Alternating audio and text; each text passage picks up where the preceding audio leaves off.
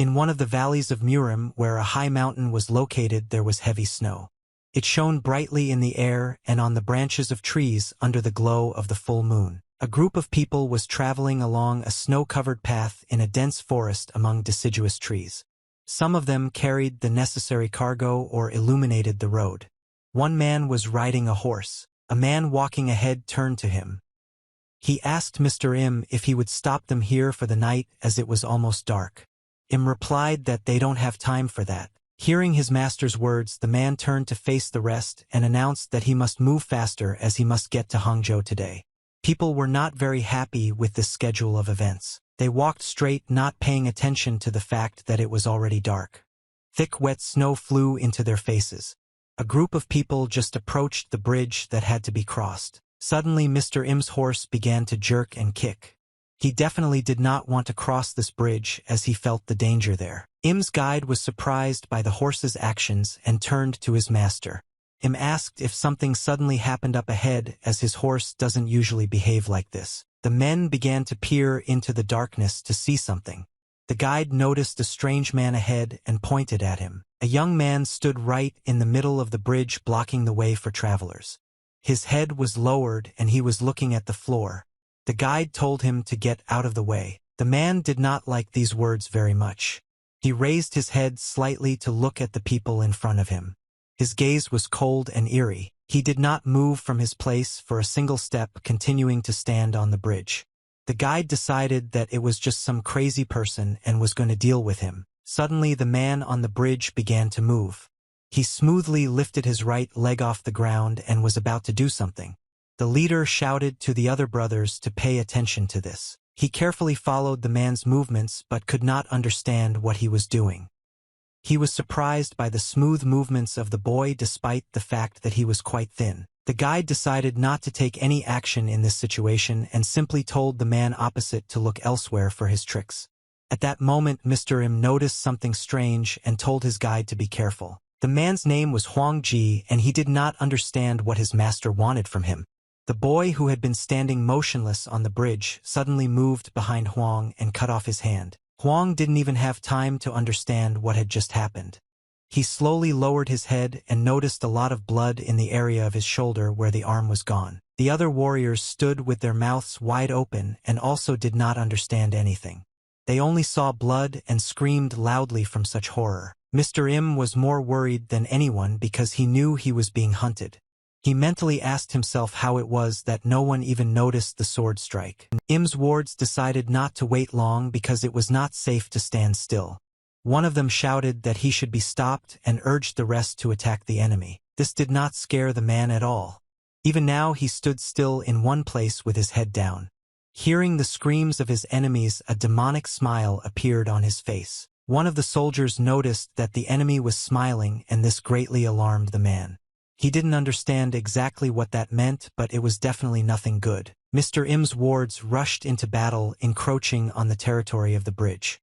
Their enemy just stood there as if waiting for them in his territory. One of the soldiers, who was the first to move towards the man on the bridge, tried to pierce him with a sword. But the man deftly dodged and grabbed the sword from his opponent. Avoiding the enemy's attack, he struck the enemy's neck with all his strength. He cut off his head with a bullet that flew a couple of meters away from the battle site. Having dealt with one more of his enemies, the man straightened up to his full height and looked in the direction of the still living opponents. It was obvious from his look what he would do next. Mr. Im and his ward standing nearby were shocked by what had just happened. Fear and nothing else could be seen on their faces. All the soldiers standing in front of this man were scared to death. Im concluded that this boy was undoubtedly involved in the brutal murder in Murima. He remembered that there had been talk of an attack by brutal killers who looked exactly like his enemy. He decided to jump off his horse and start taking action. Landing on the ground and surrounded by his wards, Mr. Im drew his sword from its sheath and ordered everyone to retreat. All the soldiers were shocked by such a decision of their master. The man stood silently on the bridge and looked towards his enemies. He heard the orders of the chief of his opponents and was waiting to see what he would do. Im drew his sword from its scabbard with a loud creaking sound. He turned to his enemy and said he will pay for that. He is going to crush everyone here. Im's wards weren't going to stand idly by either. They were charged with the mood of their leader and rushed to the attack with the words that they needed to protect their master. The man again cut off the head of the first warrior who dared to approach him. One of the warriors ordered to capture this madman and added that they could defeat him if they all attacked together. The man on the bridge was standing with his hand clenched into a left fist. A severed head lay under his feet, and the screams of others could be heard from all sides from this phenomenon. Im was furious at what the enemy had done to his charges. He clenched his teeth as hard as he could and was going to finish off the offender. His face radiated confidence and fierce anger. The warriors continued to attack but fell to the ground one by one. With the rest, the man killed everyone who dared to stand in his way. He enjoyed killing people. A small town was located in another Murim Valley. The day was cold and cloudy, but in spite of all this there were enough people in the bazaar. From one of the plots, which was located in the central square, 2 men were carried out in sacks. One of them said aloud that the owner of the house was very generous to them. The men continued to talk about the owner of the house who provided them with rice to build strength for the new year. An old man standing on the side confirmed that after Mr. Baiwan became the head of the family, everyone's fear of starvation disappeared. But the discussion of good news for the population was interrupted by another man with a bag on his shoulder. He said that Mr. Im was said to have been killed recently. Another man was shocked by such news. On their way home, the men continued to discuss the news that was spreading around the town. One of them said that those who oppose Huang Bo's family may die. Another replied that it was not true, as Mr. Baiwan was a nice person. At that moment, a man in a yellow robe was watching them. Suddenly, he was interrupted by a young man who turned to his master. He said that Manim wanted to see him. The man was surprised but went after the young man. Having brought the man to the Manim, the young man reported that he had brought the man to the house. The woman turned her head towards the door the man had just entered. She rushed to the man asking where he was when they were looking for him. The woman said that guests would be arriving soon, and it would be impolite if the man was absent. The gentleman approached the woman and asked what had happened to her, and why she had such a gloomy expression on her face. The man added that the woman should take her time with the answer and tell him honestly. He asked if she sometimes hides something from him. The woman was shocked by such a question, which left her in a stupor. She asked in response what the man was talking about. The man felt uncertainty in the woman's words. Making his face more serious, he asked if she knew about the recent murders and for what reason these people died. The woman felt awkward under the pressure of her husband. She pursed her lips, raised her hand to her chest, and tried to squeeze out at least one word. Pan added that even in the town they are already transplanted, that it is somehow related to Huang Bo, and said that there is a measure to everything, even if it was done for the sake of their family. The man did not have time to finish his disgruntled story when the woman interrupted him. She clearly cut off that she clearly understood what Mr. was leading to. She approached him not behind his back and put her hand on his shoulder. The woman said that she had foreseen everything in advance and had already prepared everything to make amends. In the dark forest, almost at midnight, women's cries of fear rang out. The words of men were also heard from behind the stone, wondering how fast this woman was. 3 men were chasing a lone girl who was running away from them with all her might. One of the men said that it was the first time he had seen such a fast and agile girl.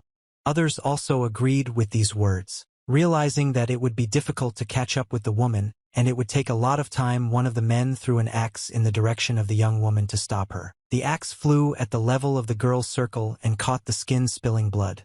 The woman was shocked to see blood on her legs. She fell to the ground from the wound, and 3 men were already standing over her, praising her beauty. They called her a deserved victim for the one who knocked her down. The girl ordered not to approach her. The men insisted that the girl would go to the one who impressed her, and it was really time for him to get a girl.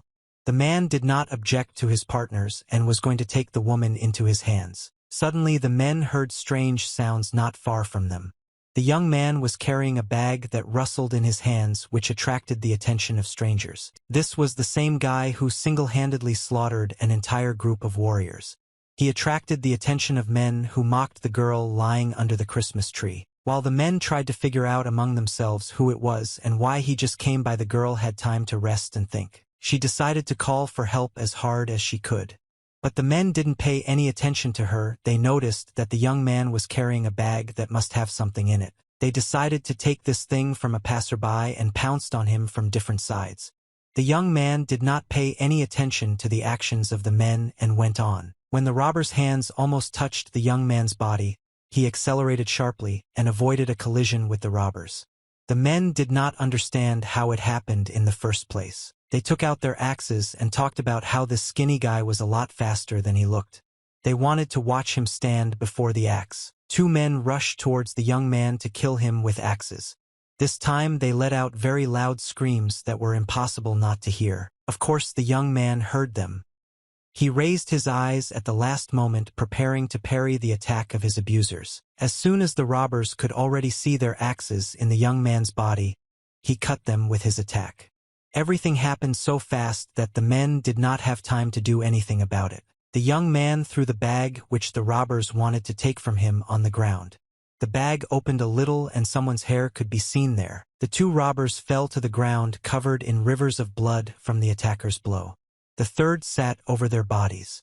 At first he did not realize what had happened and tried to talk to his teammates. Realizing that the enemy hit them with one blow and they would no longer survive, the man raised his head.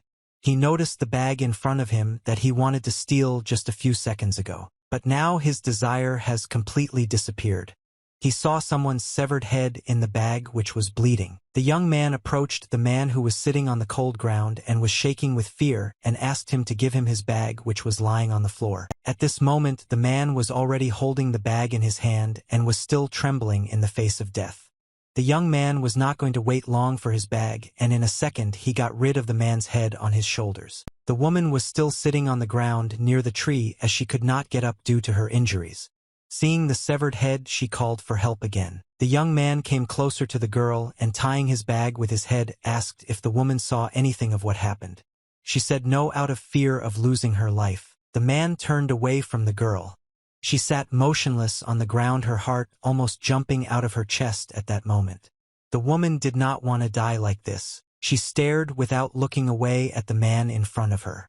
She did not believe that he would just take it and believe her and leave her alone. A drop of rain fell on the young man's right ear. Just a second ago the sky was cloudless with a full moon. The woman was surprised by the raindrops that began to fall on her as well. She was shocked by such rainfall as it was not the rainy season. There was snow on the trees which literally just sparkled under the moonlight. Now his peace was interrupted by his younger brother. The woman was looking at the thin young man's figure from behind. He was standing with a bag in his hands. Several more of his victims were lying under his feet and his face looked really demonic. The man's eyes opened wide. He was shocked at where he found himself. His body felt unbearable pain at this moment. Looking up, the man saw a water-sharpened stone in front of him, from which an incomprehensible liquid dripped directly onto his face. He found himself in some afterlife. His body was completely naked and was in a stream of blood. Human skeletons were suspended above his head. The man was horrified by the sounds coming from all sides. He heard incomprehensible voices that cut into his ears. Turning around, the man saw the red eyes of the dead. His body was up to his neck in a lake of blood, at the bottom of which lay thousands of lost souls. Their faces were as if they were still alive and calling for help. In the real world, the man felt even greater fear and pain. Raindrops were running down his face. He grabbed his face with both hands and screamed loudly. The woman was completely shocked by this. She was filled with emotions, among which fear prevailed. She slowly crawled away from the man who was holding his head with his hands. Suddenly she felt someone's presence behind her. Such events alarmed her greatly, and she decided to turn her head to check what was happening behind her. Turning around, the girl saw the figure of a thin man standing right in front of her and looking into her eyes. There was nothing in his eyes. They looked as if a man had risen from the dead. The woman was very frightened by the man's gaze. She crawled across the ground away from his figure, keeping her eyes on him until she hit a tree trunk. The man approached her. He slowly and confidently approached the woman, keeping his head motionless on her shoulders. There was no emotion on his face. The girl understood that this look did not mean anything good. She closed her eyes so as not to see all the horrors and screamed loudly from hopelessness. For some time nothing happened and the girl did not understand anything. She decided to open her eyes to make sure that nothing was happening. Opening her eyes fully, the girl saw that the man who had just wanted to finish her off had simply become restless. He fell limply on top of her, resting on her knee. The girl was shocked by such a turn of events, but at the same time pleased. Nothing threatened her life now, and she could breathe a sigh of relief. It was almost dusk in the yard. The sun slowly began to sink behind the sky, throwing its last rays through the surrounding clouds and the leaves of the trees. The man lay unconscious on the ground for some time. His body cooled from the temperature around him. He finally opened his eyes and came to. Completely upset, he raised his head and saw in front of him a woman who was making a fire. She asked him if he finally woke up. The man saw potential danger in the woman sitting next to the fire. We'd got to his feet and was going to attack her immediately so that she wouldn't tell anyone. Seeing the young man's intentions, the girl tried to calm him down. She said that she was about to leave him, but since he saved her, she decided to warm him up a little. The man did not pay attention to the words of the woman who told him the confession about tonight. He turned his head in different directions a couple of times looking for something. While the man clenched his fist with his right hand, the girl realized that the man was looking for his bag and pointed to the place where it was. The young man felt embarrassed because he almost attacked an innocent girl. Drops of sweat appeared on his face from the feeling of discomfort. The girl took the man's look negatively and got scared again. She threw her hands up and shouted that she hadn't even touched his bag. When the girl opened her eyes, she saw something strange in front of her. A drop of sweat fell from her face, which was the result of fear. The woman saw an empty place in front of her. The man suddenly disappeared without saying or doing anything. He took with him only a bag that was lying under a tree. The man set off again. He passed by a small town in which snow was falling, sweeping all the paths around. The young man decided that he needed to rest a little and warm up in a warm place. Therefore, he chose one of the haunts where he could sit quietly. He slowly opened the door to the establishment and entered there. Along with him came the wind, the force of which caused the door to creak unpleasantly. The tables in the building were empty. No one sat down until night. The young man looked around looking for a place where he could sit more comfortably. Suddenly, an old man approached him who greeted him and invited him to pass and sit wherever he wanted. He ran this run today. The young man sat down at one of the tables and put his bag next to him. The old man quickly approached him and brought him a drink. There was only a bottle and a glass on the tray. As soon as the old man approached the table where the guest was sitting, he suddenly noticed a strange bag with blood stains on it. This seemed suspicious and strange to the man. The young man asked if this man was the owner of this establishment. The old man quickly looked away from the bag, so as not to look like a fool, and said that the owner was away on business. He offered the guest a menu, inviting the guest to take the paper from his hands. The man watched in silence and was in no hurry to pick up the menu. He said that he wanted meat mandu. The old man laughed awkwardly, scratching the back of his head. He approved the guest's choice and told him that he would have to wait a while. He went to the kitchen to prepare the guest's order.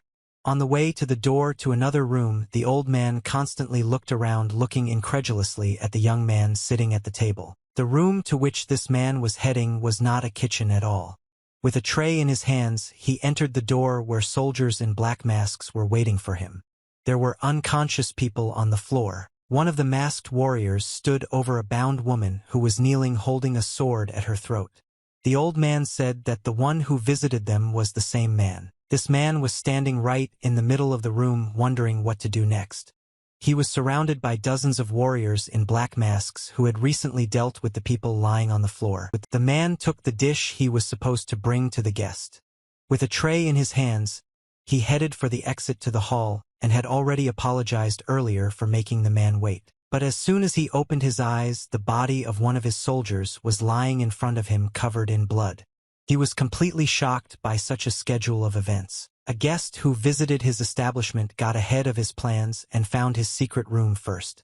He dealt with one opponent and stood in the doorway. The old man did not expect to see the young man here. He suddenly panicked, shouted loudly, and ordered to kill the man who came in here. The soldiers heard the order and rushed to attack the enemy. Each of them drew a sword, although one of them had to cut the throat of the opponent who had just killed their partner. The warriors dealt a double blow to the enemy, trying to cut his head from his shoulders. But the young man was ready for this and masterfully avoided the attack of his opponents. Dodging a double sword strike, the man extended both of his arms in the direction of the enemies and hit them with a ranged strike. Another enemy was approaching the man from the side, running towards him with a sword in his hand. The young man saw everything and, taking a fighting stance, prepared for resistance. He still managed to deliver another long-range blow which landed on the right side of the enemy. The warrior did not expect to be overtaken by a remote attack and could not do anything. All the soldiers who were just about to finish off the uninvited guest were knocked to the ground. They flew away from the counterattack of the enemy, and the old man watched all this from the side. He was in complete shock and stood there with his mouth wide open. He did not understand how this was even possible. The warrior who held the sword at the woman's throat ordered the young man to stand where he was, otherwise the woman would die. She in turn said that nothing would work out for them since the young man grew up to be wild animals. A hideous smile appeared on her face, and she added that if they want they can kill her, but you can't take a husband so easily, and in this way they will all die together. The young man stood opposite and listened to this whole dialogue. His demonic gaze pierced the face of the enemy who wanted to kill the captive woman. The masked warrior noticed that the enemy was approaching.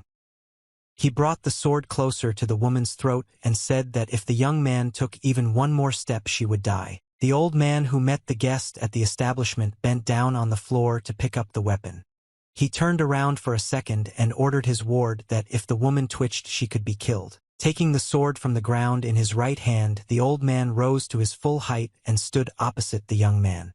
He was going to end him and said that he would end right now. He knew that the boy across from him would not be able to do anything to him, as he would want to save the woman's life. Therefore the old man slowly approached the young man and waved his sword in front of his face. The old man took his time and struck rather slowly. The young man in turn was not going to die so easily. At the last moment he decided to act. The boy's actions shocked the enemy, who had just delivered a blow that was supposed to finish off the enemy. Having seen everything with his own eyes, the old man sweated from fear and surprise. The boy in front of him dodged his attack in an unusual way. He gripped the blade of the sword that was about to cut his throat with his teeth, making some not-so-pleasant noises. With his right hand, the man broke the blades of the enemy's sword. The old man was completely shocked by the fact that the advantage was definitely not on his side now. Without thinking for a long time, the young man delivered a blow of terrible force and lightning speed right into the enemy's nose with his right hand. The old man's face at the time of the impact could have resembled an omelette. The blade of the sword which the young man cut off with his own hand flew away. But even here the man calculated everything. The shard landed directly on the head of the warrior who was about to stab the woman. Blood started pouring from his head, and he immediately fell to the ground. The woman was able to get out of the cruel clutches of her enemies and get up from her knees. All she was wearing was a rope. She turned to the enemy who was lying on the floor and holding his nose, and in a confident voice asked who sent them here. The young man who struck him in the nose approached his victorious opponent and took him by the hair. He looked him straight in the eyes, and the old man began to shake in fright. He was pulled by the hair. He was in a hopeless situation, but he also predicted such a schedule of events. The old man removed his hand, which he used to cover his nose and mouth, and shouted with all his might, ordering to shoot. Not even a second passed as the first arrow already pierced the glass in the building and flew to kill the enemy. The arrow was smeared with oil and set on fire to do more damage to the enemy. The arrow found its target and hit the heart of the woman standing opposite the window. She was tied with a rope, so she could not do anything and evade the attack. The young man was still holding the old man's hair. He thought that the blow would be aimed at him, but literally a second later, he saw an arrow in the body of another person. He was very angry with the enemy who gave the order to open fire. He clenched his hair in his fist, and with his free fist, he once again decided to teach the offender a lesson. Then the boy rushed to help the injured woman. She did not have time to fall to the floor as the young man picked her up right in the air. She sighed heavily from the pain in her chest. Almost at the edge of the arrow, something flammable was placed to prevent the arrow from being pulled out. But this did not stop the boy. He took his hand directly to the burning place and pulled the arrow out of the woman's body, breaking it. He turned his head in the direction of the attack. Smoke was coming from his right hand, which was accompanied by an unpleasant smell, and behind him sat a woman who had just been shot. The young man saw an open window in front of him and immediately understood where the flight had come from. He looked at the roof of the neighboring house and tried to see someone there. Soldiers in black masks were sitting on the roof of this building. They sat down and drew their bows, preparing to attack.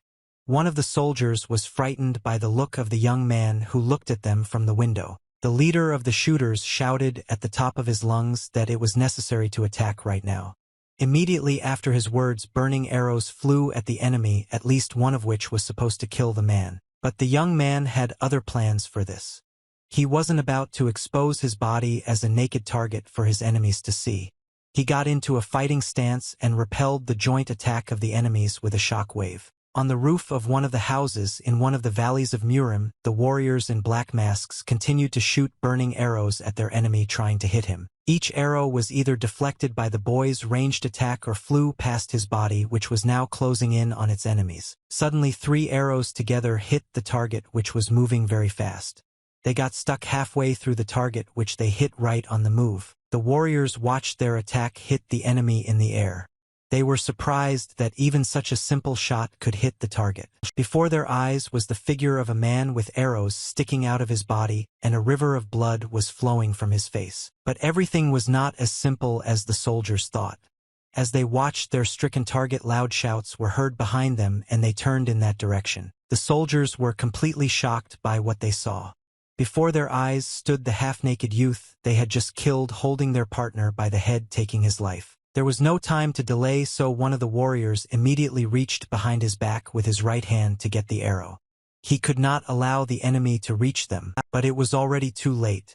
The man got as close as possible to his next opponents and hit one of them with his bare hand right in the chest. With his left hand, the young man made a hole in the body of his enemy. It looked terrible and caused fear in the other warrior, who watched the blood flow from his fellow man's body. The man turned to him and asked who sent them here. There were drops of blood on his face that had only recently reached this surface. The warrior stood immovably in his place and looked into the eyes of the enemy. He wasn't going to say anything, and the skinny young man understood that, so he decided to do something. He raised his left hand, covered in blood, showing his intentions. Literally a second later, that hand was in his enemy's mouth. The warrior could not find anything to do. The young man took hold of his opponent's tooth and yanked it with all his might. Taking his hand out of his mouth, the boy was already holding the extracted tooth in it. The enemy screamed in pain. The man continued to stand his ground and again asked who the customer was. The enemy was sitting on the roof holding his mouth and could not utter a word. The young man decided that his enemy was not going to tell anything yet. Then he picked up a stone that was lying near his foot and put it right into his opponent's mouth. Not seeing any sign that the enemy intended to tell everything, the man decided to continue his torture. He raised his fist in the air and squeezed it even harder. Then the young man delivered a lightning strike that landed right in the enemy's face. He struck such a powerful blow the stone in the warrior's mouth cracked and his teeth flew in different directions. The young man continued to stand over the worthless body of his enemy and beat the crap out of his head. He delivered a few more accurate blows to the opponent's temple. As a result of such actions, another couple of teeth fell out of the warrior's mouth. They fell directly onto the roof of the building, accompanied by the release of saliva from their mouths. The man stopped to question his opponent and stood over him, waiting to hear something. From the lips of the enemy, who was beaten to the point of blood, came a request to stop all this. But the young man was not going to stop until they knew everything he needed. He again took the beaten warrior by the head and was going to continue his torture. The enemy asked to wait and took something from his bosom that was supposed to save his life. The boy stopped and noticed that the enemy wanted to give him something. He took the thing that the enemy gave him in order not to die. It was a golden sign that symbolized one of the clans. The young man noticed that the woman who had been hit by an arrow was a little wobbly and came closer. He held the trophy up so she could see it too. Looking at the golden sign, the woman concluded that it was Huang Bo's nameplate. Blood pouring from her mouth, she added that it turns out that he is behind all this. The warrior, who had lost almost all of his teeth a few seconds ago, took out a sharp knife from his bosom. He realized that he had made a mistake and wanted to quickly correct it. Holding the knife firmly in his right hand, the warrior rushed to attack his enemy with loud shouts. The young man stood motionless in his place and watched the toothless enemy. As soon as the enemy began to think that he was about to hit the man, the latter grabbed the sharp part of the weapon with his hand, stopping the enemy's attack. The warrior in the black mask, from which only rags remained on his face, was in shock. The young man pointed the drawn knife straight into the opponent's face, which greatly frightened the latter. With all his might, he made a final stab with the knife right in the face of the enemy, because he knew that he had learned everything he wanted from him. During the pain of the battle, rivers of blood were shed several times. It was almost dawn outside. The sun's rays brightly illuminated the remnants of snow on grass plants and trees, the peace of which was disturbed by the wind. This wind came from a boy who was moving forward carrying a wounded woman on his shoulders. They had already spent a couple of hours on the road, but they had little time to linger. The woman on the young man's shoulder began to sigh, and blood gushed from her mouth again. In a low voice, she asked her rescuer to stop for a rest. The guy took the woman off his back and put her on the ground. The boy's back was bleeding from the woman's wound, and she herself sat down on the floor leaning on a rock. Having seated the woman more comfortably, so that she could rest, the young man left her for a moment to be alone. He also needed rest, which he spent collecting leaves on the ground. The woman barely held on to keep from fainting. The young man, having collected leaves on the ground, put them on a stone, and was going to grind them, making a certain medicinal mixture. Having made this medicinal mixture, the boy began to apply the leaves to the fatal wound on the woman's body. Spitting out blood, she said that it would not help her. She took the young man's hand as if stopping him. The woman's face was dripping with sweat from unbearable pain. She no longer felt anything but him and said that her time had come. The young man looked at the woman sitting in front of him with anger in his eyes.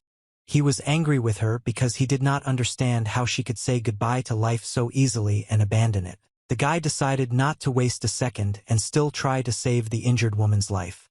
He tore off a piece of fabric from his pants that was supposed to help him with this. Wrapping the fabric around the woman's chest, the guy sewed it tightly and tied it. The woman's eyes were closed, and all she could do at that moment was sigh. She found the strength to say the last words to the young man who was worried about her. She addressed him by name. The boy's name was Wonsu, and was about to continue. Through excruciating pain, the woman gave her speech that after her death Wonsu would not return to Mage and live his life. The guy carefully watched and listened to the woman's words. After sitting for a couple of seconds and thinking about the above, Wonsu became upset. He closed his eyes and sank into his own thoughts. The woman added that if Huang Bo tried to kill them, then based on that, Mage no longer needed them and did not respect them. Wonsu threw the tool he used to treat the woman on the floor. He could not come to terms with the fact that now his life would be completely different. Wonsu wanted to return home with the wounded woman, but this was not destined to happen. The woman took the boy's right hand and said that she was very sorry that it happened that way. Wonsu was never treated like a decent person, and in the end they turned him down like this. The woman was going to say something else but couldn't. The pain in her chest was excruciating, and she began to cough, spitting up a lot of blood right in front of her. Wonsu was worried about the woman's health. He still could not believe that a woman was going to leave this world. He rose to his feet, trying to somehow help the wounded woman. The woman literally squeezed out every word that was worth every second of her life. She asked the young man once again that after her death, he would start living for himself. Wonsu was not ready to let the woman go to the next world. His eyes showed concern not only for her but also for his future fate in this world. As soon as he realized that the woman was no longer speaking or breathing, the young man fell powerlessly to his knees in front of her body. He really wanted to bring her back, but there was nothing he could do. Somewhere in this same valley, in a dense forest, there was an old manor house. It was surrounded by a straw fence behind which grew tall Christmas trees covered with snow. A girl who was recently attacked by robbers entered the small house. She greeted her father and informed him that she was back. The old father was lying in bed and jumped out when he saw his daughter. He asked what had happened to her, that her clothes were now torn. Approaching her father, the girl said that on the way she came across bandits who attacked her. The old man was very worried by his daughter's words. She smiled to reassure her father and said that she was fine because she had been saved by a passing warrior. And thanks to him, she was able to reach her home safely. The old man looked at his daughter and listened to her attentively. He was very scared for his native blood because she could get into trouble. Father lowered his gaze to the floor, feeling guilty. He apologized to his daughter, whose name was Yeren, for not being a very good father. He added that if it were not for his illness, the girl would not have had to risk her life at such a young age. The daughter raised her finger to her father's mouth and asked him not to say that, since it is not his fault here, especially since she returned safe and sound. Yeren moved away from her father's bed and was going to go somewhere. She turned to face him, asked if he was hungry, and offered to prepare something to eat. Without waiting for an answer from her father, the girl left the house holding her dress with her hands. The old man was confused because he did not even have time to answer anything. At that time, in the area where the battle had recently taken place, a man found a tooth that Wonsu had pulled out of his enemy's mouth. He was still bleeding. The red-haired man who found this tooth held it in his right hand and examined it carefully. On his mantle was a gold pendant in the shape of a wolf. He arrived at the scene of the battle together with his wards, who were all wearing black suits and masks. The soldiers were armed to the teeth and carefully inspected the battle site. One of them found Wonsu's bag, which contained Huang Bo's head and gold mark. These were the main finds at a place where a difficult battle had recently taken place. The warrior brought this evidence to his mentor, who was a red-haired man with a beard. He looked carefully at the golden mark and concluded that the boy knew that they had carried out the attack. For some time the man lost his thoughts, scratching his red mustache. He concluded that if he knows everything, then it is impossible to leave the young man alive. The leader sat on his throne. Heavy snow was falling around his figure, and there was a strong wind blowing his mantle. The man said their enemy couldn't have gone too far. After a while he gave the order to follow him. It was carried by 4 wards holding the throne. Other warriors were stationed on the sides guarding their leader. Somewhere on the mountain, in a wide valley among thick trees and bushes, was a cave. It was a place where no one could enter. At the entrance, the cave is overgrown with sharp ends. In this inaccessible and hidden from human eyes in the city, the boy stood on his hands, and with his feet he held a plate filled with a liquid that was bubbling strongly. The young man was not alone, holding an incomprehensible plate with his heels. Many very young boys lined up one after another, performing this difficult task. These events took place 20 years ago, when Vons was 12 years old. He was the young man who stood out the most from the others, with his thin figure which could barely stand on his hands. Minutes passed like hours for young Wonsu. He constantly sighed heavily from pain and inexplicable fear. Suddenly his neighbor on the left could not withstand such a load, and the bowl with liquid fell from his feet. The green liquid poured directly onto his face and body, and the bowl fell to the floor. The boy screamed terribly in pain. This liquid began to eat away at his skin, evaporating a disgusting steam. Wonsu was in complete shock. He did not expect that they are forced to keep such a poisonous mixture on their heels, from which people do not even survive. The injured boy's eyes came out of their sockets and popped out. Wonsu continued to watch his neighbor's torment with fear on his face. Sweat was dripping all over his body from what he saw. In front of him lay the boy's hand, which had just been separated from the body by a green caustic liquid. Wonsu's whole body suddenly began to shake from what he saw. Of course, this was not the only factor. The arms and legs also could not withstand the constant load. The bowl with the green mixture, which was standing on the heels of the young man, began to lean down. Drops of poisonous liquid began to drip onto the floor next to Wonsu's hands, which scared the young man very much. He tried his best to maneuver his bare feet to hold the bowl and not spill the poison on himself. But the body refused to listen to him due to excessive fatigue. Suddenly Wonsu heard a voice asking him if he wanted to die from his actions. Someone's hands quickly grabbed the young man's legs and straightened them so that the bowl was level. A woman was looking at Wonsu's face and ordered him to stand straight. This is her, the one for whom Wonsu will risk his life 20 years later. The woman noticed in time that the young and thin young man was in danger of death. He stood out from the others because of his thinness, so the woman decided to help him. After the inhuman training, the future warriors sat in their resting place, their backs against the rock. Their faces were gloomy and lowered to the floor. Suddenly their rest was interrupted by a voice announcing dinner. A dead pig was thrown right in front of the young men's faces. Wonsu looked at the animal in front of him and was not very happy. Almost all the boys got up from the floor to get a closer and more detailed look at their upcoming lunch. Their faces definitely did not see this dish as appetizing and radiated only disgust. But the young men understood that in such conditions, apart from dead animals, they had nothing else to eat. One of them ran as fast as he could to the dinner table, drooling as he went. He had almost reached his goal to stuff his stomach, but he was stopped by someone's hand which grabbed his head and pulled him back, preventing him from feasting on the dead pig. He was a powerful bald young man who trained with the others in these inhumane conditions. He was stronger and stronger than the others, so he had an advantage. He easily stopped his partner. After he grabbed the young man's head, he smashed it into the stone floor with all his might.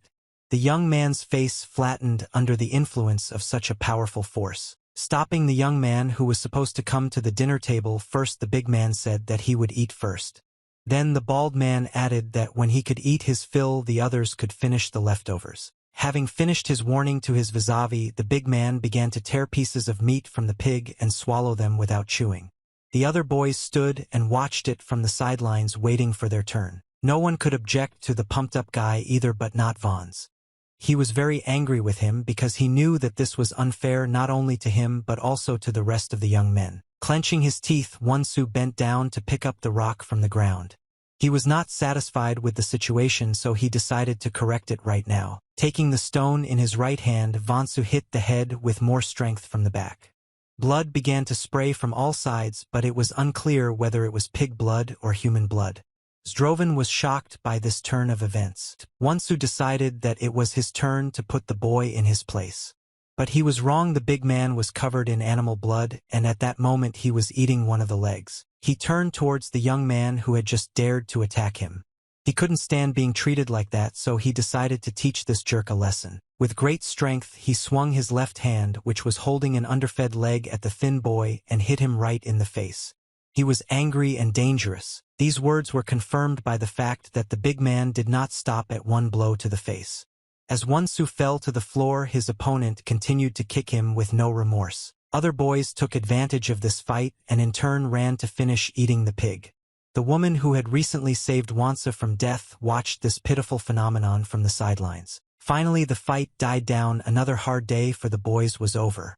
They lay directly on the ground, sending leaves under themselves next to each other. Only Wonsu separated from the general group and lay on both sides of everyone. In his dreams, he tried to find a better life than reality. He slept almost naked, wearing only his trousers and resting his face on his right elbow. Suddenly, some strange sounds woke the young man up. He opened his eyes and saw 2 loaves of bread in front of him. His face was bruised and disfigured from the fight with the big man. Wonsu took one of the kdibs in his hands, feeling him by the touch. He was very grateful to the person who brought them to him and looked up to look at his savior. Above him stood a woman who saved him from a poisonous death. With pitiful eyes, the boy looked at the person who now saved him even from starvation. The woman ordered to be quiet. He tried to eat these breads as quietly as possible so as not to wake the rest. His face did not look good at all from the beatings he had received. The woman looked down on the young man who was sitting and stuffing himself with dough at her feet. She was very sorry for the comatose boys, so she decided to feel sorry for him every once in a while. 20 years have passed and Wonsu has hardly changed. He remained the same skinny guy, but now he could fight off anyone. He stood on the ground, feeling every drop of rain on his body. He remembered all those moments when he was in the cave and the ignorant woman saved him more than once. He clenched his right fist, displacing all his anger and the world's injustice there. Wonsu decided to go further. He could not stand by these stones forever and think about the past. He needed to do something right now, if only to find a place to spend the night. He confidently stepped forward, relying on his abilities and luck. He was used to encountering constant obstacles in his life and injustice, so he was not afraid of anything. Suddenly he was stopped by his own feet. He sensed danger somewhere not far from him and decided that he needed to change his current plan of action a little. At that moment, Wonsu remembered the words of the woman he had never been able to save, that it was Huang Bo who was trying to kill them, so from now on they were no longer welcome guests at Mage. Vons saw the face of a tortured woman begging him to go on with his life. The boy drew a conclusion from all these words. Vonsa was chased by enemies in black masks. They constantly pursued him, focusing on the tracks. One of the warriors, looking at the ground, said that the trail ends here. He reported to his commander, the red-haired leader who sat on the throne. Hearing the words of his charge, he concluded that their enemy was confused. One of the warriors suggested that Wonsu would not return to Mage. The red-haired man was categorically not in agreement with his ward because he had nowhere else to go except Mage. After sitting for a while and thinking about the words of his soldiers, the leader decided to look around. He saw a tree trunk broken almost to the root, which seemed strange to him. As soon as he saw the stump, he jumped off his throne with the speed of light. He was no longer going to sit in a comfortable place. The red-haired man came closer to the root of this tree to take a closer look at all the nuances. Having begun to look, the man noticed that this trunk was of some strange shape. There were incomprehensible patterns on its top, and snow lay all over its trunk. Having seen everything with his own eyes, the red-haired leader concluded that it was definitely him. The man had no doubts about this. He began scanning the area again, trying to find another clue. He succeeded. He noticed a piece of red cloth on the ground which was brought by the wind. The man bent to the ground to pick up the scrap. He took it with his right hand, slowly lowering it and raising it up. After taking a closer look at this clue, a bright thought dawned on the man. A clear picture emerged in his head, and he ordered his soldiers to go to the town.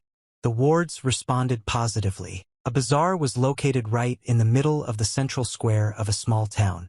Today it was very crowded here, and it is not surprising because the weather was happy with sunshine and warmth. In the market, everyone sold what they wanted or what was unnecessary. Someone clumsily laid out the combs on the table, which glinted in the sun. These reflections caught the attention of a woman who approached the counter. She said she really liked the comb and asked how much it cost. She was selling these combs that she clumsily displayed on her counter. With a satisfied face, she told the woman the price of the comb at 5 fun. The buyer began to express his dissatisfaction with the excessively high price. She said she would give a maximum of PHP2 for a comb. Yeren did not want such a bargain and gently refused. But the woman insisted and said that she would either take 3 fun or leave. Yeren did not answer the woman. She needed to think a little. The woman knew her business. As soon as she left the counter, Yeren was already calling her back, agreeing to pay for 3. Having sold this comb to the woman, Yeren leaned over the wooden box and sighed with relief.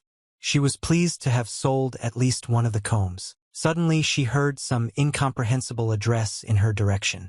A male voice addressed her by name and said that they had not seen each other for a long time. Turning in the direction of the voice, the girl saw an aged man in front of her. He was short and smiling. He was escorted through the bazaar by a 2-man bodyguard behind him. The soldiers of one by quickly reached the town. The red-haired leader shifted on his throne as usual. As soon as the soldiers brought him closer to the girl, he immediately ordered to seize her. Yeren was completely shocked by what was happening. In addition, she was very frightened and screamed for help to the gentleman who approached her. The old man stopped the black-masked warriors by putting his hand forward. He ordered them not to move and asked if they even knew who he was, but this did not bother the soldiers at all. They had to obey their leader's orders and told the man to get out of the way if he didn't want to get hurt. He turned to face the girl behind him and asked what she had done to anger the warriors. Yeren replied that she did nothing at all. While the man and the girl were having their introductory conversation, one of the soldiers pounced on the old man and kicked him. The man could not do anything because he did not see the moment of the impact. At the same time, another warrior took advantage of his partner's surprise and finished off the old man with a fatal blow to the chest. The man screamed in pain but could not do anything. Yeren stood in her place motionless and was shaking with fear. In front of her was a warrior who held a sword in his hand from which blood slowly flowed. The woman couldn't figure out what she was doing here. When Yeren was about to say goodbye to her life, a stranger rushed to her aid. He shouted loudly for the soldiers to stand still and threw something in the face of one of them. It was a stone that hit the enemy's face well and then flew to the floor. Yeren was saved and hoped to get out of here as soon as possible. The red-haired man was not very happy with this turn of events. It was clear from his serious face that he did not see a serious threat in this, but it disturbed his plans. Yeren turned back to see her savior. It was a tall man in yellow clothes who held a sword behind his shoulders. He insulted the offenders and asked if they were not at all afraid of the law. Having come a little closer to Yeren, he turned to her as well, telling her to worry because the man can take care of her and deal with the offenders. The stranger added that those who attacked this person are really fearless people. He pointed to a man lying on the ground bleeding and introduced him as the man in charge of the area. The soldiers did not want to hear all this delusion from the man. They stood with their weapons in their hands, impatiently waiting for their leader to give the order to kill this prodigy. The man who stood up for the girl continued to be delusional.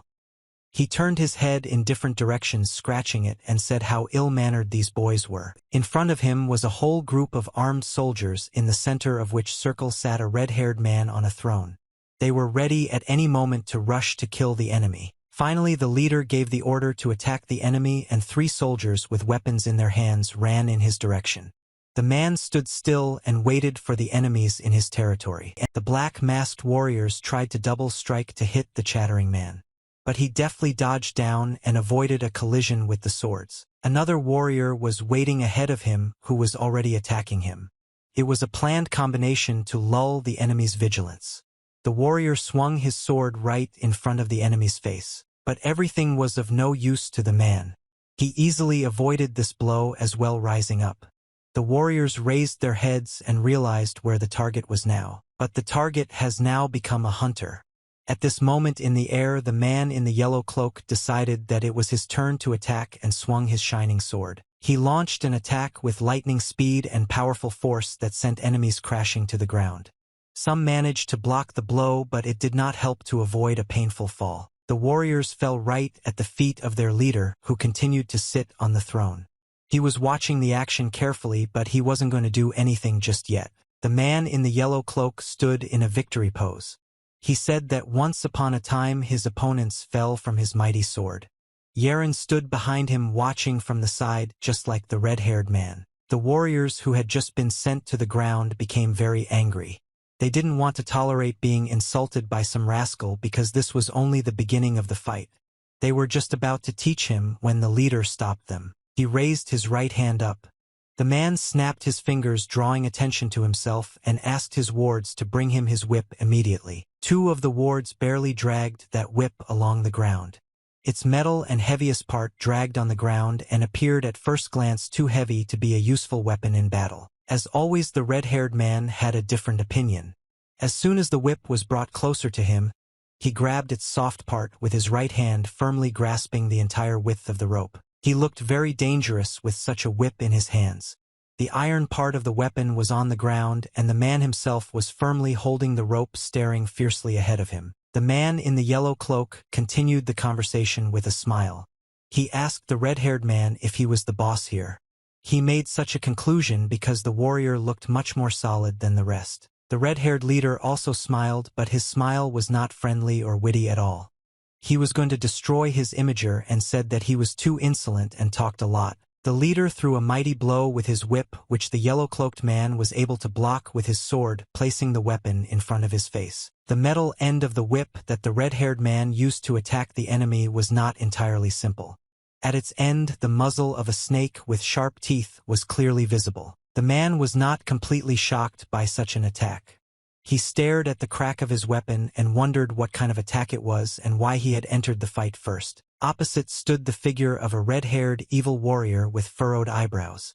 He looked very demonic and was not going to negotiate with his enemy. It turned out that the opponent did not completely break the brave boy's sword. He rejected one of his parts and invited the enemy to engage in a real battle. The red-haired man opposite was very angry. He shouted loudly that his opponent was a real fool and did not understand what he was getting himself into. In the same small town, Vansu decided to stop for a short time. He was sitting in one of the haunts where there were wooden tables and benches outside. Vansu was in despair at what had happened to him recently. He poured himself a beer and was going to distract himself from everything. Suddenly, he heard someone's voice behind him. Behind him stood 2 men, wondering why it was so noisy. One of them assumed that a market had opened there, but the other said that there was no need to go there as there was a fight there. The man was surprised by this of his interlocutor and asked again. He confirmed his words about the fight and said that Ho Deheb contacted some unknown foreigners. Wansu heard the entire dialogue between these men. He listened intently to every word as he sipped his drink from the glass. The men decided to go watch the fight. They wondered what made Deheb so angry. The battle in the central market was in full swing. The red-haired man threw his whip in the attack. Its tip in the form of a snake rushed forward to kill the enemy. The man who resisted the bandits stood firmly on his feet and was not going to give up. With a few skillful swings of his sword, he deflected 3 powerful whip blows from his opponent. The red-haired leader was amazed by such a reaction and speed of the enemy, but it was not the first such thing on his way. Taking the whip even tighter, the man saw a good moment for himself. He noticed a gap in the enemy's defense on the right. The attack of his whip had to go directly to the right side of the enemy, but it was possible to avoid a blow with a quick movement to the other side and the blade of the sword. But it was not the end. The red-haired man anticipated the enemy's resistance with a sword. He deftly pulled the rope of his whip and it began to go around the blade of the sword. The man in the yellow cloak certainly did not expect such a turn of events. The opponent's weapon imperceptibly for him avoided the block of his sword and the iron snake stuck right into his skin. The man fell to his right knee holding his injured side. The wound was quite deep and blood flowed out in large quantities. The man concluded that if he continued to simply defend himself he might lose this fight. It took him literally a couple of seconds to prepare for the attack. Then he rushed into battle, closing in on his opponent. He yelled at him for the redhead to prepare for his attack. The red-haired man was as focused on the enemy as possible. He ignored his empty chatter and carefully watched his further movements. As the opponent approached him, the man constantly maneuvered his whip with a snake on the end to catch the enemy in the act at some point. The blood of the man in the yellow cloak was spilled again on the battlefield. He should have been more careful, but he ignored the circumstances. At the last moment he managed to block the blow with the whip. The iron snake that was at the very end of the weapon ended up right in his right hand, piercing her palm. The man understood that only in this way he could immobilize the enemy, and he would not be able to use his weapon. A man in a yellow cloak held a sword in his left hand with which he was going to finish off his opponent. The red-haired leader was impressed by the boy's courage and his fighting skills. He saw his sword directly above his head and wondered what he should do in this situation. His opponent was definitely more concerned about the man who was in danger. He understood that this might be his only chance to end the enemy once and for all. The fears of the man in the yellow cloak came true. His opponent threw the whip to the ground and parried the blow of his sword by grabbing it with both hands. The red-haired leader firmly blocked the enemy's blow. He held the blade of his sword as hard as he could with both hands, on which the veins stood out and the blood came out. He broke off a large part of the sword that he now held in his hands. The man said that this attempt was not bad enough and that this had never happened to him before. He twirled the severed blade of his sword in his bleeding right hand and was about to charge at the enemy as they stood in complete shock. The red-haired man said that for such a good attempt he would reward his opponent and leave him one hand. After these words he swung his blade at the enemy and cut off his hand. A river of blood flowed from the man's limb. He looked at his hand with horror and screamed loudly, but nothing could be done. People who had come to watch the fight in the central market stood in utter horror, covering their eyes. They didn't get to see this every day. Among these people was Wonsu, who successfully hid his persona under a black cloak. He watched all this action with a stone face. The red-haired leader walked closer to the man whose arm he had just cut off and took him by the throat. He lifted it a couple of centimeters off the ground and said that it would go down to feed the dogs. After that, the man simply threw his opponent to the ground. The armless boy flew to the floor and drove along it for a couple of meters. The wards of the red-haired leader came to look at his severed hand. She looked at the wound as if it were an exhibit in a museum. Wonsu at this time was sitting on a tree above the heads of his enemies. Suddenly this picture in life caused him terrible emotions. He looked at the black masked warriors with wide eyes and hated them. Wonsu remembered the moment when the same warriors in black suits stood over the person who was dear to him. An arrow was sticking out of her body and blood was constantly flowing from her chest. There was dead silence in the market now. But someone decided to break it by taking a step back. It was a girl in a red dress who wanted to run away from the scene. One of the soldiers noticed this movement and became alert. He turned his head in the direction of the sounds he had just heard to see everything with his own eyes. Right in front of him, he saw the girl who had been their target from the beginning.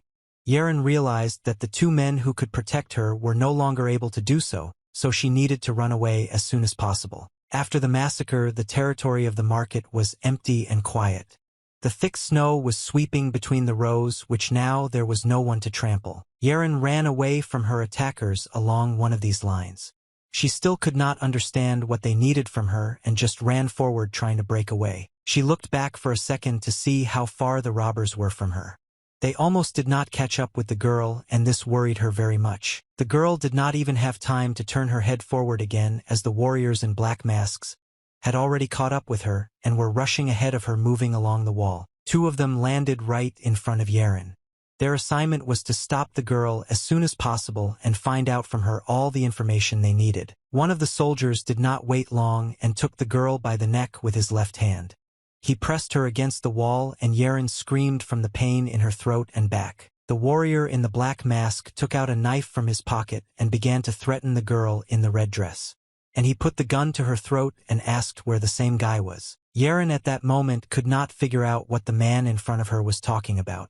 She was very scared and asked what it was all about. At this moment, the other warriors had already managed to bring their leader to the throne.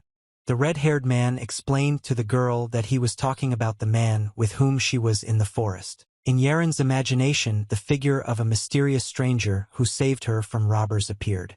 She could not believe that she was being asked about this boy. Standing in front of the red-headed leader's throne, Yeren said she knew nothing about this mysterious stranger. She added that she saw him for the first time in this forest. The leader did not believe the frightened girl. He, with a mischievous smile on his face, asked her if she even understood the seriousness of this situation. One of the soldiers understood his leader's order without words. He grabbed the girl's right hand and lowered her to the ground, holding her tightly. Yeren loudly asked her to let her go and did not understand what was being done to her. The warrior standing over her drew his sword from behind his back. He said it was to help her remember everything as quickly and painlessly as possible. He swung his sword and was about to cut off the girl's hand. Yeren really wanted to save her limb, but she really didn't know anything about that man from the forest. After a couple of seconds, nothing happened. It seemed very strange to Yeren, and she decided to finally open her eyes. Her face was flushed with fear. The girl saw in front of her the same man who saved her in the forest. He came to her aid, even now grabbing the enemy's sword and preventing him from cutting off the girl's hand. Wonsu's face looked very demonic at that moment. He held the blade of the sword with his right hand and with his gaze burned out the enemy's eyes. The black-masked warrior wasn't going to play tag with his enemy for long. Wresting the sword from Wonsu's hands, he struck with all his might, which was about to cut the man's throat. But Vons, as always, had other plans for this. He deftly intercepted the sword from his opponent and redirected it directly into the opponent's neck. The enemy fell powerlessly to the ground, covered in blood. He sighed heavily from the excruciating pain while the others stood and watched. Yeren was generally shocked, although it was not the first time she had seen such a thing. Wonsu stood still in his place and looked ahead. Behind him was a girl in a red dress whom he had saved in the forest, and now he could not refuse her help either. A red-haired man was looking at them both. He was smiling mischievously, his face was shining with pleasure. He said he finally found the one he was looking for. Then followed the order to kill the man opposite. The warriors in black masks quickly followed the leader's order. Each of them rushed into battle with weapons in hand at a lone man who was standing a couple of meters away from them all. Wonsu was not alone. Behind him was Yeren, whose life he also had to worry about. A large number of enemies were closing in on him and needed to be calmed down. The first to enter the battle were two warriors who tried to decapitate Vons with a double blow with their swords. But the man dodged the attack, stepping back and taking the girl with him. After successfully dodging the attack, Wonsu decided it was his time to attack. He struck with all his might with his right fist straight at the enemy. He flew back but was followed by another sword blow. Vons managed to avoid this collision with the sword as well, covering the girl behind with his body. He grabbed his offender by the throat. The enemy's eyes were wide open and frightened because he knew that death was unlikely to escape. Wonsu pushed the enemy's body into the ground with all his might with a loud sound. He put enough force into the strike to paralyze the enemy's body. The face of the warrior in the black mask looked terrible. Blood ran from his whole body, and at the last moment he regretted that he had attacked this man at all. The other warriors stood aside and guarded their red-haired leader with weapons in hand. They were all shocked by what they saw in front of them. They did not really want to engage in battle with such a strong enemy. The red-haired man sat on his throne and smiled demonically. He said that, as he expected, this young man is not so simple and it will be difficult with him. He took a couple of seconds to consider his next course of action. Then the leader gave the order to surround the enemy and apply a group block on him. In one voice, the soldiers shouted that they were obeying their master. After a couple of seconds, almost all the warriors were standing in one circle, in the center of which was Wonsu. Behind him was Yeren, who was trembling with fear. As soon as the enemies began to advance, Wonsu pushed the girl away from him so as not to expose her to the attack. He was going to deal with everyone on his own. He was attacked by 3 opponents at once in the first second. But the man was ready for this and deftly avoided the attack by jumping up. Wonsu rose into the air while his enemies stood on the ground and stared at him. They realized that they needed to act even faster to hit the enemy. While the man was still in the air, 4 warriors in black masks decided to catch him in the atmospheric environment. They rose to the level of the enemy's head and were going to cut him to pieces. Another danger awaited Wonsu on Earth. His enemies thought everything through, and one of them positioned himself right under the man's feet to meet him at the moment of landing. The man needed to assess the situation as quickly as possible to save his life. He decided to rest his left hand directly on the face of the warrior below. In this way, Vaughn managed to avoid a group attack by his enemies and save himself from death with the help of another person's head. The man decided to finish off the warrior on whose head Wonsu leaned to save himself in an instant. He grabbed his face and slammed it into the ground. The same group of warriors was approaching Wonsa. The man sat on top of the body of the defeated opponent and waited for the moment to counterattack in time. He decided that the moment had come and took out a sword from behind the defeated enemy. But as soon as the ball got into Wonsu's hands, it immediately cracked. The man threw aside the broken sword, which cracked into 2 parts, and decided to do without a weapon for the time being. He had no other way out, and he waited for his enemies to do so, standing still. Suddenly Wonsu noticed a glint on the ground and bent down. He had little time, so he did it as quickly as possible. On the ground lay a dagger that one of the warriors had dropped during the previous skirmish. This was now the main trump card up Wonsu's sleeve against his opponents. Warriors in black masks ran forward at the unarmed enemy, hoping that he would not cause them any harm. But Wonsu couldn't just stand there and fight back. He made a lightning attack on 3 bodies of enemies, cutting them. One of the soldiers decided to take revenge for his comrades and rushed to attack the enemy. He swung his sword trying to hit the opponent, but the latter dodged. After avoiding a sword strike, Wonsu launched his counterattack at the enemy. With all his might, the man put his left foot on the enemy's face and smeared it properly. Wonsu did not have time to deal with the previous enemy as the next attack followed him. One of the warriors threw his sword at the man and shouted that he must die. Perhaps it was the expected cry of the enemy that saved Wonsu from death. At the last moment, he managed to avoid the flight of the sword, which flew directly over his head. Enemies attacked Wonsu one by one. Then a warrior whom Wonsu had already defeated rose from the ground. On his face, the coma mask was torn through, which one could see the warrior's emotions. He gripped the enemy with both hands and shouted loudly. But Wonsu wasn't going to wait for someone to catch up with him in this pace. He freed his left hand and used it to break his opponent's finger. The latter shouted loudly again. After such a surprise, Wonsu also struck the warrior behind him in the face. The enemy was completely shocked by such a turn of events and had no choice but to take the blow. The attacks of the enemies did not stop. No sooner had Wonsu defeated one enemy than another attacked him. The next one just ran at him and screamed, clenching his fist. This opponent did not cause Vons any problems. The man easily pushed him away with his shoulder, insulting the enemy right in the chest. Another danger lurked behind this diversionary maneuver. The 2 warriors charged at Wonsa, preparing to deliver a double blow that would take the enemy's head off. But Wonsu did not think of losing to these losers. He expertly fell to the floor and, twisting a couple of times around his axis, avoided a double threat from his opponents. Of course, the man was not going to stop there and lie on the floor. He quickly rose to his feet and pushed himself off the ground with one of them. Wonsu's opponents were confused and shocked at how clever their enemy was. They had just managed to get back to him, and he was already attacking them. One of the soldiers again tried to finish off the enemy with a precise sword blow to the head. He swung his weapon with more force and shouted for the man to finally die. He could have said these glory to anyone else but not to Vons. He was a difficult opponent and it was impossible to defeat him with such an attack. He delivered a powerful blow with his right palm to the opponent's chin. The warrior fell to the floor from the collision with the enemy's hand and pulled his legs up. The rest of the warriors stood behind their comrades and watched the action, preparing their attacks. But their leader had other plans. He sat motionless on his throne and watched the futile attacks of his wards. At this point, he ordered them to stop. He got up from his warm seat to join the fight himself. In his hands, of course, he held his deadly weapon, a whip with an iron tip. The red-haired man said as soon as he got back on his 2 feet that he had specially trained the warriors to catch this protovist, but they proved to be inept in battle. The soldiers paid for their unprofessionalism. Their leader raised his whip in the air and lashed it hard at the necks of his charges. Wonsu stood opposite and watched as the leader mocked the other warriors. He understood that the red-haired man would be his next opponent. The leader whipped his wards with his whip. The bloody blood of innocent soldiers flowed down its iron end.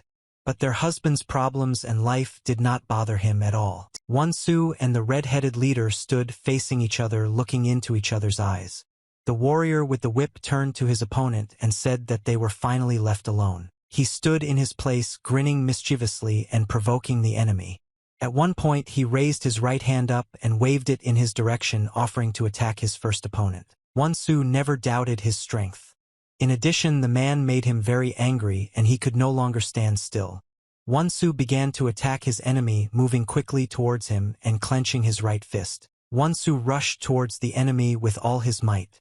The red-haired man waited for his prey, standing still and preparing to attack. As soon as he saw that the enemy had approached the distance, he kneaded the man, raised his whip from the ground and struck it in the direction of the enemy. The iron part of the whip was about to hit Wonsa, but he skillfully avoided the collision with the metal snake. Hitting him was not so easy and the enemy understood that. Wonsu was almost close to the enemy. He was about to punch him hard in the chest. The collision was a couple of centimeters away. The red-haired man sensed danger approaching him at the speed of light. He tightened his grip on his whip and swung it with more strength in the direction opposite to the blow. Thus he changed the attack direction of his whip. The snake was now moving towards Wonsu, coming from behind him. But the man noticed the danger behind him in time. He twisted as fast as he could in the air to let the attack pass him. As it turned out, the snake, which was splashed with blood, failed to take another victim. The red-haired man praised his opponent for such actions, saying that he was really agile. But then he wanted to see how the enemy would cope with the next attack in his direction. He twisted his whip as hard as he could, making a very long and dangerous spiral. If you touched even a part of the whip, you could get trapped or cut yourself. Wonsu understood this perfectly and avoided every whip movement that his opponent used. He skillfully moved literally inside the spiral. Having avoided direct danger, Wonsu continued his movement in the direction of the enemy. But another danger awaited him behind. The opponent twisted his whip again and directed the iron part of it at Wonsa. The red-haired warrior noticed that his opponent was not looking back at all and thought that he had escaped all danger. Continuing to twist his whip, he called the opponent a fool. But Wonsa saw everything perfectly. He studied the combat movements of his enemy in detail and knew exactly what would happen at the next moment. The man deftly rose into the air, avoiding a direct hit. He was focused on every detail on the battlefield. The man with red hair was in shock.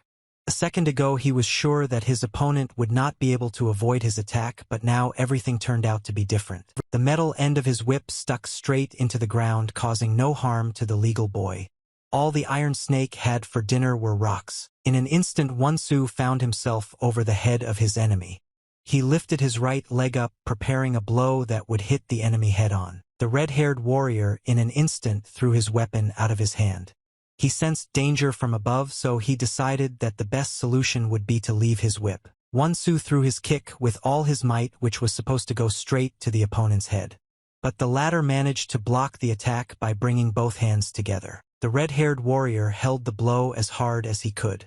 He could feel how strong Wonsu was and how much power he put into each punch. The red-haired man decided not to hold such loads any longer and made every effort to throw the enemy off his head. In turn, he prepared his own attack, putting all his energy into his left hand, which approached the enemy's face, and was about to finish him off. But at the last moment, Wonsu noticed the blow and predicted the consequences. So he immediately got out of the situation by jumping to the side to avoid fatal damage. He managed to avoid the enemy's attack, but the latter was preparing another one. The red-headed warrior clenched his left fist, which was to finish off the thin boy. Wonsu raised his hands up to take the blow on his arms. He decided that, in such a situation, this would be the best solution. The man was very surprised when the enemy's attack missed his body by literally a couple of millimeters. He still held his hands up. Wonsu then delivered a blow of terrible force to the enemy's arm, which was near the man's chest. He was not going to defend himself anymore and decided to attack. Having delivered his first blow, the man did not resist because he understood that he would not win with this. Wonsu soared into the air, spinning and preparing for his next attack. Spinning as hard as he could in the air, the man struck his enemy with his right leg, knocking him back. The attack was extremely powerful, so the enemy could not stand still. The red-haired warrior flew back, clinging to the ground with his hands and feet to stand. He realized that he had slightly underestimated his opponent and now took the fight more responsibly. The warrior landed right next to his weapon. Without thinking long, he picked up his whip from the ground and took it more firmly in his right hand. He wasn't going to wait for the best man until his opponent attacked first. The red-haired leader rushed to attack first, striking with a whip. The attack was too slow for Wonsu, so he easily dodged it. The blow hit the wall of one of the buildings standing on the market square. However, the target of the red-haired warrior's attack was not a man at all. He purposely punched the wall so that when he pulled out the whip from their large stone blocks would knock Wonsu down. The leader did so. Stone blocks fell to the ground, releasing a lot of dust from under them.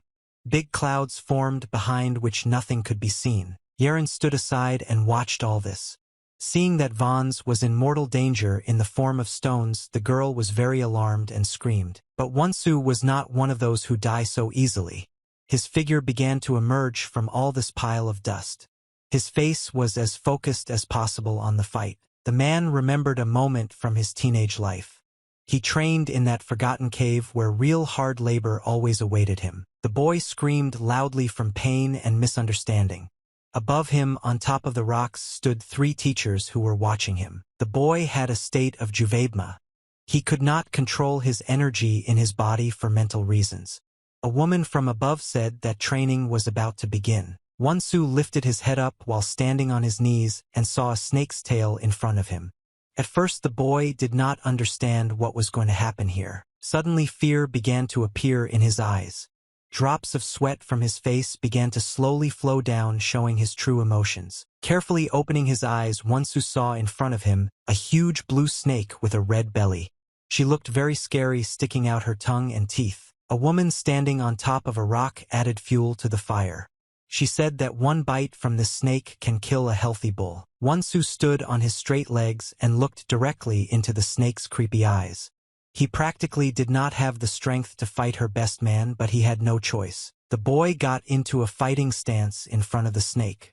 He was going to use a technique called Ghost Devil Blood Punch. The young man still had fear on his face and drops of fruit were running down his face.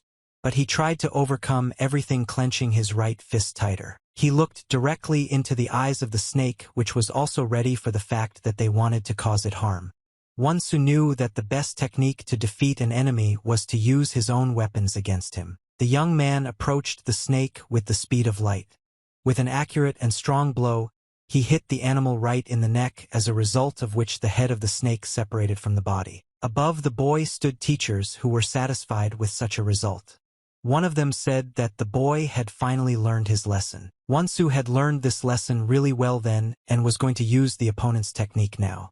He got into a fighting stance, showing his readiness to attack. The red-haired leader, seeing what the man was doing, was very surprised.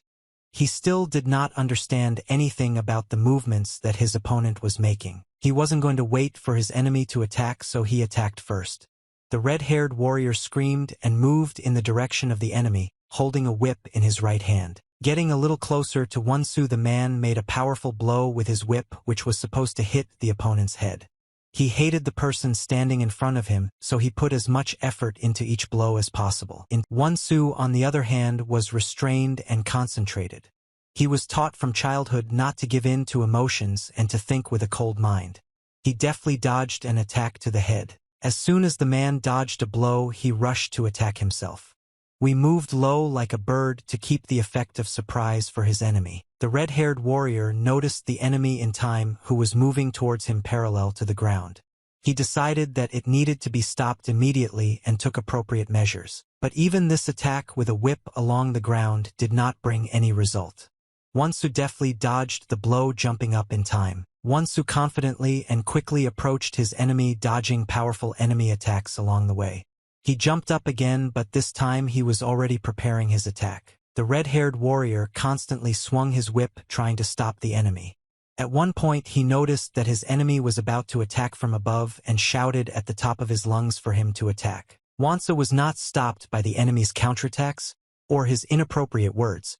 The man was focused on winning and getting out of this difficult duel alive. The red-haired warrior noticed that an enemy hand was coming towards him which could strike him. He was surprised that his enemy was attacking directly in the forehead, which was not very characteristic of Vaughn's. Noticing the opponent's prepared blow in time, the red-haired man managed to throw a blow with his whip to stop the opponent. The metal snake was a couple of centimeters away from striking the opponent, but Vaughn's expertly managed to avoid the blow by twisting in the air. He expected this from his enemy, so he knew in advance what he would do in such a situation. Now nothing stood in the way of the young warrior. He quickly used his advantage in position and speed, and with all his might delivered a powerful blow with his right hand directly into the opponent's chest. The red-haired man was in complete shock. He did not expect that the enemy would be able to approach him so quickly, and there was nothing he could do. Blood flew from his mouth from the enemy's attack. Wonsu understood that he would not be able to defeat such a strong opponent with one blow. Therefore, he did not limit himself to one attack and continued to deliver blows from which the enemy managed to evade. The red-haired warrior realized that the whip only aggravated him in this situation, so he threw it on the ground. Instead, he pulled a short, sharp knife from his bosom. To stop the enemy and avoid death, the leader tried to hit the enemy with his dagger. He cut the air in front of him with it to prevent the enemy from getting closer. Wonsu noticed the change of weapon by the enemy in time and stopped a little. He gave his enemy a chance to get a little angry with him and wave his daggers in the air, of which there were already two. The man dodged the attack slightly downwards. But the red-haired warrior noticed the enemy's maneuver and directed the knife directly in his direction. It seemed that this blow would be inevitable, but Vaughn's had completely different plans and views. He quickly grabbed the enemy's arm, stopping his attack, and with his other hand pierced the enemy's chin. His fingers came right out of the red-headed warrior's mouth. Then, with all his might, the man removed his fingers from the enemy's temple, tearing the enemy's mouth open. From such a strong pain, the red-haired warrior shouted to the whole valley. Now that was all he could do in this situation. He fell powerlessly to the ground, hitting his face directly on the stones. The red-haired warrior could no longer resist the enemy and looked helpless. His face began to swim with blood which was pouring from his chin. The man's eyes turned red and immediately began to close. The life left his body little by little. In the end, the red-haired leader died in agony, lying on the ground and bleeding. Now his face showed no emotion, only emptiness in his eyes. Wonsu stood above the defeated enemy and watched him suffer. The man didn't feel sorry at all for doing this to his enemies, but it wasn't his fault at all. The sky above the old house that stood under the mountain was already beginning to darken. Evening was gathering outside, bringing the sun with it over the horizon. The old man lay in his bed and sighed heavily. Above him sat his daughter, who had just returned, and asked if everything was okay with her dad. The man did not understand anything at first. He climbed up and only then saw that his daughter was sitting next to him. He replied that he was feeling well and asked when Yeren returned. The girl replied that she had just entered the house. The father assumed that his daughter was very tired and offered her at least a little rest. Yeren was very worried. She was not worried about her father's words at all, but was thinking about something else, lowering her head. The father noticed that his daughter was not behaving very naturally and was hiding her eyes. He asked her if she sometimes wanted to tell him something else. An even bigger woman began to worry going through the hair on her head. She replied that she wanted to say something but she couldn't bring herself to do it. Now the husband began to worry together with his daughter. He looked at her cautiously and asked what had happened. Yeren decided not to answer her dad. She thought that it was better to see everything than to hear it 100 times. The girl simply opened the window in the house to show everything. Just in front of the window stood Wonsu in his tattered cloak. He looked very serious and did not care at all about the looks of strangers. Looking at the young man outside the window, the old man did not understand anything. He asked his daughter who it was. Yeren could not answer her father's question from the very beginning. The owners let the man into the house and fed him. Wonsu ate as if he hadn't seen food in months. The owners of the house were in complete shock and were surprised by the boy's wild appetite. While Wonsu sat at the small table and stuffed his cheeks, Yeren and father simply watched this action from the side, not interfering with the man's filling of his stomach. Wonsu finally finished his meal. He put the bowl on the table from which he ate everything to a crumb, and as if he exhaled with relief. Yeren came up to him in a moment, stood next to him and started to smile. She took the bowl from his hands and offered the man another portion. Wonsu felt awkward at this moment. Drops of sweat began to flow from his face. He did not know how to behave in such a situation and simply nodded, agreeing with the girl. While Yeren went to pour another portion of Vaughn's, her father addressed him. He told the boy that he had a very good appetite. The old man added that of course this fee was not enough for his daughter's savior, but unfortunately it was all they could offer him. The father thanked the man for accepting this meal as a reward. While the old man was finishing his speech, Yeren had already managed to pour another bowl of soup and brought it to Wonsa. He in turn sat motionless at a small table. Yeren looked at the tattered warrior's cloak and concluded that he had nowhere to spend the night. She politely offered her savior to stay with them for a couple of days. Wonsu was about to start the next bowl of food again. He looked at the spoon in his hands and did not know if he was doing the right thing. When the man put the spoon in his mouth, Yeren patted him on the back. She told the man not to think that he might cause them any inconvenience by his presence. It was completely dark outside. The green trees, which had looked charming in the daytime, now took on an eerie black appearance under the moonlight. Nothing was lit in the house. The old man was sleeping in his usual place, covered with a blanket. Opposite him there was a bed for Wonsu, who was used to sleeping in the cold, so he took off the blanket. Yeren's father woke up in the middle of the night. His thoughts about the man who saved his daughter did not leave him. He looked in his direction and noticed only the exposed back of the boy. The old man got up from his bed and began to move in the direction of the sleeping Vaughns. He looked serious and focused as if he was about to do something. The warrior heard some strange sounds around him and immediately woke up. He opened his eyes to make sure he was safe. At this moment, the old man was already approaching Wonsu's sleeping place. The man could hear his footsteps slowly moving towards him. The young man tensed and was worried by such movements of the old man. He clenched his right hand into a fist and was ready for anything at that moment. Yeren's father walked up to Vaughn's and took his blanket in his hands.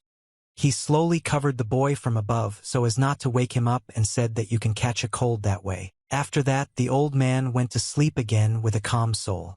Wonsu was shocked by what happened. He expected anything but not that he would simply be approached and covered with a blanket. The morning has come. The owners of the house have not slept since dawn as things wait for no one. Yeren left the house with a bag on her shoulders and told her father that she would be back soon. She noticed a lone man sitting on a tree branch above her. She greeted him waving his hand and asked how he slept in his new place. Wonsu was not used to having a constructive dialogue with people, so he simply turned his face away. He did not want to tell anything as he had always done so before. The girl was not offended at all by her husband. She kept smiling and trying to start a dialogue. Yeren offered her husband to keep her company if he had nothing else to do. Wonsu sat motionless in his seat, staring somewhere into the void. Yeren concluded that the young man did not want to go with her and broke away from her husband. When the girl was about to leave, Wonsu suddenly spoke to her. Turning to face the woman, the man said that it would not be convenient for him somehow. Looking at all the troubles and misunderstandings between themselves, they went to the market. Life was the key here. People talked to each other as usual and tried to sell something to each other. Yerin was no exception. She stood at her stall selling jewelry to people. In front of her stood two people who were going to buy something from her. The woman tried on the jewelry that Yerin offered her to try on. She flaunted herself in front of her husband and asked him what he thought about it. It was a hair comb. The woman gave it to her husband so that he could take a closer look. The man stood for a long time and looked at the object in his right hand. Then he just threw it on the ground. The comb fell to the floor and bounced off it without breaking. But the man did not like him at all. He stepped on it with all his might, breaking the ornament. Yerin tried to stop him, but she did not succeed. The man was angry. He yelled at Yerin, who was on her knees trying to gather the jewelry into a pile. How dare she offer this cheap thing to his future wife? Yerin was also not going to be silent and shouted back at her husband. She said that if he didn't like it, he could just not buy it instead of breaking it on the spot. The man dropped a couple of gold coins on the ground as he left the counter. He said that this would be enough to buy all of Yerin's trinkets combined. The woman was still on her knees collecting coins. She was very angry with the couple despite the fact that they had left her some money. Rising to her feet, the woman was overcome with even greater anger. She could barely hold herself in her arms so as not to shout obscene words after this man. Wonsu caught up with this prodigal and took him by the throat. He raised him above ground level and asked him what he was doing. The woman asked Wonsa who he was, why he was behaving like that. The boy didn't care what was said and thought about him at that moment. He was angry at the person who had just offended the girl who had welcomed him into her home. While Wonsu held the offender by the throat in the air, the latter still found the strength to say something. He called Wonsa a bum and asked him if he was with that girl. With these words, the man angered Wonsa even more. He didn't like it when they said too much and squeezed the man's throat even harder. At that moment, someone approached Wonsu from the side and tapped him on the shoulder. The young man did not understand who dared to approach him at such a moment. Turning his head to the side, Wonsu saw Yerin in front of him, who was trying to calm him down. She asked him not to do this and to stop immediately. Wonsu listened to the woman's words and released the man he was holding by the throat. He fell to the ground, hitting his back hard. The man and his future wife rushed to run away from Wonsu. While running away, the man called Wonsa a scumbag and said that he would regret his concession. After finishing the day's work at the market, Yerin returned home with Wonsu. The woman walked through the forest ahead and the boy followed her. Walking forward, the girl constantly turned towards her husband in displeasure and wanted to express a claim to him. At last she dared to speak to Vons. With displeasure on her face, the girl asked Wonsa if he always solves his problems this way. She began to step in his direction and shout loudly that he only does what he does, that every day he gets into some kind of fight. Wonsu even got scared, retreating back. Having approached her husband in the shelter, Yerin added that if he continues to do this, she will no longer be able to live with them. Wonsu felt uncomfortable in such a conflicted environment. The girl continued her lecture and said that this way people will hate Wonsa for his actions. The man listened to his interlocutor in silence. Yerin looked at the boy at that moment, who was just blinking his eyes, and realized that nothing would happen to him. She said he could do whatever he wanted, she didn't care. Having finished voicing her displeasure towards her husband, Yerin headed home again. On the way, she continued to be angry with the boy, but at some point she felt sorry for Vance because he was not like everyone else and could simply not understand her words to the end. She turned her head in his direction and looked at the lone figure of a young man standing in the middle of the path in the forest with his head down. She decided to teach him a lesson with her own words and began to approach him again and call him a fool. Approaching Wonsu again in the shelter, Yerin looked into his eyes and decided to take a promise from him. Her condition was that the man would never fight again. Wonsu bent his head down so as not to look into the girl's eyes. He understood that he could not make such a promise yet because he did not know when the next time something would happen to him. But Yerin insisted and put pressure on the boy. She looked him in the eyes again and asked if he understood her. Wonsu nodded silently, agreeing with the interlocutor. Suddenly the girl realized that she did not even know the name of her current roommate. She looked at him and asked the man's name. Wonsu didn't want to say his name right away. He very well understood the value of every word because danger could await him from any side. Not hearing an answer, Yerin asked if the boy really didn't have a name. She was embarrassed because she needed to address him somehow. The man raised his head proudly and said his name was Wonsu. He still dared to tell his real name to a stranger who sheltered him for a short time. The girl was very surprised by such a name. She had never heard him before and told the boy that even his name sounded creepy. Having completed all the affairs, Yaren's family went to rest and Wonsu along with them. That night the man had already covered himself with a blanket so as not to stress the old man over trifles one more time. People slept peacefully in their homes, unaware that danger awaited them from the outside. Some thugs with weapons in their hands were standing in front of the house and waiting. In front of them was their leader in a green robe assessing the situation. They definitely wanted to break into Yaren's house unexpectedly and catch Wonsa by surprise. The leader of thugs looked at the house where Yaren's family spent the night and made a decision. It was the same man who had offended Wonsu. At one point he gave an order to kill everyone. His hired wards agreed to carry out the order. They started towards the house, each holding a bat in his hand. One of the robbers approaching the house shouted loudly. He demanded that the people inside immediately go outside. Without waiting for an answer, the man noticed something strange behind him. He decided to return to make sure of what he did not think. That's how it turned out. Wonsu was already standing behind the bandits, grabbing two of them by their weapons. The thugs were simply shocked by such an unexpected appearance of the boy. The man whom Wonsu had insulted in the market pointed his finger at him and told him to kill him immediately.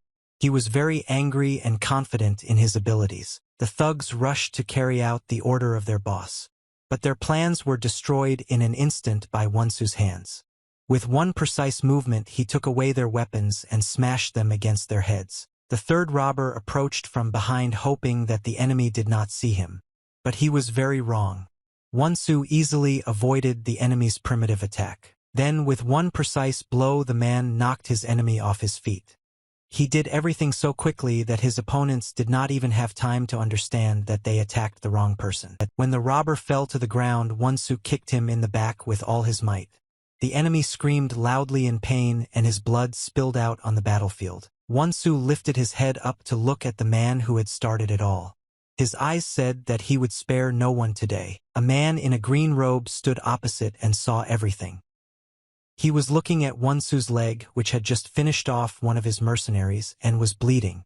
The man called the boy crazy. After these words, the man instantly lost his balance. Something caused him to tear his feet off the ground and fly to the floor. It was a swift kick to Wonsu that sent his foe to the ground. While he was polishing the stones with his back, Wonsu slowly approached him. Seeing the creepy figure of the boy in front of him, the man was very scared. He imagined what was waiting for him and called out loudly for help to at least someone. Wonsu took him by the throat with his right hand and swung his left hand at his face, pointing his fingers forward. The man admitted that he was wrong and offered to pay handsomely if the villain would leave him alive. A second later, the coins fell to the ground. The man did not have much time to persuade the enemy not to hurt him, and he used it to the maximum. At that moment, Wonsa remembered Yaren, who was angry with this man.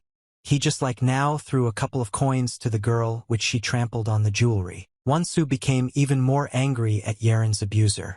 His face became terribly creepy, and he was definitely not going to spare his opponent. Wonsu directed his left hand straight into the enemy's face. He poked his fingers into his eyes, from which blood poured out. The man screamed loudly from the terrible pain. Yaren quickly rushed to these cries. Approaching Wonsu's figure, the girl was in complete shock. She also screamed as she saw the gruesome scene of murder before her face. Yaren looked around and saw the bodies of dead people covered in blood. Of course she understood that this was all the work of Wonsu and asked him how he could act so heartlessly. Wonsu raised his head as he looked at Yaren's face. He calmed down a bit and just realized what he had done. The woman stood still, clenching her fists. She was very angry with the man who promised her earlier not to do that again. Yaren screamed in fury at Wonsa and said that if he was going to keep doing all this, he might as well run out of their house. Having told her husband everything, she was going to, the girl went to her house, loudly closing the front door. Wonsu looked after her with a sad face. He rose to his feet and looked around. Beside him lay 4 dead men, whom he had just killed with his own hand without even realizing it. The rest of the night passed peacefully. The sun has already risen outside, waking up all living things on Earth. Yaren's house fortunately remained whole and unscathed after the night's fight. The girl had already woken up a long time ago, as she again had a lot of things to do. She went to the door of the room where her father was sleeping and knocked. Dad said she could come in. Yaren entered her father's room from the east and asked if he slept well.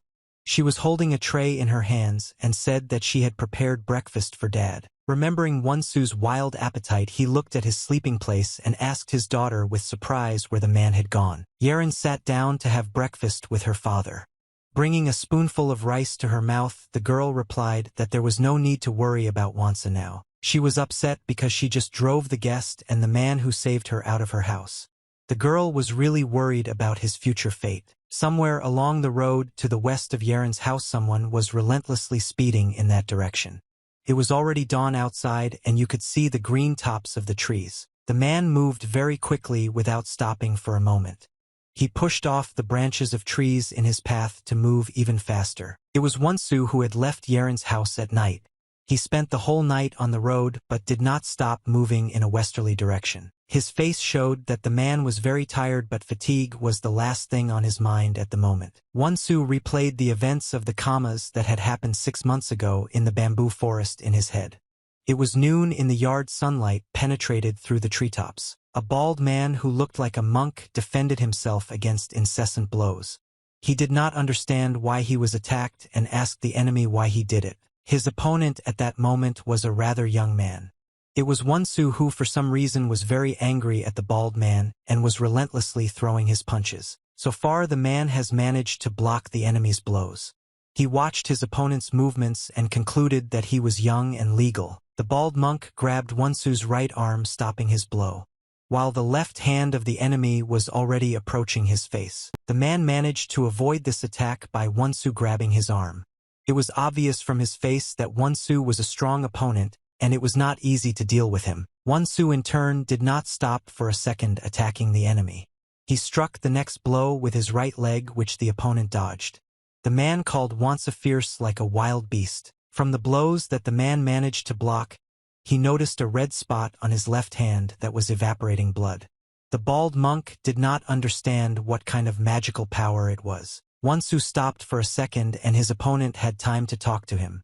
He asked why the boy had such a dangerous skill which he used to harm himself. Wonsu was not going to listen to any arguments from his opponent. He was furious and did not hear anything at that moment. His eyes glowed brightly and demonically. The bald man looked at the face of his opponent and realized that talking to him would not bring anyone a positive result. He was shocked by the boy's emotions. After seeing the young man's reaction, the man concluded that he definitely had a rhythm disorder.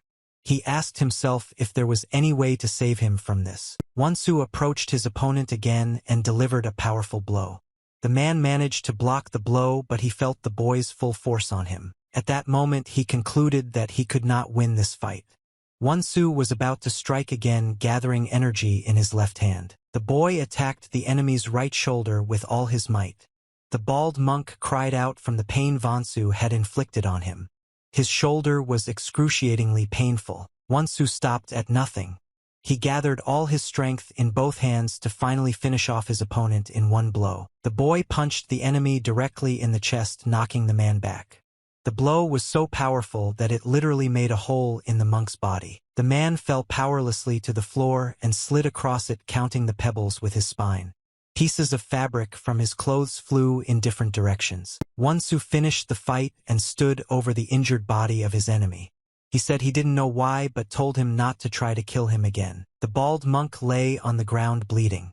The red liquid was slowly flowing out of his mouth, but he tried to say something last. Drenched in bloody blood, the bald monk still found the last strength in himself to say something to Vons.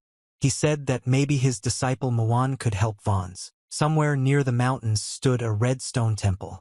It was winter in the other valley of Murim. Snow covered almost all surfaces in sight. The man was cleaning the area near the temple. He waved his broom, whistling some tune to himself. There was dead silence around. Suddenly someone interrupted this man's peace. He turned in his direction, not letting go of his broom, and was greatly surprised. He saw a young man in front of him who was just standing and looking in his direction. He asked him who he was. Wonsu did not want to have a dialogue with the man who was rummaging around the temple. He simply walked past him and headed for the central entrance. The man certainly didn't like it, and he got ahead of Vance standing in front of him. He shouted that outsiders are not allowed to enter this temple. Wonsu still didn't want to answer the man and just pushed him away. Falling down, the man dropped his broom. The young man continued his movement towards the central entrance of the temple. The man who had just been pushed by Wonsu shouted loudly that they wanted to invade the temple. As soon as Wonsu entered the temple, he was surrounded by 6 warriors with weapons in their hands. They stood in a circle in the center of which was the enemy and pointed their sticks at him. One of them turned to Wonsu asking who he was and how dare he barge in here unannounced. No one in the temple liked Wonsu's behavior, but the guy didn't care. He said loudly that he did not come here to fight. Wonsu had another purpose for rushing to the temple. Hearing the words of the Godfather's man who had just invaded their territory, the soldiers were very surprised. Of course, they did not believe him and did not lower their weapons. In order to earn the others' trust, Wonsu fell to his knees, showing that he really wouldn't fight anyone. He said that he came to this temple for help. Warriors with sticks became even more entangled in the enemy's Slovak. They looked at each other and could not understand what the stranger needed from them. Inside the building sat an old wise monk. His head was shaven to a shine, a strange necklace hung from his neck, and he sat in the lotus position meditating with his eyes closed. There were books on one of the tables in the temple. Sunlight penetrated the building, illuminating the entire area with its rays. An old monk was sitting next to a majestic statue that was above him. He repeated the pose of the statue and sat exactly like it. A young man came to his room and bowed his head, greeting the wise. It was Wonsu who was finally able to get to where he was going from the beginning. The old monk sat motionless in his place without opening his eyes. In a calm and quiet voice, he asked the man why he was looking for him. Wonsu wasn't going to rush to answer. He tried to calm down as much as possible and give an accurate answer, asking for help. The monk did not wait for an answer. Rising from his position, he said that if the man was in doubt, he had better come next time. Realizing that the monk would not tolerate all his antics, Wonsu decided to say everything briefly and clearly. He pointed to himself and asked the old man to release him from this body. The old man looked at the young man sitting in front of him and with surprise asked about the release. He added that he cannot help a sinner who causes much harm to others. The man on his knees began to beg the old man for help. The monk moved towards the exit, saying that he would not listen to Wonsu and ordered him to get out of here. The young man was in complete shock. He did not understand why they were treating him like that, because he was not guilty of anything. He just wants to be helped. The old monk approached the exit where one of his charges was waiting for him. He told him to see off the uninvited guest, to which the ward agreed. At this moment, Wonsu could no longer contain his emotions. Kneeling in front of a large statue, he hit his head directly on the ground. Blood began to flow from his forehead. It was the cry of the soul of a man who didn't know what he needed to do to be persuaded to help him. The old monk was very angry at the thoughtless actions of the guest. He shouted loudly at the man and asked what he was doing anyway. Kneeling down and looking at his blood dripping onto the floor, Wonsu said he couldn't get out of this hell on his own. He raised his head and looked straight into the eyes of the old monk. Vaughn's face was dripping with blood from his forehead. He said that the monk was his last chance for help. Even further to the west, at the height of the tops of leafy trees, was the residence of the Murim clan. Stairs leading down to it led down many tens of meters. Elder Murima was in this magnificent building. He lay in his bed dripping with sweat. His name was Jiam Unsan. His wards entered his room and addressed their elder. Standing over the old man's body, they asked Mr. Hym how he was feeling. Barely opening his eyes, the old man said that he would probably not attract the season. He tried to squeeze out a few more words. One of his wards listened carefully to his elder and understood what he was leading to. He even raised his hand, offering himself. But the old man said that there was no one to hand the Murim over to him. The man was very surprised by such words, opening his eyes wide. Elder Hym continued to speak without opening his eyes. He said that by his will he is canceling Murim's post as chairman. These were the old man's last words spoken aloud by him. After them, he weakly lowered his hand on the bed rail. His wards noticed this and rushed to help their elder with shouts. They wanted to somehow save him, but it was already too late. Everyone ran up to him except for the man who was not satisfied with the old man's decision. He silently thought that it would be better for the old man to just die without saying anything. Another man with red hair and a beard inquired about their future fate. He asked what will happen now with the post of head of Murim. All the men who came to the late chairman's room stood in a circle intending to discuss their further actions. One of the honorable gentlemen suggested Mr. Baiwan from the Huang Bo family for the post of chairman. He was standing right next to him and was pointing at the man in the yellow robe. The red-haired man added that Mr. Baiwan served Mr. Hym faithfully. Moreover, he is a person without flaws in origin, character, and martial arts. Mr. Baiwan was very impressed by such praise from others. He was pleased to hear that, but one of the men who were in this room expressed his dissatisfaction. He said he was against Bivon's candidacy. Bikvin was furious. He almost got his way becoming the head of Murim until some scoundrel decided differently. The man folded his hands together in respect and added that he agreed that Mr. Baiwan and the Huang Bo family had been loyal to Murim and had done a lot for the clan. Turning to face the rest, the man added that despite this the mage had weakened, and there was no longer an external threat, so he believed that Murim no longer needed a head. Another gray-haired man in the circle agreed with this sentiment. He said that Mr. Jim himself did not appoint the next leader, so as not to sow discord in future generations. The man in the scarf who had previously expressed his opinion turned to face Mr. Bivon. He asked him if he did not think the same. A bald monk standing next to Baiwan said he agreed with that sentiment. He added that they do not need to go against the last will of the deceased chairman. Mr. Bivon, no matter how much he wanted to, also had to agree in order not to arouse suspicion. He said he also fully supports the decision. The next day Baiwan had already arrived at his Wangbo family. Their palace was located in the depths of a dense forest and was the tallest structure around. Baiwan had been dousing his grief with booze since the very morning. He did not understand why no one supported him because he had plowed the Murim clan for 20 years. Out of anger, he broke the bottle of booze he was holding in his hand. It was the desperation of a man who deserved to be the chairman. A woman approached Baiwan and told him to stop drinking as it made him angrier. The man said that for many years he did everything to make Murim even more powerful. The woman was in a misunderstanding. She asked the man what was happening to him and why he was behaving so recklessly. Bivon angrily began to answer that in Murima they believe that now is the time for peace and have decided not to elect the next leader. The man had no choice but to put up with it. Out of anger, he clenched his fist in front of him as hard as he could so that the veins on it stood out. The woman took the man's hand and told him to calm down. With a satisfied face, she told the best man that she had a solution to this problem. Mage's residence was far away from the Huang Bo family's house underground. Their leader was sitting on the throne, one of his wards was standing next to him. This man began his address to the founder by raising his hands together, wishing him a happy birthday.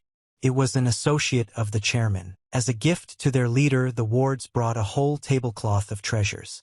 The companion said that this time they robbed the Indak clan and that's what they managed to get. The leader sat on his throne scratching his beard. His name was John Ekjian. The man replied that it was all very well and asked where Hamusa was now. In their shelter was another less majestic throne. It was made entirely of materials found in the cave. One of his wards approached Chan and knelt on his right knee. He replied to the founder that they had not seen Hamusa today. Hearing his ward's words, Chong became very angry. He didn't shout at the man, but you could see the displeasure on his face. The mage warriors went in search of Hamusa with their leader. They approached some mysterious place and looked at it from a distance. The chairman's associate turned to the founder and asked him to look into it. Chong turned his head in the direction his companion had told him. In front of them was a fortress with stone walls. On one of these walls was the inscription Palace of the Dark God. The companion asked the leader if this is not a place that is forbidden to everyone and where only the leader can enter. He asked Chong what he was going to do. Leader Mage took a few seconds to think. He looked at the building in front of him and replied that he would go there himself. He broke into the fortress, opening the entrance gate. Zhang didn't move very fast, wary of the danger around him. He approached the entrance to the fortress itself.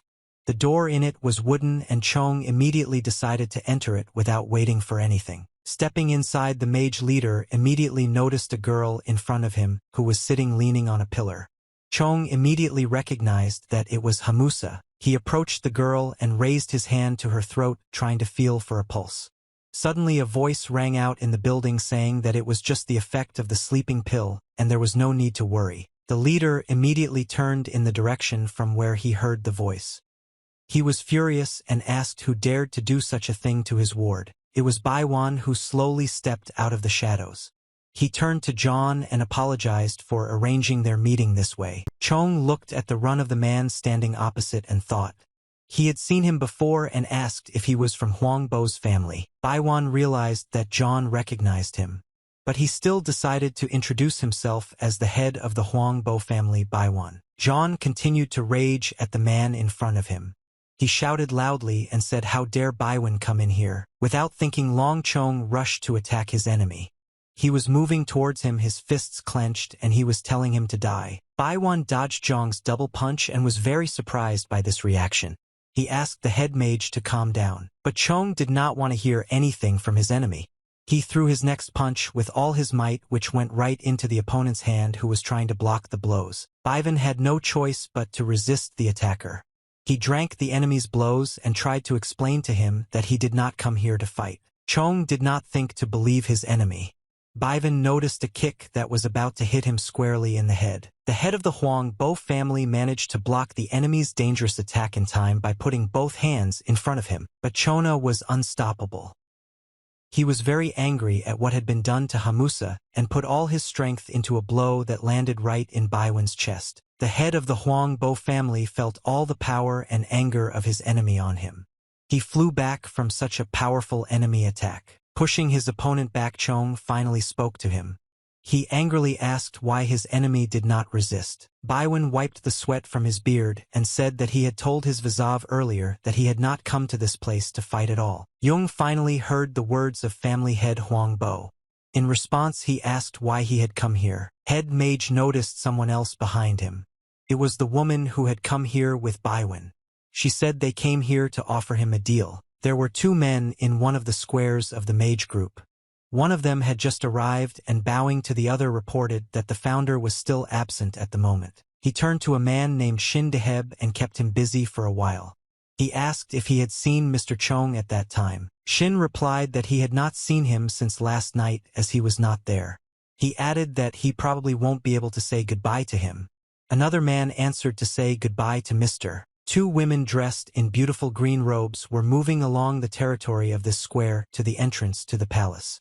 They looked askance at the men who were whispering something to each other. The women passed by and headed straight for the entrance to the stone palace. The men did not understand what was happening here and just looked in the direction of the women. Approaching the guard, the woman said that she would like to say hello to her father. Vartova replied that the founder left yesterday and has not yet returned. Hearing the words of this woman, the men outside were very surprised. They heard her speak of Chong as her father and deduced that the two women were the daughters of Chong's founder. The men hurried over to the women, apologizing to him with their hands clasped together. One of them introduced himself as a follower of the Paiksan faith named Shin Hanchu, and the other was a follower of the Quinchal teachings named Ha Jin. The women opposite were a little embarrassed by such an official greeting. One of them replied that it was very nice to meet them and asked the men if they wanted anything. Shin Ganu started the dialogue with a positive attitude.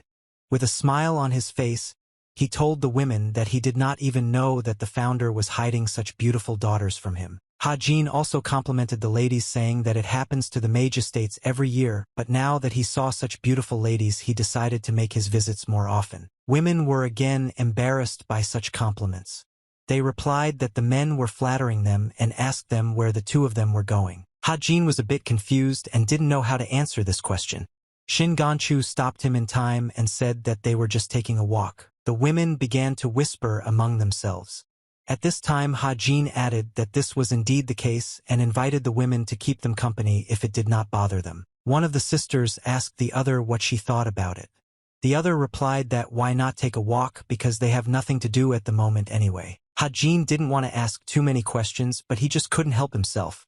He pointed to a girl standing aside and asked what kind of girl she was with them. The girl wanted to say hello, but one of the sisters interrupted her. She pointed to the girl with her left hand and said that she was their younger sister. The men turned pale in an instant. They sincerely apologized to their youngest daughter and said that they simply did not recognize her as she did not look like her father at all. One of the older sisters told the youngest that she could go home and she and her sister were going to accompany the two men. One of the men asked why she couldn't go with them. Chona's daughter replied that she was actually illegitimately born to a maidservant. The woman added that she did not understand her place and continued to follow them. In addition, she called her youngest daughter very arrogant. The girl did not like such words at all, as you could see from her face. She stood in her place and was ready to fall through the ground. The girl clenched her fists tightly, holding back her anger at both sisters. Finally, the founder of Mage, Mr. Chong, arrived. He looked down on his daughters with fear and confusion in his eyes. His figure looked creepy at this moment. As soon as the father entered the room, the daughters immediately began to ask him why he did not call them with him. Only the youngest daughter restrained her emotions. One of the older daughters got up from her seat and came closer to her father. Looking into his eyes, she asked if he might be worried about something and if so they could help. After waiting for a while and catching his breath, Jong replied in a calm voice that one of his daughters was to lose her virginity today. The daughters were in complete shock, and only the youngest was in no hurry to draw conclusions. The women did not understand what their father was talking about and what he wanted from them. Jung looked at his daughters and decided to tell them everything in detail.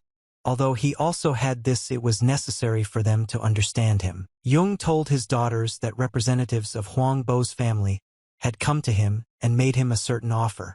The man was very angry with them and at first did not believe that this was really their offer. A woman from the Wan Bo family confirmed that they need a girl who can bear the Wan Bo family's child. She spoke completely seriously, showing no emotion on her face. Zhang angrily looked at the woman in front of him and asked why it had to be his daughter. He asked another question, which was whether any other woman could be taken for this matter. The woman from the Wan Bo family replied that then this matter would not make any sense at all. She asked Chan if he would train the child in mage techniques if it was not his blood descendant. The man looked at the woman in front of him with contempt.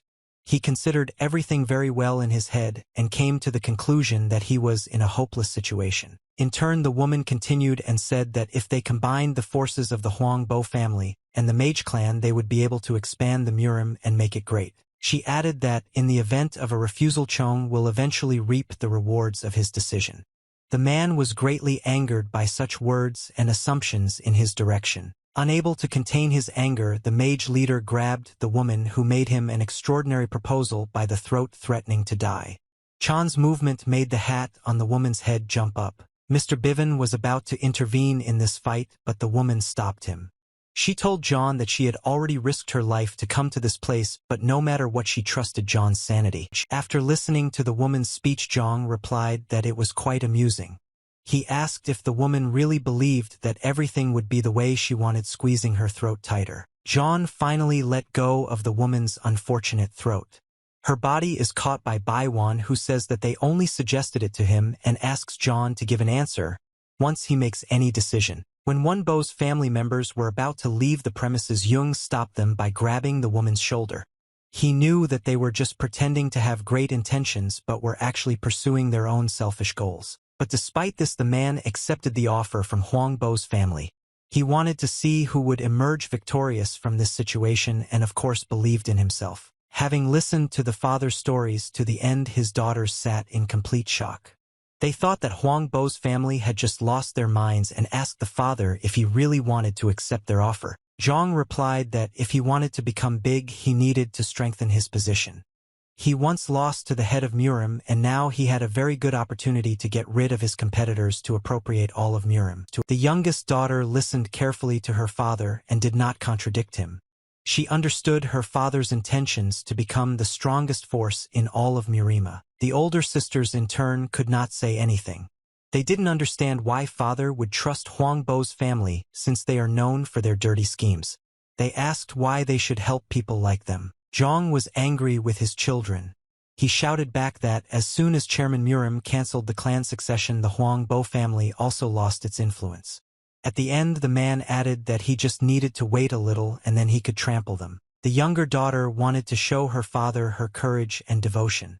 She turned to him, interrupting his cries, and said that she was ready to do whatever her father said. The older sisters turned to face her to see if she was really sure about it and if she could even do it. They were very happy with such news because in this way any responsibility would fall from them. The younger daughter continued to say that if she could help her father at least with her body, then she would do anything in her power. The youngest daughter of the mage leader was on her way to the palace. She was dressed as usual in her pink dress and had her usual hairstyle on her head. Huang Bo's family members were watching the girl as she made her way to the front door of the palace. Mr. Bivens said that this time has come. The woman next to him asked him if he liked the girl. Baiwen replied that there was nothing special about her and added that he would stop at any moment when the woman wanted to. The woman hid her face behind a veil behind which one could smooth out her false smile. She said that she asked her husband just like that because she knows that it is all for their common good. Baiwan immediately set off in pursuit of the younger Doka-chan. He ran to that palace as if he was going to do the most important thing in his life. A half-naked girl was already waiting for him in this building. She greeted Baiwan and asked him to call her Sajin. She said she was honored to carry his child. A woman from the Huang Bo family stood on the outside of this building and listened to the sounds from inside. Mr. Baiwan and his youngest daughter Mage have already started their business. The woman was satisfied as she understood that her plan was the best for her and her family. The same hideous smile that was hidden behind the veil still did not leave her face. A year later, Sajin was due to give birth. From one of the mage estates came the loud screams of a woman who was definitely not having the best feelings in her life. It was Seo Jin John's youngest daughter who was in labor. They were received by two women who did everything possible for the safety of the child and mother. Opposite the woman herself stood another person who was going to receive the child. Finally, she exclaimed that the child was born. Sajin immediately started asking if it was a boy or a girl. The obstetrician replied that a boy had been born, but his face did not show any joy at all. He was going to say something about the child's health. Mr. Zhang stood by and watched the whole process. Seeing the obstetrician's face, he asked him what was wrong with the child. The obstetrician could not squeeze out these words. Chairman Mage decided to check everything himself. He took the newborn baby by the leg and looked at it. The boy was crying loudly and blood was coming from the umbilical cord. Chong concluded that the boy was born a weakling. Still holding the leg of the child in front of him, Zhang called her a shameful child. He said that nothing can be done here and this shame will fall on their whole family. Sajin, hearing her father's words, jumped out of her bed. She yelled at her father not to jump to conclusions and she would raise this child. John gave the baby to the obstetrician. He called it a shame for the whole family and said aloud that this matter should be entrusted to his other daughter. The child cried loudly in the obstetrician's arms. The man decided to give the innocent child to his mother so that she would calm down a little. A disconsolate mother took her child in her arms. The child still continued to cry incessantly in his mother's arms. Sajin was deeply upset by her father's words, but unfortunately she couldn't do anything about it. In one of Mage's dungeons, young men were being trained to become the strongest warriors of the dynasty. About a dozen young men trained here. They had a mentor who gave them commands that had to be obeyed without question. Young fighters threw punches in the air in numbers counted by the coach. On the count of 2, a thin young man hit the maximum word. His face showed that he was having a hard time and he sighed heavily with each blow. Hearing the boy's sigh, the mentor approached him and began to read. The young man felt awkward because this was not the first time with him. The teacher constantly stood over him with a stick and tried to teach the boy to bend lower and bend his knees more strongly in a fighting position. While training the young men, the mentor noticed that someone had visited his shelter. He greeted the guests with honor and the boys continued training. It was the head of Mage Yung along with the representatives of the Huang Bo family. Chong, with some prejudice, looked at how the children were training and asked the mentor if it was them. The teacher of the children's camp replied that this is how it is. Grandsons of the founder and children of clan commanders trained in this place. A woman from the Hua Bo clan said that Mage's children had indeed grown up healthy and strong.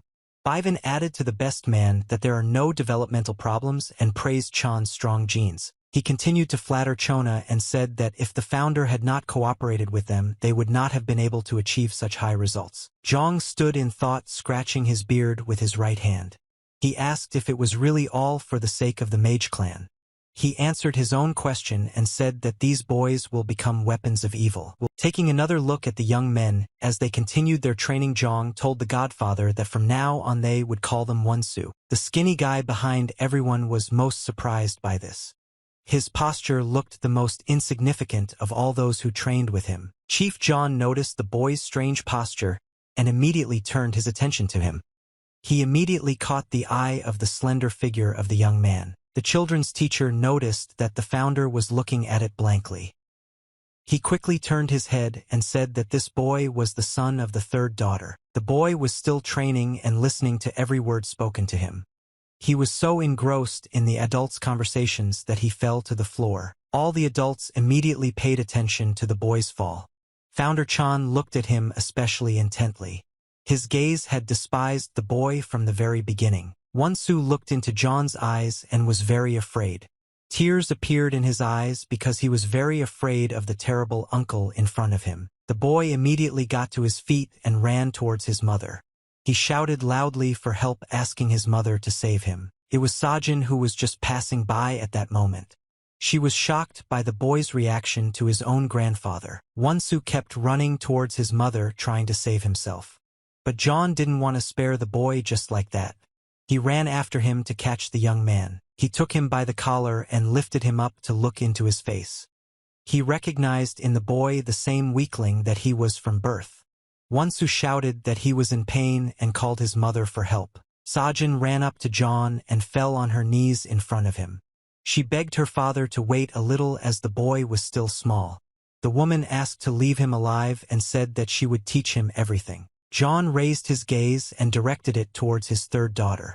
Above him were the representatives of the Huang Bo family, who were also watching this insignificant phenomenon. Chong threw the boy out of his arms and he immediately ran towards his mother. The founder said that his daughter does not even care about her father's reputation. Sajin tried to justify herself, but the father did not even want to listen to it.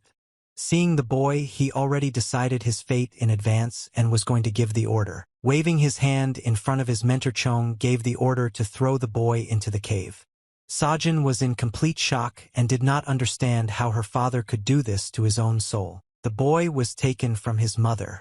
Sajin begged her father not to send the boy to the dungeon because he simply would not be able to survive there. She fell on her knees again before her father and begged him for mercy.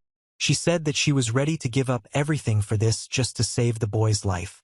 Zhang replied that it should have been thought of earlier. He threw his daughter away from him and cut off that he did not need such scum like this boy in the army. He turned to the rest of the young men and warned them that in fact weakness and worthlessness equals death. Future warriors clearly understood their boss. Baiwan and the woman from Huang Bo watched and listened to everything that happened around them. So far everything was going according to their plan. On a slope in the valley was a deep and eerie cave. The entrance to it was winding and had many obstacles. Trees grew near it. Wansa was dragged into this cave by the collar. He was put to sleep so that the boy would not resist on the way to the cave. Already on the final stretch of the journey, the young boy came to his senses. He slowly opened his eyes and realized that it would be better not to do this at all. One of Chan's followers held him by his clothes just above the bottom of the cave. The guy just realized what kind of trouble he got into, but there was nothing he could do. The man threw Wansa straight into the deep hole and he flew to the bottom. The boy shouted loudly because he did not know what adventures awaited him there. He was rapidly falling down trying to grab onto something. But the walls in the cave were slippery and the boy could not stop his fall in any way. Wonsu finished his difficult flight and landed directly on the solid ground at the bottom of the cave. He was all tortured and torn. He was in a lot of pain from such a landing. A little came to his senses, the boy rose to his feet. He decided to look around the area, but so far he could only see endless rocks in front of him. Wonsu continued to survey the space that now surrounded him. Suddenly he came across the skeletons of dead people right in front of him and was very scared. The boy shouted to the best man that he wanted to go home to his mother. In an instant, the figure of his mother appeared in front of him, behind which stood two more men. The woman approached the boy and kicked him directly in the chin. She shouted that there was no mother here. Wonsu wept bitterly again. He was in a lot of pain and was holding his chin. He did not understand why his mother was doing this to him. The boy looked into his mother's eyes.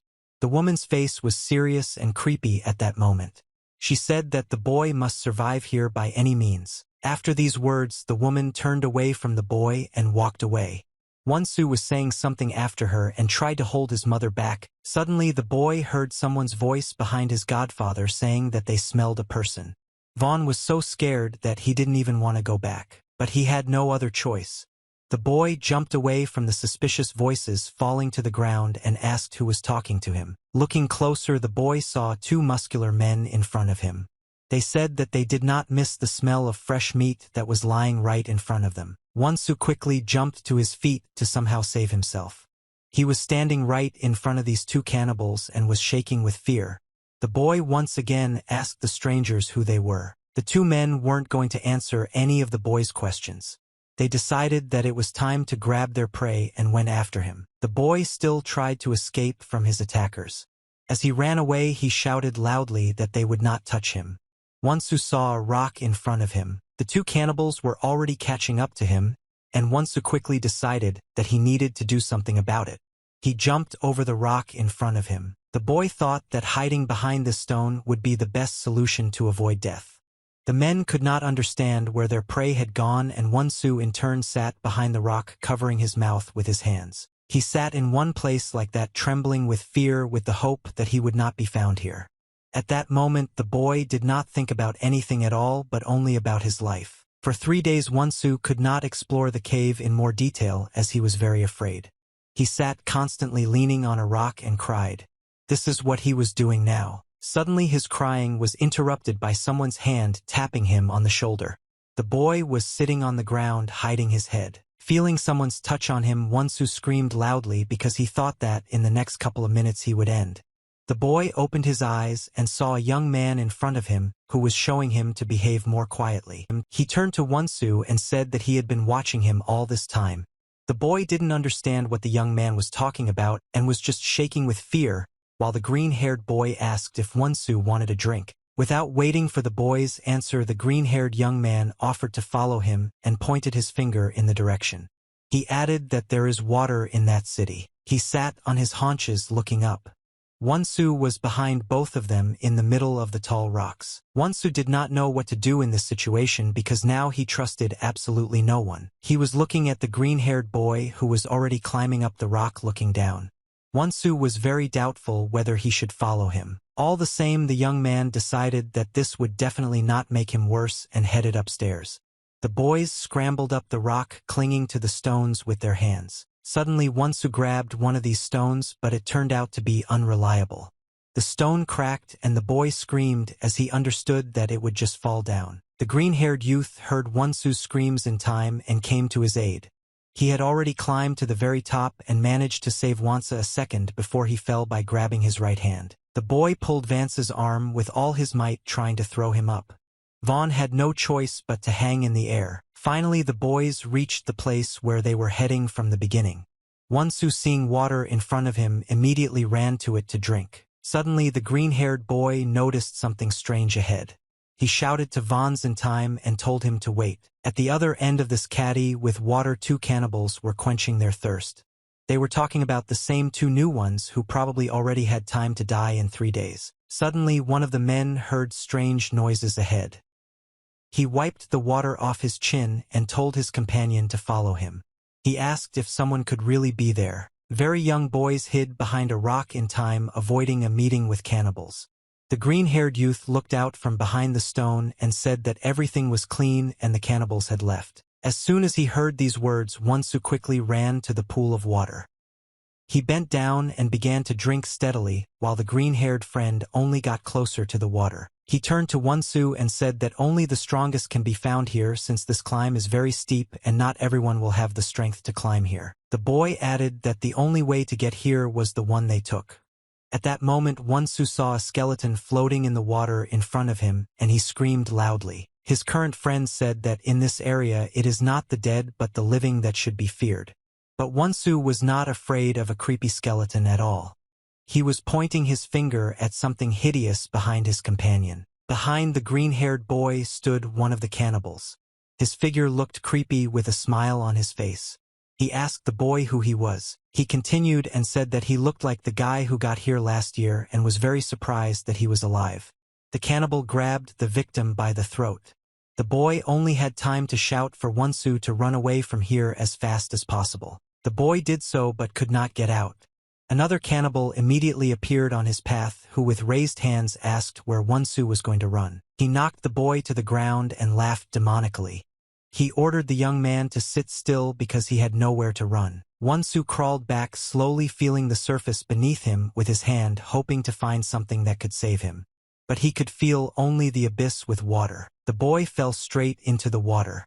The cannibal who had just wanted to kill the child now wanted to save him because he understood that he would be left without dinner. Wonsu plunged into a maelstrom that grew stronger with depth. He understood that he needed to escape immediately, otherwise he would say hello to the dead. Wonsu, due to his imprudence, fell into an abyss with water. Without realizing it, he saved his life from a cannibalistic death by his own mistake. He sank deeper and deeper under the water. The boy looked up in front of him and saw his enemy there. He needed to do something to avoid dying underwater. The man holding the green-haired boy by the throat shouted at his partner and ordered him to quickly get the boy out of the water. The man replied that he could not swim. Wonsu continued to sink in the relentless flow of water that engulfed him. At some point he managed to float up.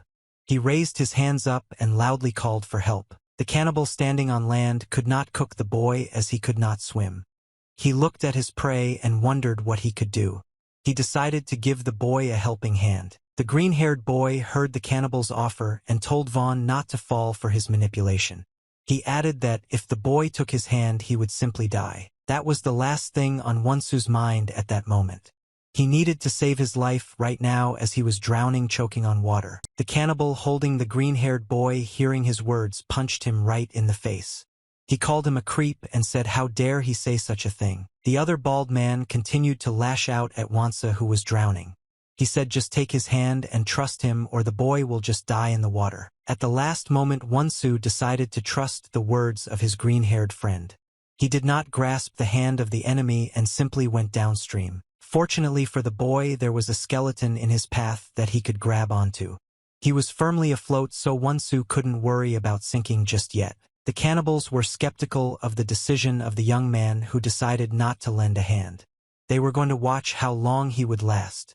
One of the men offered to wait and get some refreshments for now. He put the green-haired boy on the ground, who passed out from the pressure on his throat. The young man could no longer resist as he was unconscious. As Wonsu floated in the water, holding tightly to the skeleton, one of the cannibals began sharpening a stone. He did this while sitting on the ground and concentrating as much as possible on the process. In the end, he managed to sharpen the stone to the required sharpness. Now nothing could stop the cannibals from starting their meal.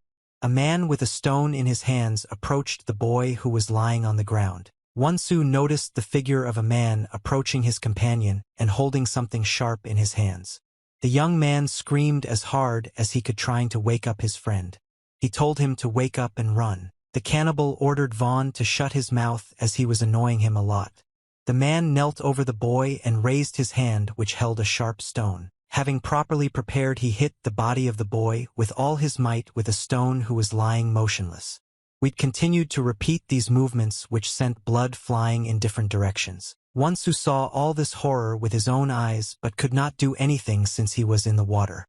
All the boy managed was to shout at the cannibals in response to their actions that they were just monsters. There was a fog over the water in the cave. Drops of water slowly dripped from the sharp stones on the ceiling, filling the puddle more and more. The cannibals lay next to the boy's body and snored loudly.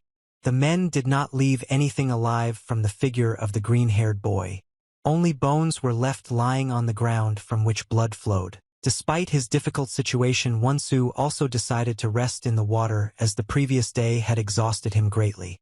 The boy needed to gain strength, which he would definitely need. Suddenly the boy woke up and screamed as if he had a terrible dream. His face was very frightened by what he saw in his dream. Looking straight ahead, Wonsu realized that it wasn't a dream. He was again frightened by the skeleton of a dead man. But at the same time he managed to notice one important detail on the skeleton's body. It was a knife that the dead skeleton held in both hands pressed to its chest. Wonsu carefully looked at the weapon and decided to take it for himself. The young man came up with a cunning plan thanks to which he will be able to get out of this situation. He pretended to be unconscious, resting his whole body on the skeleton in the water. Then he began to move smoothly towards the shore where the sleeping cannibals were. Suddenly one of the men reached out his ugly hand to the boy's head. He took the boy by the throat and lifted him above him. He was pleased with his catch and exclaimed that he had finally caught this rat. The other man, who was still asleep at that moment, woke up to the loud screams of his partner. He noticed that he was holding the boy and said that he was right, that it was necessary to wait a little. The man holding Vansa by the throat was pleased. He turned to face his partner and said that he is always right. But suddenly a wound opened on his neck. The cannibal fell to his knees and began to bleed. His brother quickly ran to him and asked what happened. The man sighed heavily and replied that it was the same boy. He pointed to the boy who was lying motionless on the ground. Wonsu pretended to be unconscious again so that no one would touch him at this moment. The man approached the boy and began to look closely at his body. He did not understand the words of his brother, who pointed out to him the boy. The cannibal could not understand what was wrong with this young man. Suddenly everything became absolutely clear to him. Wonsu waited for the right moment to launch his sneak attack, and finally he did. He stuck the knife straight into the enemy's throat with more force. The cannibal was shocked by this turn of events. He managed to push the boys away from him, but the pain was very strong and the wound was deep. A man wounded in the neck fell helplessly to the ground. In such conditions he could not do anything and simply sighed loudly from the unbearable pain. Blood flowed from his wound. Wonsu rose to his feet and went to his knife, which he had borrowed from the skeleton. He dropped it just as the enemy struck. The boy took him back to his place. The boy turned his head to the side to assess the situation around him. He noticed the ribcage of his green-haired friend, who was not allowed to eat dinner yesterday. The boy was horrified. Also, Wonsu was very angry at the cannibals who had done this to his friend. He was holding a knife in his right hand and was approaching the wounded man. He in turn loudly asked for mercy, but Vons didn't care. He understood who he was dealing with, so he didn't wait a second. He rushed at the enemy with a knife in his hands and began to cut his body into pieces. The boy continued to sit on the cannibal's body, relentlessly striking the body with a knife. He had managed to deal with one cannibal, and now he was doing everything possible to finish off the second. Suddenly the boy felt a powerful blow from a stone which hit him right on the head. Wonsu didn't even have time to get scared but already received such damage. It was another ally of the two who killed Wonsa. The boy fell to the ground from a heavy blow to the head, with a stone hitting his face on the ground. The man who struck Wonsa was talking to someone else. He did not come here alone and reported to another ally that there was no one else around. The fat man heard his ally. He stood over the body of the defeated boy and asked him if he had killed those two. Wonsu turned to face the enemy but did not answer. He was going to stab this man as well. But the latter overtook him, kicking him right in the chin. The boy dropped his knife again. Now he was lying on the ground, bleeding from his face. Another enemy stepped on his head, holding him and showing his supremacy. The fat, creepy man concluded that it was all such a small person who killed those people. He said that he was still very young and he had already tasted the taste of blood. The man standing on top of Wonsu continued to press his foot on his face. The boy's face did not look very good. The cannibal asked how the boy tasted blood. Suddenly the fat man said to let the boy go. The other was surprised at first but still decided to do as the fat man said. Wonsu quickly slipped out from under his feet and stood in a battle stance facing his opponents. Zrodovan mockingly told the boy to at least try to get closer to him. He looked down on the child, showing his superiority. Wonsu still stood motionless in one place with his arms out to his sides. He was very angry with these men, but he could not do anything about them since the forces were unequal. At some point the guy decided to just move his legs. The fat man reassured his partner and told him to leave the boys alone. He was sure that they would meet him again, but now they needed to get rid of the bodies. Wonsu walked around the cave day and night in search of food. He already knew where he could get water, but food was more difficult. Suddenly he saw two bats above him hanging upside down. One of them saw the boy and instantly decided to fly away from trouble. In order not to frighten the animal too much, Wonsu slowly lowered himself to the ground and reached for a stone lying nearby. He tried to keep his eyes on the bat, keeping it in his field of vision. Having chosen a suitable moment, the boy threw a stone with all his might in the direction of the flying beast. He managed to kiss the animal directly in the stomach, which made the bat scream. Impressed by his prey, Wonsu quickly ran up to the bat. He took it in his hands and examined in detail the place where he had hit with his throw. The boy already understood that, even in this cave, the strongest survives. Therefore, he was no longer disgusted by anything and began to eat the raw meat of a still living bat. Wonsu was no longer frightened by the cries of animals. Almost 6 years passed and someone's life was still boiling in the cave. Two young men were making a fire right in the middle of one of the parts of the dark cave. They were frying something aromatic and tasty. Then one of the boys called the other to him and said they had to go. According to the young man, they had already lit a fire and roasted something fragrant. Literally, after a couple of tens of seconds, 4 cannibals appeared on the horizon. They came to a fragrant smell that could be heard from this side. The men noticed a fire in front of them which was still burning. Without thinking for a long time, the men rushed towards the aromatic meat. They thought that luck just smiled on them. One of them warned that they must first deal with those who prepared it. Out of nowhere, a wild animal ran out, clearly displeased with the men's loud behavior. He ran towards them and roared loudly. The men did not have time to figure out what was happening here, as a wild beast similar to a wolf attacked one of them and began to eat. Everyone was in complete shock and horror at what was happening. The men realized that they could no longer save their comrade, so they rushed to run in the other direction from the wild beast. Someone was carefully watching them from above. It was Wonsu, who managed to survive in the cave for 6 years. Now he wasn't just a little boy who was afraid of everything. He was about to jump down. Descending from the mountain, Wonsu headed in the direction of the wild beast. The cannibals heard someone land on the ground and turned. They were surprised and asked each other who it was. A second before he collided with the beast, Wonsu stopped. The wolf-like animal was not going to just watch the boy and rush to attack him, but Wonsu did everything not just for fun. He had a clear plan that he followed. The boy ran in the direction of one of the uninvited guests. The man saw Wonsu running right behind him, followed by a wild beast. He shouted and called the boy crazy and asked what he was doing. They all ran so fast they didn't even notice the fire in front of them. They managed to stop literally a meter away from the burning fire in which someone was already burning. Without thinking long, Wonsu kicked the man standing in front of him with his mouth open and sent him straight into the flames.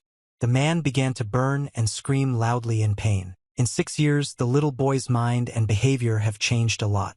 Now he could think calmly in a critical situation. Wonsu bent down to the floor and picked up the lunch that the young men had prepared for this. It was a leg of meat on a wooden stick which madly attracted the wild beast. He could smell her and looked at the boy who was holding the meat and growling. Vons did not have time to stay in one place. Therefore, having irritated the beast, he quickly ran towards another man. The boy held the meat in his teeth and a wolf-like beast followed him. The man kept backing up, kicking his feet until he rested against the rock behind him. He shouted loudly so that the boy would not dare to approach him. Of course, Wonsu had his own plans for this. He wasn't going to listen to the cannibal in front of him and moved relentlessly towards him. Having come as close as possible to him, he stepped on his shoulder. The boy pushed himself away from the man's body and climbed up. He was still holding a piece of meat on a stick in his teeth and was trying to grab hold of the rock. Vons managed to escape from the wild beast and at the same time to get rid of another enemy. He climbed the mountain and watched the action from below. The wild beast had already got hold of human flesh and began to devour it relentlessly. The man shouted loudly and looked in the direction of the boy on the mountain, asking for help with his eyes and cries. Of course, Wonsu wasn't going to help him. His plan worked as well as it could, and he stayed alive and with lunch too. In addition, the boy managed to get rid of as many as 4 competitors in the cave. For a woman stood at the entrance to the cave from above. It was Sajin who watched her son and marveled that he had managed to survive in the cave. She thought that now he had only one choice. Two guards stood at the entrance to the mage clan's secret facility. The sun shone very brightly today, creating shadows from the columns on the stone floor of the palace. The guards stood motionless, looking around. Suddenly their peace was interrupted by a woman who quickly moved towards them. The men were in a misunderstanding. That woman was Sajin, who had finally reached the palace. The guards turned to her and asked what business she had come for. The woman replied that she had seen the robbers nearby. The men were shocked. One of them asked where they were now. Sajin pointed in the direction with her hand, to which the man replied that they would immediately go check everything. The other guard wasn't going to go anywhere without a weapon in hand. Sajin tried to dispel any doubts in the guards' minds. She said in a frightened voice that she had indeed seen the robbers and asked the men to go there as soon as possible. After these words, the guards stopped muttering and went on their way.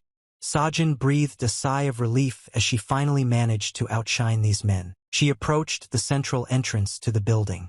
The woman carefully looked around her, shaking her head in different directions. She did not want anyone to see her in this place. After making sure that the surroundings were completely empty, Sajin decided that the time had come. She slowly put her hand to the door and opened it. The woman went inside the building.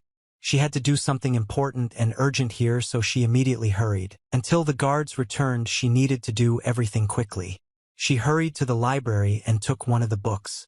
She then headed east, which led directly to where she had been heading from the beginning. The future generation was training on the battlefield in the Mage Palace. At that moment, a battle broke out in the arena between several pairs of warriors. One of the couples was a brunette and a blonde. The boys were as focused as possible on their battle. None of them wanted to lose to their opponent. Having delivered a couple of blows which were blocked by the opponent, the blonde decided to attack the opponent with a chop on the legs.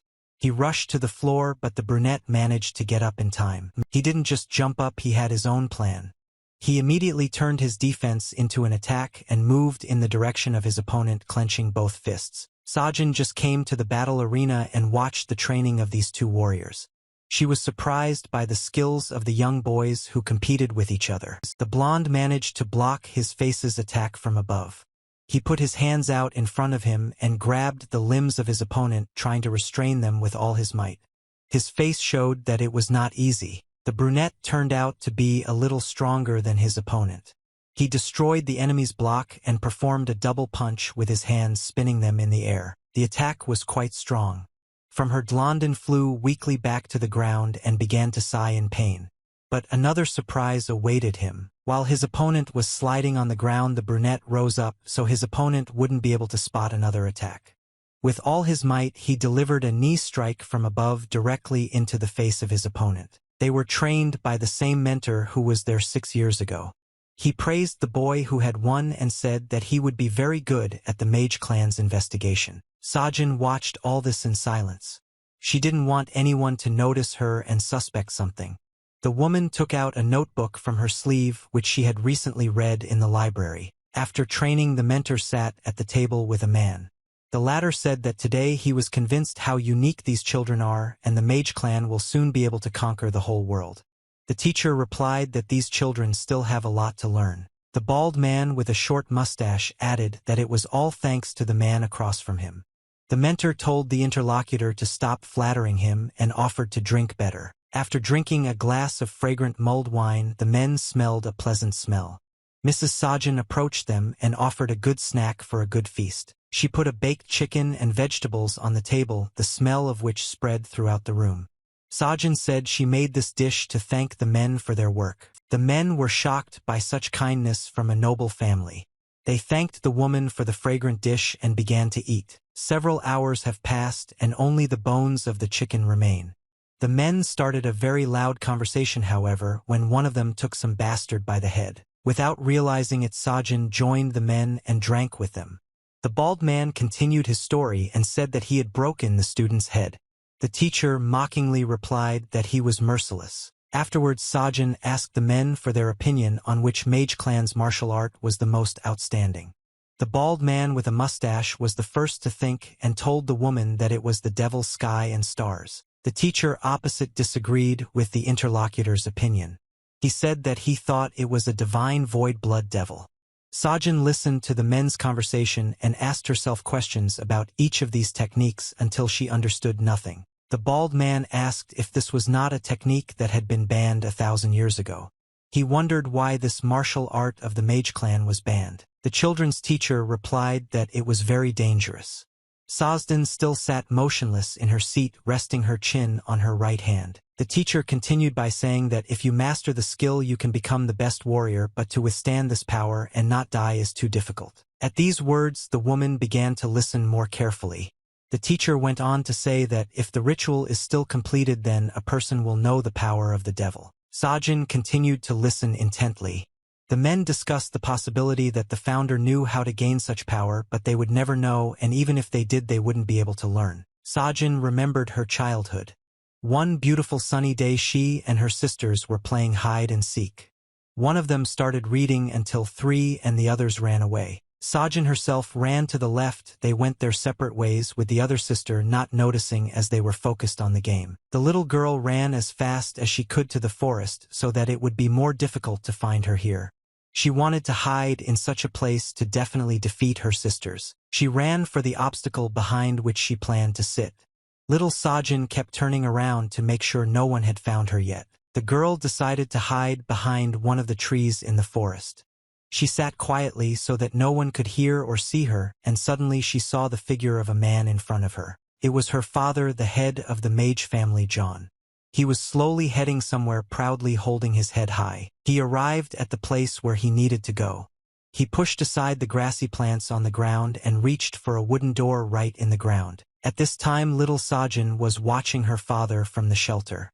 She noticed that John was going into some secret entrance underground, and she became very curious. The head of the mage clan was about to descend. Directly under the ground there were wooden stairs that led down. The man took the first step forward. When Jung had already gone down deeper, little Sajin decided to come closer and look into this secret cave. She saw her father coming down the stairs. John arrived at his destination. He was going to visit an old man who was chained in this cave. Approaching the old man, Zhang told him that he had a rather long name. Grandfather, who was chained by throwing chains for all his limbs, was not very happy to see Chan in front of him.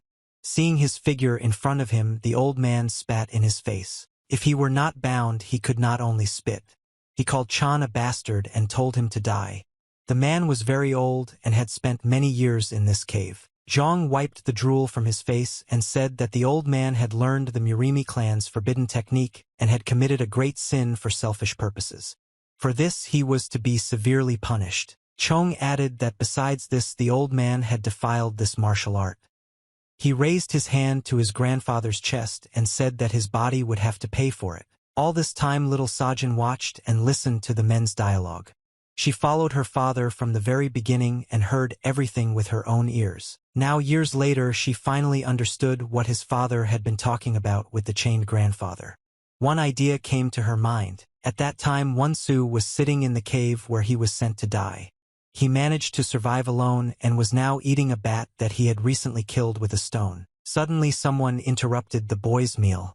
Wonsu turned his face to where he heard the strange noises and saw a figure in front of him. Wonsu didn't even have time to think when the man in front of him hit him right in the neck with a stick.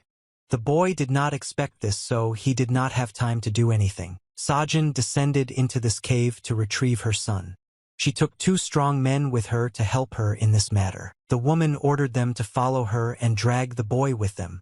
She found the ancient cave where her father used to go down, and now she was heading there herself. Sajin came straight to that chained old man. The men threw Wonsu's body on the floor and disappeared. The woman told the old man that she came here to fulfill his wish. The old man looked straight at the eternal woman and asked what she was talking about. He did not understand what his interlocutor was leading to. Sajin pointed with her hand at the body of the young man who would be lying heavily on the floor. She said that if the old man taught him a forbidden technique, she would relieve his torment forever. The old man did not take these words seriously.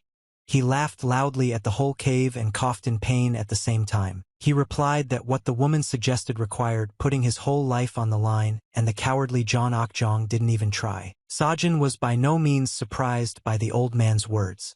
She calmly nodded her head and replied that she knew about it because it looked a lot like her father. The woman's words made the old man think.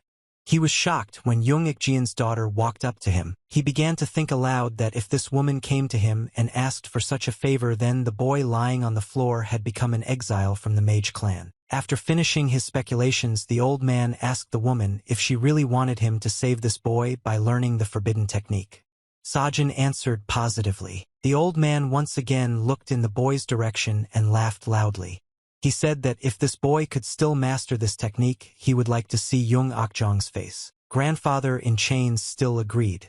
Literally after a couple of seconds, Wonsu was already sitting in the lotus position, evaporating a liquid of a strange color from his body. The pores on his back were open and steam was coming out incessantly. So far the boy felt absolutely nothing. The old man then proceeded to the next stage of learning this forbidden technique. He released a stream of blue energy from his mouth which instantly took the form of an arrow. The flow of blue energy was meant for young Wonsu. Feeling this rush, the boy opened his eyes wide and did not understand where he was. He knelt down, raising his hooks up, and began to scream loudly. His body became covered in veins as the skin began to evaporate into the air. The boy extended his hand towards Sajin and begged for help. The woman was shocked because she imagined this learning process a little differently. Sajin turned to face the old man and asked if the boy would die from this. Grandfather replied that he has very weak blood and may not be able to handle such a force. He added that if the boy does not manage to cross this initial limit, then there will be no sense in all of this. Wonsu was writhing in pain in his hands. His veins were literally climbing a mountain. From powerlessness, the boy began to simply beat his head on the floor, emitting blue energy. He could no longer bear this excruciating pain. This process was completed and Wonsu fell powerlessly to the floor, sprawled his body, and passed out. His head was bleeding from previous blows to the ground. The boy's screams attracted the attention of the men who had been helping Sajin from the beginning. They came back here again, and one of them sat over Wonsu's body. He tried to feel for his pulse but found none. Realizing that the boy was no longer alive, the man shouted about it to the others. But suddenly Wonsu's hand came to life and grabbed the man. He shouted again so loudly that it sent a sound wave throughout the cave. Sajin and the old man looked at the young man in surprise and expected to see the result. Wonsu got up from the floor and sat down. His figure now looked powerful and ungainly. His aura turned bright blue, and the boy was still panting from what he had just experienced. The old man, bound in chains, looked at the young man with a satisfied face. He thought to himself that there was a lot of energy in the boy's body, and he still managed to master the divine void bloody devil technique. After a long and painful procedure, Wonsu finally stood up to his full height. The figure of the young man looked promising. A blue energy hovered in the air around him. Suddenly the boy noticed a snake lurking around the corner. Having just seen the animal and heard its hiss, Wonsu cut the snake in half with the speed of light. Sajin watched the boy and was pleased. She ordered the man standing next to her to prepare for the next training session. He replied that he would do so. The chained old man looked pleased. He said that he had given the young man all the knowledge and now it was time to fulfill his own wish. But Sajin had other plans for this.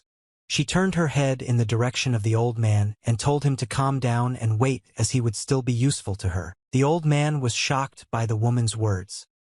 He raged at her, loudly calling her a bitch because she had promised to fulfill his wish in exchange for hers. Suddenly Vons got tired of the old man's screams and decided to put him to sleep.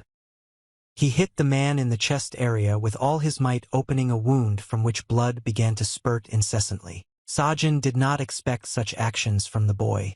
She stared at the gruesome picture in front of her with horror on her face. Wonsu hit so hard that he opened a hole in the old man's body.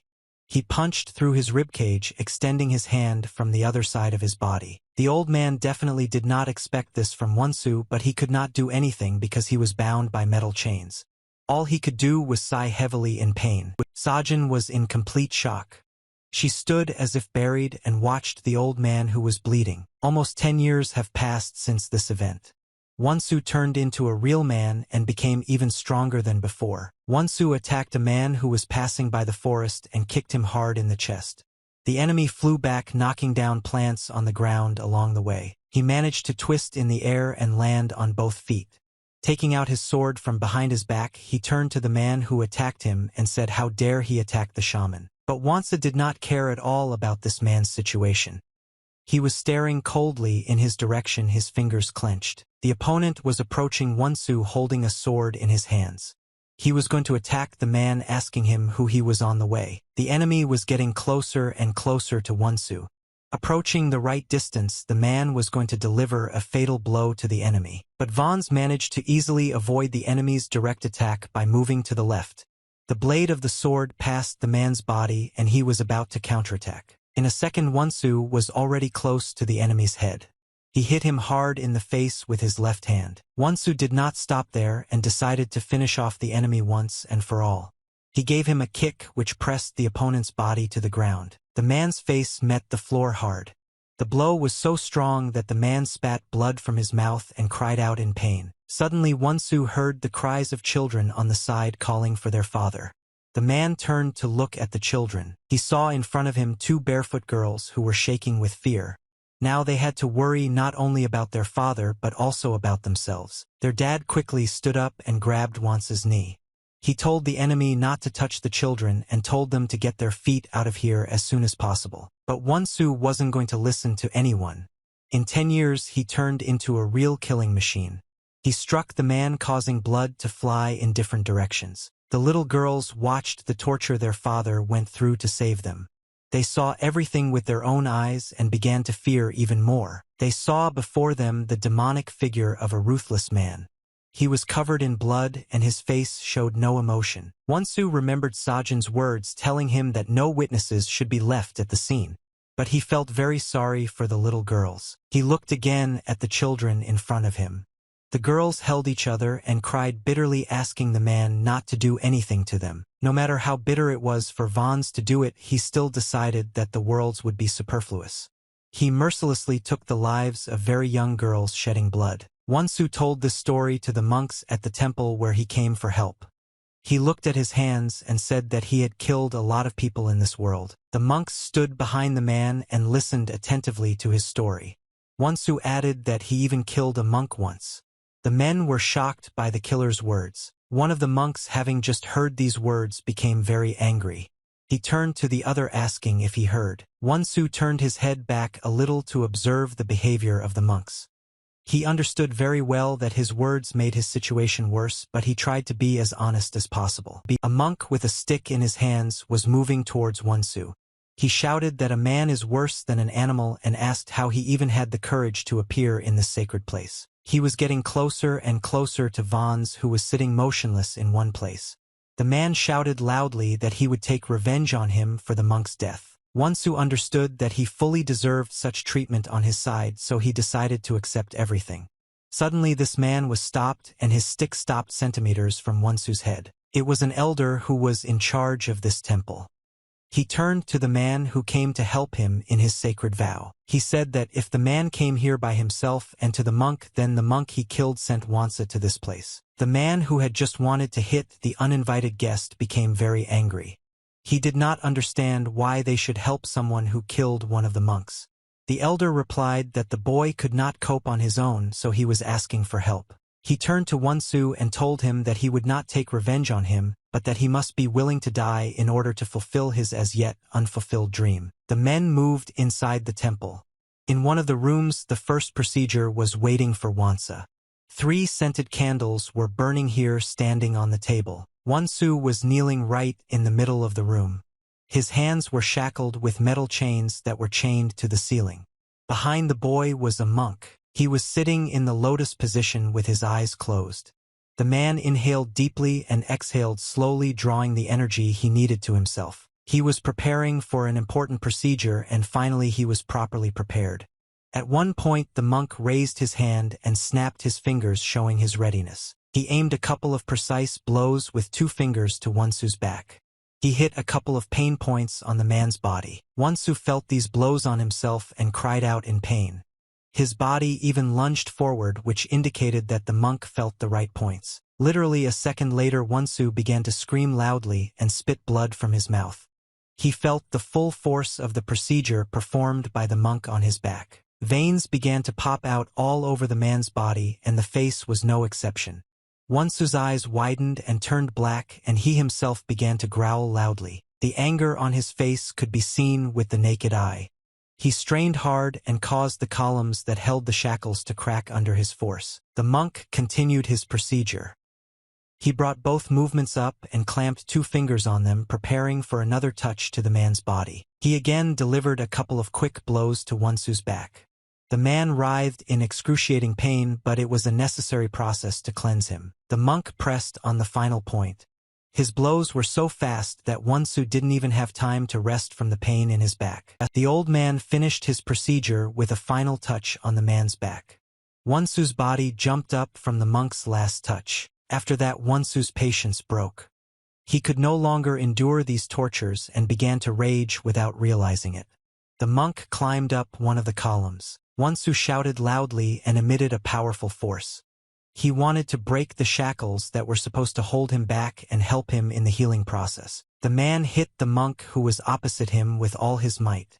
The man in the orange robe did not expect this and did not have time to avoid the attack, so he flew back helplessly. His wards quickly came to the monk, who advised him to stop this procedure, commenting on how dangerous it was.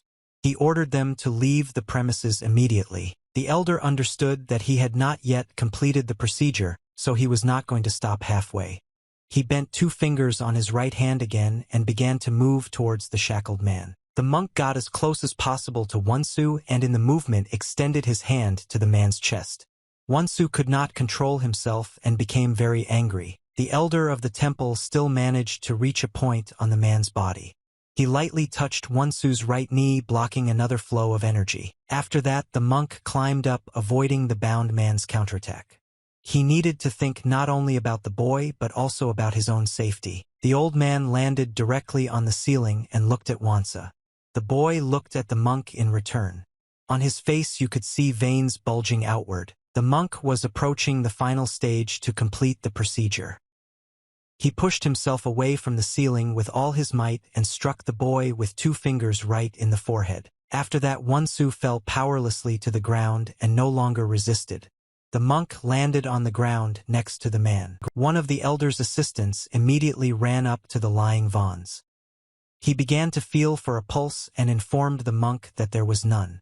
The old man ordered not to touch the boy. He looked at Wonsu's motionless body and said that he had blocked all 5 of the necessary points on his body, adding that if the boy would be a sinner, then I would die immediately from such a thing. Afterwards, the monk silently began to look at the still body of the boy.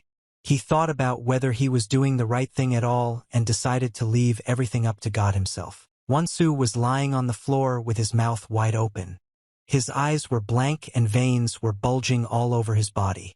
He miraculously survived this difficult procedure. Another of the elder's assistants ran to the strange sounds in this room. Seeing a motionless body on the floor, he immediately ran up to it. The bald man stared intently at Wonsu's body. He tried to understand what had happened to him and why the monk agreed to help this not-so-simple man at all. This man respected the need for information about everything to his mentor. The old monk was very surprised that everything was true. His teaching confirmed his words and added that he himself felt that this young man had killed his mentor and then came before them to the temple. The old man was not willing to tolerate such abuse towards himself and the temple. VN wants to get rid of everything and say to see him off to the young man. The monk who decided to help Vons finished his rite and walked out onto the street. He spent an hour meditating here. Raptom, who interrupted the prayer, was a monk who was called Lama. You come here to visit the killer who killed one of the mentors. The monk is not at all happy about this new thing. He shook his head and said that it was good for this young man to be here, but he couldn't be helped at once. The Lama became very angry with the man.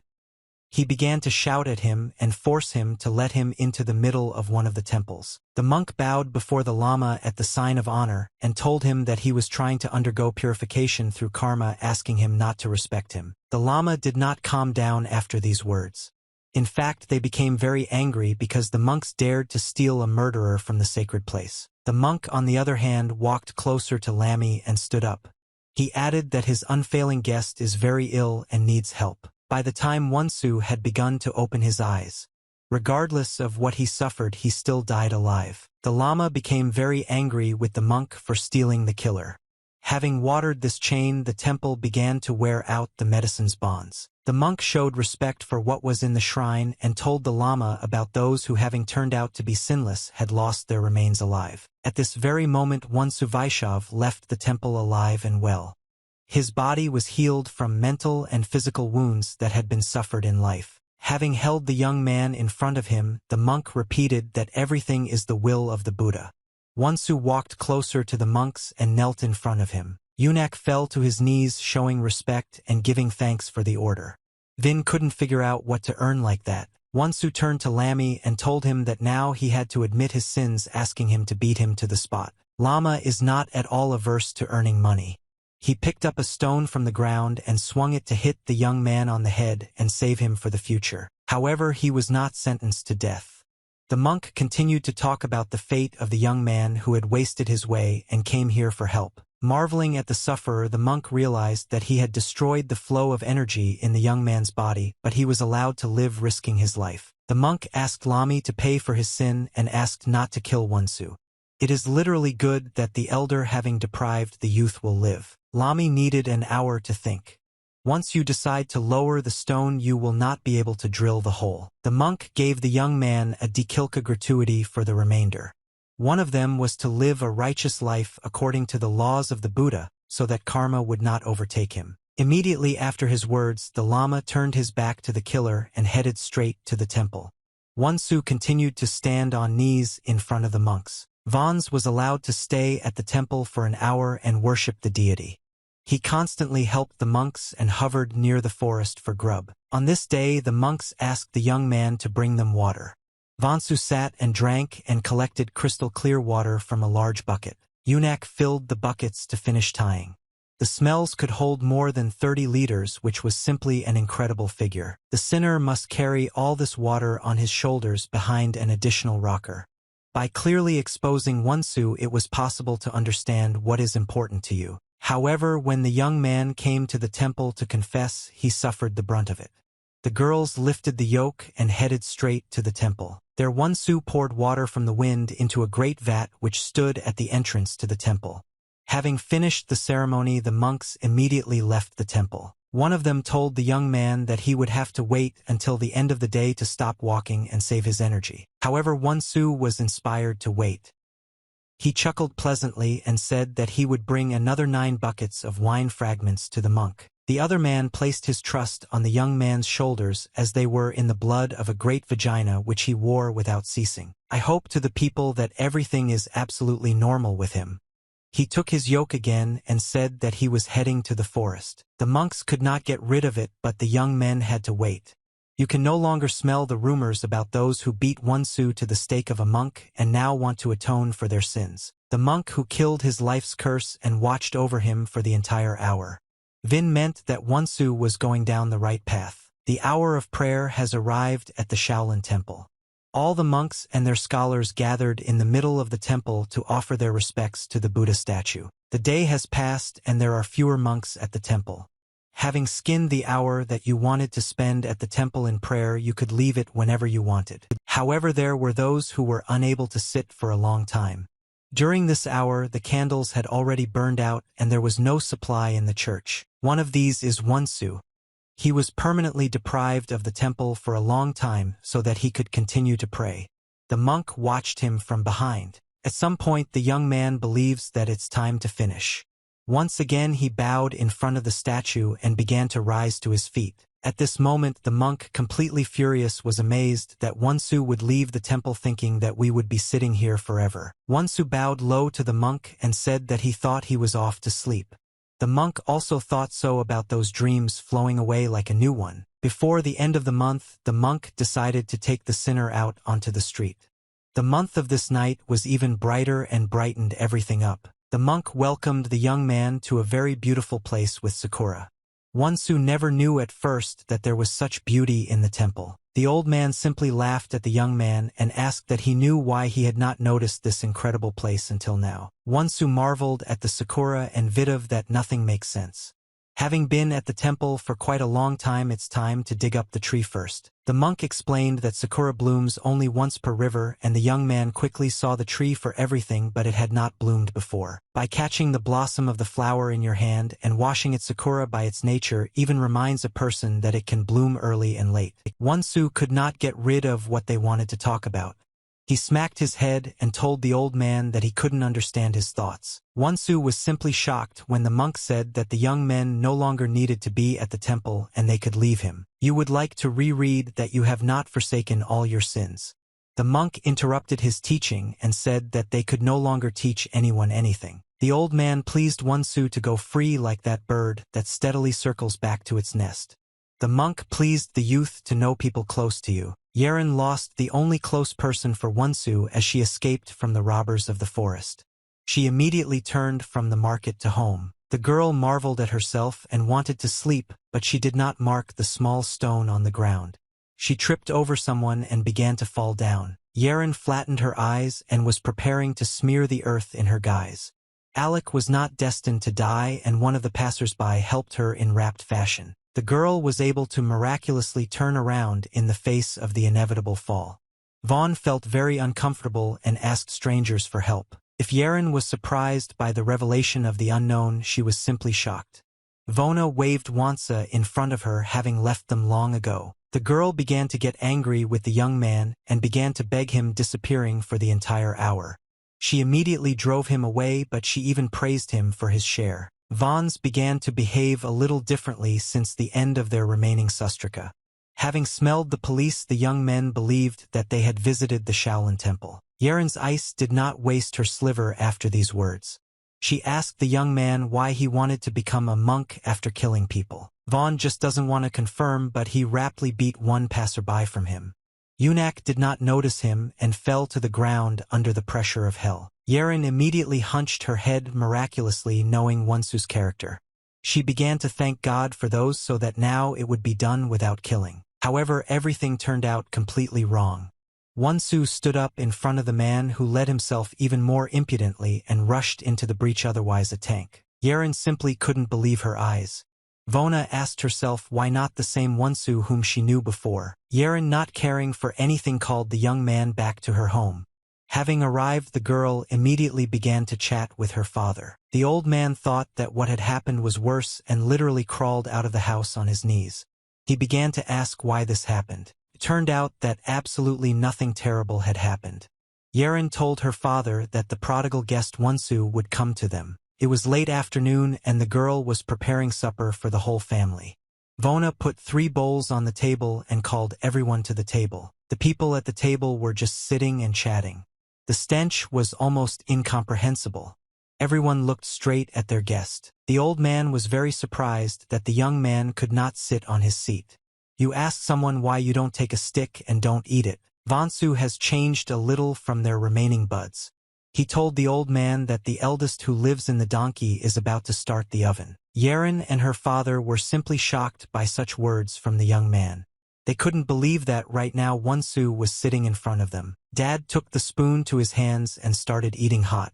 He constantly watched over the guest and could not understand how he had changed so much. Wonsu looked at himself as marvelously as possible at the thought of the rulers.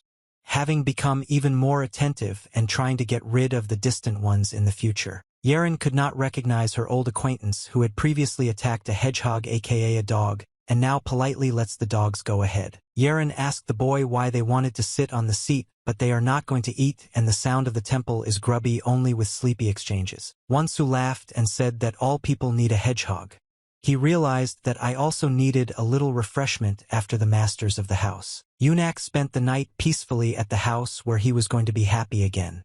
The dawn of the new day has dawned and the new month has given way to sunshine. Yeren needed to vacate the young man, so he said goodbye to his father. The old man ahead of his daughter was as careful as possible when she was growing up. Veva Shaver Spinchi Wonsu. Yeren was already very upset, even though the young man had never seen emotions, especially fear and worry. Wonsu told the owner of the booth that he was going to take up work and told her to leave her father and look after the old man. Yeren has a lot to say about the youth. Vaughn didn't realize what they were going to say to her, but now she's helping her. The girl could not resist anything. Wonsu took the backpack on his shoulder and said that he was going to worry about all the work, there was no point in wagging. Yeren watched the boy go by the forest. Vona simply couldn't believe that she could change in such a short time and start working. Father was amazed that the young man had turned away from etiquette. Yeren explained to her father that it was only Wonsu who turned back from the temple. The young man was faced with a very difficult task. They took off their outer garment and stood in front of the jug tree getting ready to chop wood. His look at this moment was the same as when killing people. But now you can work hard and know what you need. Wonsu started to work and first hit the wood drill. You need to apply 1,000 more of these so that it falls out. Spent an hour without a trace.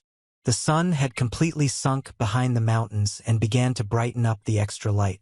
Wonsu is still chewing his feet. By that time he had already accumulated enough firewood to work. His backpack will be filled with firewood as if he had pricked it with a dry hand. Yunak didn't get tired for the whole day, he worked just like that at the temple. The two of them sank onto their knees to lift the backpack. 1 hour something wonderful was happening in the forest. The whole thing got out of the motorbike and lurched forward with the speed of the car. Kin, looking even angry, carried a heavy weight behind him, by whose cart sat a little child who so far had everything in order. The fathers could not restrain their wild horse, which was so hot for their child. The stinks were screaming throughout the entire forest, trying to get rid of me and help. Wonsu felt the screams and immediately turned to the right to check it out. He rocked his horse in front of him as it spontaneously fell into his head. The young man also came to notice the happy little child who was sitting by the little flower box and looking at the road. However, things were too dangerous for her. Vaughn immediately realized that he needed to rein in his horse. He began to look around and wondered if he could help him put up a barrier. It was already too late today. I was as close as possible to the young man, and from the moment I broke through his living wall. Wonsu believes that it is not possible to enter in any way. He placed himself under a human shield in order to pin down the creature and kill the child. He didn't dare to hesitate and crashed into the man at great speed. He hit the young man with his hoof, who flew up a few meters. The effort of Wonsu turned out to be unsightly and finally stammered effectively. He put his horde on the ground and calmed down after giving someone the stusan. The fathers caught up with the cart and immediately jumped the child out of it. I am extremely glad that her child has lost her health and grooming. Raptom people sensed the power of this side of the camp of their child. The stinks immediately realized that this very unknown snake had stopped the horse. Wonsu as a child did not look healthy at all. A wound opened on his left hand after being hit by a horse. The fathers were endless young men and began to bow down in front of him as a sign of gratitude. Wonsu felt uncomfortable and told someone without achieving anything special. People immediately noticed that the young man's left hand was injured. The stench encouraged him to seek medical help from the doctor in order to heal his wounds. However, the young man decided to raise the price of a doctor and said that there was nothing wrong with him. The fathers of the children spent the entire hour soaking up the young man. Wonsu went to his backpack and took the firewood. People were already amazed and wondering if they could really convey such a message to serious injuries. Wonsu turned to the fathers and said, so that the stinks don't boast about anyone. Galavna, the baby is fine, but you got it right. People simply could not believe that the young man would go so easily. The stench was trying to reach him in order to find out who he was. It was already quite dark on the street. Yeren had finished all her work around the house and was now sitting by the window looking at Vons from the forest. Raptom, the father and daughter, noted that they were approaching their yard. The stinks could be detected by the young man after the long work. Vonsu came to your attention and told the girl that he had turned around. Yunak looked completely unwell and grabbed his hand. Yeren began to worry about the young man. She asked him what happened and why he turned around so late. Having recovered from her wounds, the girl earned a living so that Vons was beaten again and again.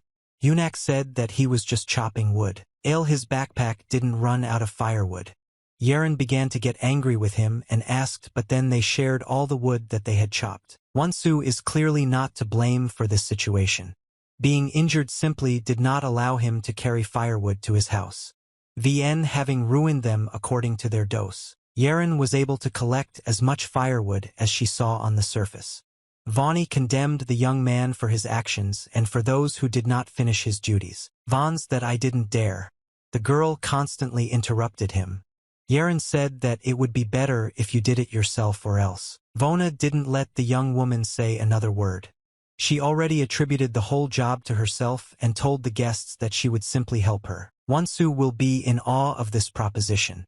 The next morning the girl left home early on important grounds. They needed to visit the local market to buy a few products. There were a lot of people at the market today that there was no way around it. Yeren always collapsed in front and watched over the young man who collapsed behind her. Vons was trusted to simply carry a package at each hand. However, this work turned out to be a big deal for him. His left hand did not touch the package. The fragments were injured after yesterday's fall. Yeren could not understand why the young man was collapsing so quickly. Vaughn was about to push him, but when she turned back she realized everything. Vona asked Wonsu about how she was seriously injured. Yunak said that it was a minor scratch and there was nothing serious there. Yeren tried to reach the wound and immediately shouted. It suddenly became clear to me that this was not a big deal at all. Yeren became very angry with the young man. Vaughn began to scream at him, scoured the fragments, and having shaken off his wounds, entered into battle again. Wonsu began to laugh, not understanding why the girl was so important. You tried to cross over with someone who had not fought with anyone unimportantly in the past. Yeren did not believe the young woman. Vaughn was forced to tell the truth since Vaughn was not going to tolerate anyone anymore. Raptom, their not-so-receptive dialogue, was interrupted by old acquaintances of Wonsu. They recognized the young man who was called a hero after yesterday's situation. Yeren immediately started screaming at Wonsu. Vaughn could not understand what was going on and why this villain was called a hero. People wanted to honor the young man and gave him a bag of pennies. They asked him not to be surprised but to take him with him. Wonsu cannot understand what is going on. Vien asked, "What did you burn and this foolish little bag of yours?" The man insisted that the young man take the bag as a reward for yesterday. However, Vons does not want to bother anyone and is convinced. After these words, Yeren thought about the actions of power. Vaughn realized that Dharma had yelled at the young man after his evening walk. Wonsu took the girl's hand and began to walk. The man tried to get his way in order to give him the Ryativnikov. "It's good for you not to leave empty-handed." Yunak Yakumoga Shvich decided to leave this market. However, at some moment the man screamed loudly and said that he would not preach anything else. "Without washing off your clothes you decided to take some fish from yourself. I thought it would be a welcome and inexpensive gift." Wonsu was still trying to stop talking about the man but hadn't heard anything about him. The father of the hidden child decided to hand the fish to the girl at the red cloth. "After this the person will be calm. You climbed onto your horse and told the warrior that you could now leave the market." Wonsu was simply shocked by what happened. This situation itself made Yeren wonder if she was doing the right thing. After the satisfaction of a busy and difficult day, the young people decided to return home. It was already evening outside and the sun was well below the horizon. Vons tried to establish a dialogue with the girl and praised her for selling everything today. Yeren did not give the same answer. Wonsu was surprised that the girl was not happy. He asked her why she wanted to and didn't get it out of him today. Yeren felt very uncomfortable in the presence of the young man. She was steadily getting tired and smelling her strength when she was given power. Wonsu from the girl, it was not like he was working again and he allowed a pardon if the stinks came to the market. Yeren blocked this submissiveness. Wonsu was simply shocked when the doctor informed him that he had simply misunderstood yesterday's dialogue. Yeren was punished for those who did not understand the situation, but in fact the young man got hurt when he fought the people. The girl suspected that the soldier had him. Yeren didn't realize that the young man's hand was on her shoulder. Wonsu decided to calm the girl down and say a few warm words. Yunak, having realized that he is not going to act like a girl. He had long ago lost this situation from the past and was about to collapse further. Yeren didn't understand how it was possible for him to leak out so easily. Wonsu straightened forward. Yeren watched him go and pestered him. There was a welcome chuckle in her face. The girl found out that Wonsu can effectively change and immediately earn a colossal salary. When the young people turned home, it was already night. The sky had fallen for another month and light was breaking through the fog. Yeren was about to prepare the ribness supper. If the children who stinked at the bazaars were sick, they could eat fish. The girl immediately started cleaning herself. There was not one thing that occupied her thoughts. Vona calmly marveled at the steel and guessed the recent events. Vona guessed the moment when Vons calmed down and the stench went away. It looked like this, otherwise he would fuss about her like no one else. The girl immediately began to think thoughts out of her head. Vona didn't want to think about the young man, but at that moment her heart sank. Yeren couldn't get out of the way. She really allowed her little ones to die as if she had gotten drunk on her finger. Yeren looked at the wounded woman and screamed loudly. She became more painful and scared because blood began to flow out of her hand. Vons immediately sensed the girl's screams and rushed to help her. He grabbed her hand and began to ask why the injury was serious. Yeren felt very uncomfortable with this situation. Vona took her hand and said that the injury was not serious and everything was fine with her. Wonsu took the knife to his hands and told the girl to rest and to do all the work for her under his close control. Yunak was unable to clean the fish, so Yeren stood steadily over him and helped him. So far I haven't gone into anything much. The young men could not tell the story of the dead fish, but Father Yeren watched them from behind and listened. He caught hold of his daughter and wanted the best part for her. It seemed to me that the two of them could find a good language. It was time to go to bed, and the two young people were in their father's room. Yeren left her father's hot night and got ready. Yeren also hasn't forgotten about the young man. Wonsu turned away his fears from Yeren, feeling a little bit benefited by his presence. The old ones steadily watched over the young ones and recuperated. You were pleasantly surprised at how your daughter wasted so much. If Yeren left the room, it would be possible to leave the light. You will go to the candlestick and blow out the fire so that you will not have any sleep. After this, the young man straightened to his place of sleep as the left hand grew out of the old one. They rarely spend the night in the same room. The day has not passed yet, as if the old man had lost his mind. He began to cough loudly and his throat burned up the fragments. Yeren immediately snapped when she sensed her dad's voice. Vaughn ran to his room hoping to help the old man. However, Wonsu was struck by the worst. He gave the old man some wonderful drink and stirred him up to drink so that he would feel better. Dad didn't feel like it anymore but had already drunk his drink. They immediately felt relieved and thanked the young men for having stolen him. Yeren did not manage to reach her father's room and stood in front of the door. She felt that the old man felt better and didn't know why she should come in. Yunak helped the old man to clear his throat a little and got ready to go to bed. Raptom, I asked the young man to check and talk to him. The old man asked the boy that he was thinking about Yeren. Wonsu was simply shocked by such statements and did not know how to give evidence. Yeren stopped standing at the door and did not go to her room. Vaughn respectfully listened to the dialogue between the two people, or rather overheard. Wonsu began to enjoy himself after his feeding.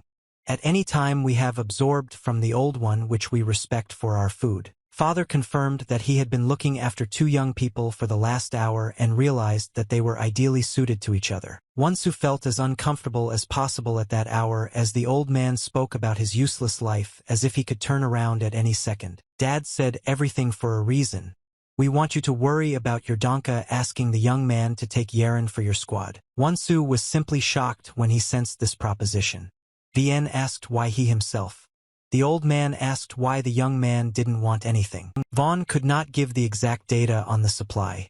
Having said that, on the right, there is nothing wrong at all and the situation is very complicated. The old man couldn't keep up with the young man for long. Having informed him that since he has no desire to make friends, he will not bother anyone. Vaughn wouldn't mind at all but said that in his opinion Vaughn is unworthy of such a girl as Yeren, so Vaughn is ideal for him. The old Bov is much clearer than radium. Having taken his punishment by hand and having made a promise, he is fit to do so rather than just get into trouble. Yeren at that moment was outside the door and was still wearing clothes.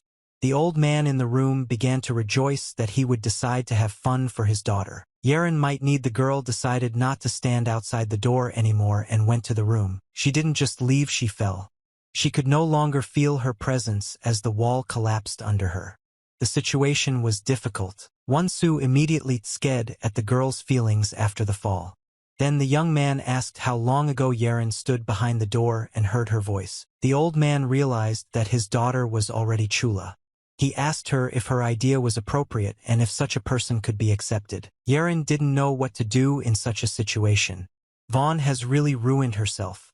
The girl grabbed her head and ran out of the house to be alone. The Vaughns and the elders decided not to re-examine the girl.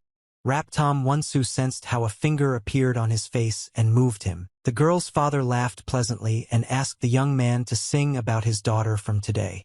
The food came naturally. After that, the people talked to each other for a little while longer and went to bed. Wonsu decided to talk about his team and his love. 2 years have passed since that moment when Yeren and Wonsu began to live together. The woman has already reached the end of the spring and the day of the curtain has arrived. 2 old women took the curtains from the girl. Yeren screamed in unbearable pain but continued to push to release the child into freedom. Wonsu was outside the booth at the same time as his father's squad. The young man was no longer worried about becoming his friend. He sensed the unbearable cries of his wife and started to get really angry. We want to rush to the door and try to help Yeren. The old man calmed the young man down and said that there was nothing he could do to help him. Everything that could not work in this situation is worth checking. People decided that they could obtain long-term treasures. They brought a baby into the street and told them that they had given birth to an absolutely healthy boy. The young warrior stood straight in the middle of the day with his hands across the place. The chills are quite poor. A straightforward man like Viv Baika. Based on his appearance, one could tell that he was a farmer. A young warrior with a scar on his face looked askance at the man in front. You want to marvel at the accusation but close it. The 2 men were quickly approaching each other. The stench was unknown, so their roads could simply dissipate after this bridge. However, the farmer who adopted his denunciation had completely different thoughts. The rapt flow of his forehead flowed and blocked the path for the young warrior in front. The man told the old man to get out of the way because he wanted to live out his life. Otherwise finish it off. The old farmer's ale was all over the place. An evil chuckle appeared in his face and he asked what he would like to see. The warrior with the scar burned out without realizing what was happening. The old man behaved even more impudently and he needed to be read. However, the farmer started his life first. He raised his hand and created a gush of wind which threw the young fighter a couple of meters back. This is the head of the flight from the wind after this inconsistency. Now the young man decides to look into the old farmer's incrimination. However, he had no time for anything. The old man pulled out a knife from his gut and immediately rushed at the young man with loud screams. The young warrior immediately came to you and was hit with a knife. And he rose to his feet and was ready to repair the support. Yunak attacked his opponent but hit not Yogo but Yogo Baika. The creature began to scream in its throat due to the pain in its chest. The old man got ahead of the young man, so he just needed to give up the road and then perhaps think about how to deprive him alive. But now, as I thought, it was too late. The old man started clicking his fingers and hooting for help. For an hour pipes were visible from the water. The help of the old man was evident from the sight of 2 men who were hanging out by the water. After the signal, the stench was immediately heard and they were ready to fight. Just before the dawn, 2 fighters threw a dozen shurikens at the enemy's side. They were approaching me even more quickly. The warrior with the scar on his face did not survive all the losses. One of the shurikens still achieved his goal and hit the young man's knee. He could not get over the pain, but that was not all. The young man let his eyes burn out and feared that danger was approaching. Having no longer managed to earn anything, he paid with his life. A powerful blow to your opponents just went to your head. The old farmer appeared not old at all, wearing makeup for a while. He stood in satisfaction over the body of the sweaty young man whom he called Wonsu. Tim. For an hour, another Wonsu lived a completely different share. He had recently given birth to a baby, and the smells were still living near his father's house. The old grandfather was constantly fond of his grandson and loved him very much. Ditna was named Wanson. The old man said that he was much like his father. Yeren constantly marveled at how much her father loved his grandson. I repeat that I will live to see the birth of grandchildren. Raptom, my daughter's father, started coughing up blood. He tried to cover the denunciation with his hand, but it didn't help. The blood from his mouth flowed freely onto the ground. Yeren immediately realized that not everyone with the fathers is so unimpressed with their respects. Won-soo was at the fox's place at that moment. He quickly turned home from the firewood and immediately felt the screams of his friends at the cabin. The young father ran to the house and asked what was wrong. Once everyone realized it, he saw the inconvenient man in front of him lying in his daughter's arms. The young woman immediately decided to call the doctor for help. The doctor came to the booth to look at the state of health of Dedusia. When looking at the completion, Won-soo asked the man as if he asked his grandfather. The doctor shook his head and looked down in embarrassment. "We don't want to say anything, but it's confusing." The doctor told the old man's daughter that her father was unlikely to live for another 3 months. Vons to betray the man for whatever price he has promising to pay a great pittance. However, the doctor could not help in any way since it was already too late. Those who were old enough to live to this age were already a miracle.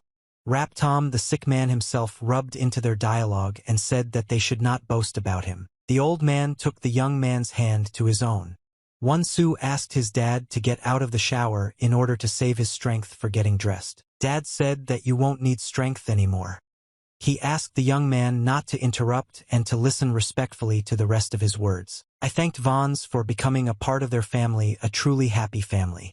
They have a new son who needs to be looked after. Won-soo interrupted the man and asked him not to speak like that. He added that the father still needs it from this family. The old man called to his daughter and told her to be faithful to her husband. Yeren began to cry, wanting fragments so that she could help her father as his sons grew. However, the fate of the old turned out completely differently. Life was completely leaving his body so that one could see in the eyes of how they were dying step by step. 1 hour, an old man in tattered clothes decided to go to the Shaolin temple. He looked even poorer and was wearing a black eye. Having walked to the entrance to the temple, the old man asked for a tribute to him.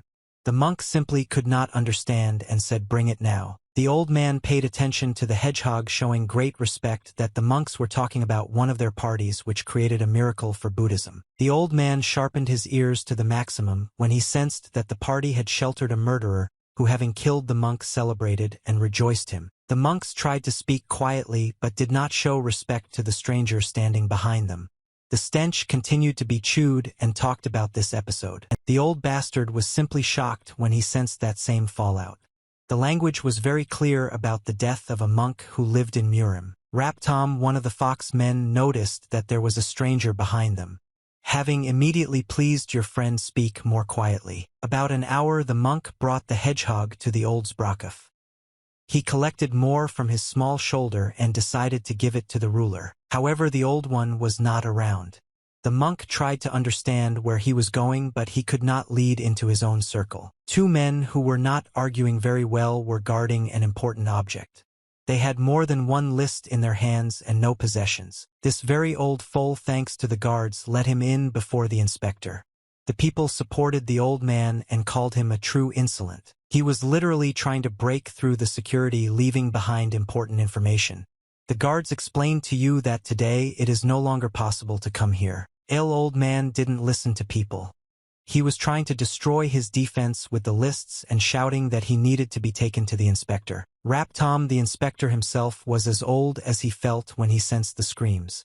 Zebrak immediately calmed down and knelt in front of the important person. Community inspector at the name of Chil Songhyun was already very angry at the old man and asked why he wanted to know him. Zebrak told the inspector that the Shaolin temple showed mercy to the people, killed the Grand Master, and sheltered him within herself. Songhyun was simply shocked by this information.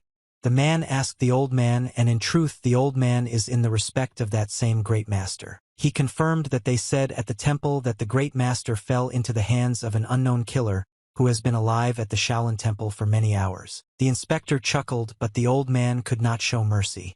Zebrak of the widows that they especially felt about this at the temple if they asked for it. Sejl Songin immediately ordered his ward to send the leaves to all the temples excluding Shaolin.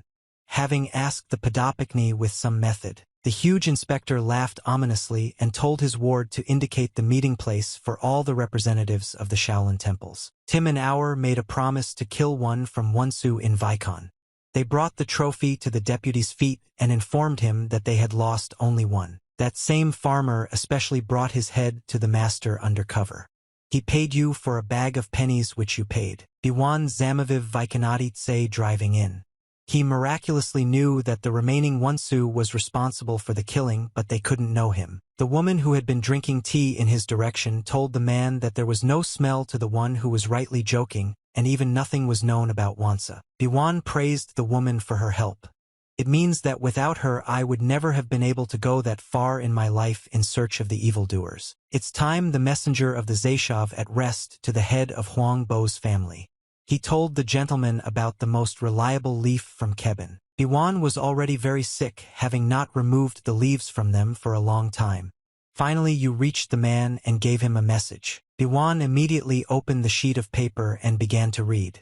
So far he cannot understand what happened in the future, what was sent in these terms. At the Shaolin temple 3 leading monks entered the shrine. They performed this ritual of skin rubbing to atone for their sins. 3 monks knelt in front of the statue and began to pray. At the end of the hour it was forbidden to enter the temple. However, I know the one who dared to break this order. He turned to the most important monk and conveyed important information to the deacon. The monk asked the monk to be as quiet as possible and leave the temple before the head monk became angry with him. The man literally began to listen to his blessings and even more respectfully. Having said that there is a strange infection on the street, one of the monks was hesitant to interrupt his prayer and go to the man. Vin asked him to quickly describe the turbo problem. The man is trying to contain more information in a row. The monk was simply shocked when he sensed that the call was on them. Having immediately informed my senior colleagues that they needed to safely leave the temple and go to the street, the situation did not escalate. About an hour representatives of the main temples visited Shaolin. They were all as dissatisfied as possible and settled in place. The 3 leading monks greeted their guests and bowed to them. The stinks were extracted for cleansing and feeding as the purpose of their visit. According to the viras of the guests, one could read that the stinkers did not come here to drink tea. They were dissatisfied with the fact that any information was rejected. The inspector told the monks that 3 years ago the beast was slaughtered and the stench was taking tribute, so the Shaolin dared to kidnap their slaughterer. Shl Sunghyun was simply in an inadequate state. You should explain to me how it happened that the murderer is still at large. The Lama had nothing to say to his guests. They continued to stand in front of them, clasping their hands and looking at their colleagues. The guests asked the head monk to urgently explain the situation. It was not right for them that the Shaolin temple of the Zash was far away from its important places. The old monk had no choice but to tell the truth. Having washed it out, since it has become common knowledge, there is no need to grab it. The guests were simply shocked when they sensed that the head monk had confessed to the fact that a person named Wonsu was effectively providing medical assistance here. Biwan was also present among the guests. Nobody has his own plans for Wonsu. You want to find out where the young man is going now. One of those present began to get really angry with the monks. You need to explain what kind of devil the stench burned. They covered the killing and did not give it away. The monk paid a lot of money ahead, especially liking Wonsu. Having asked the guests to calm down, he will be able to explain everything to him. All the guests were so angry that I didn't want to hear anything. Another of those present drew his sword and placed it at the monk's head, having said that if someone is passionate about killing, then he can be considered as a student. The teaching monks asked them to behave like a streamer. Another head monk also joined this half. He screamed loudly and asked everyone to calm down and give them a chance to explain. The inspector asked the man with the sword to lower his armor. The fragments of the stench had not yet gone so far as to not give the monks a chance to redeem themselves. Hl Songhyun turned to the monk and calmly asked him for his reasons causing Wonsu to be denied medical help from the temple. The monk explained that the boy was mentally and physically abused by magic, but Wonsu thought about his mercy and was able to get out of it. One of the guests asked why Vons was interested in joining the sect of magic. The monk said that what we cannot know, having learned this type of magic from time to time. Biwan was simply shocked when he felt that the monk had blocked all 6 energy points of the young man, so that he would not vicarize the fighting mysteries. However, the guests did not calm down. The stench screamed out to say that it had been killed. The monk said that I don't know anything about Wonsu other than his name. The man began to act very fiercely again. After asking representatives of the Shaolin Temple, they dared to accept the decision to self-extinguish. The monk believed in people that without making any decision he simply gave help to those who required it at that moment. The monk also added that since the anger of people cannot be stopped in any way, he is ready to answer for all the sins of the murderer as well as for his own power. A man with a sword would not at all mind working with it. He rushed with loud screams at the monk attacking him with a holy sword. Bekvin became Raptovo on his way. After asking the person to calm down, some stench could be found in the sacred place. Some guests were not welcome from the city. The stench forced Biwan to get out of the way. The head of the family Huang Bo tried to explain that this was not a decision. You swear on the name of your family before the inspector to help you find Wonsu.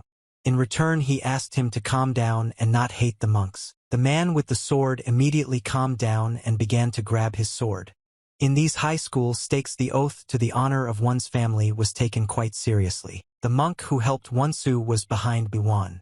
Having not seen the emotions of the year, they continued to stand on the spot with their hands clasped together. At one point, my young family was worried about seizing her dad.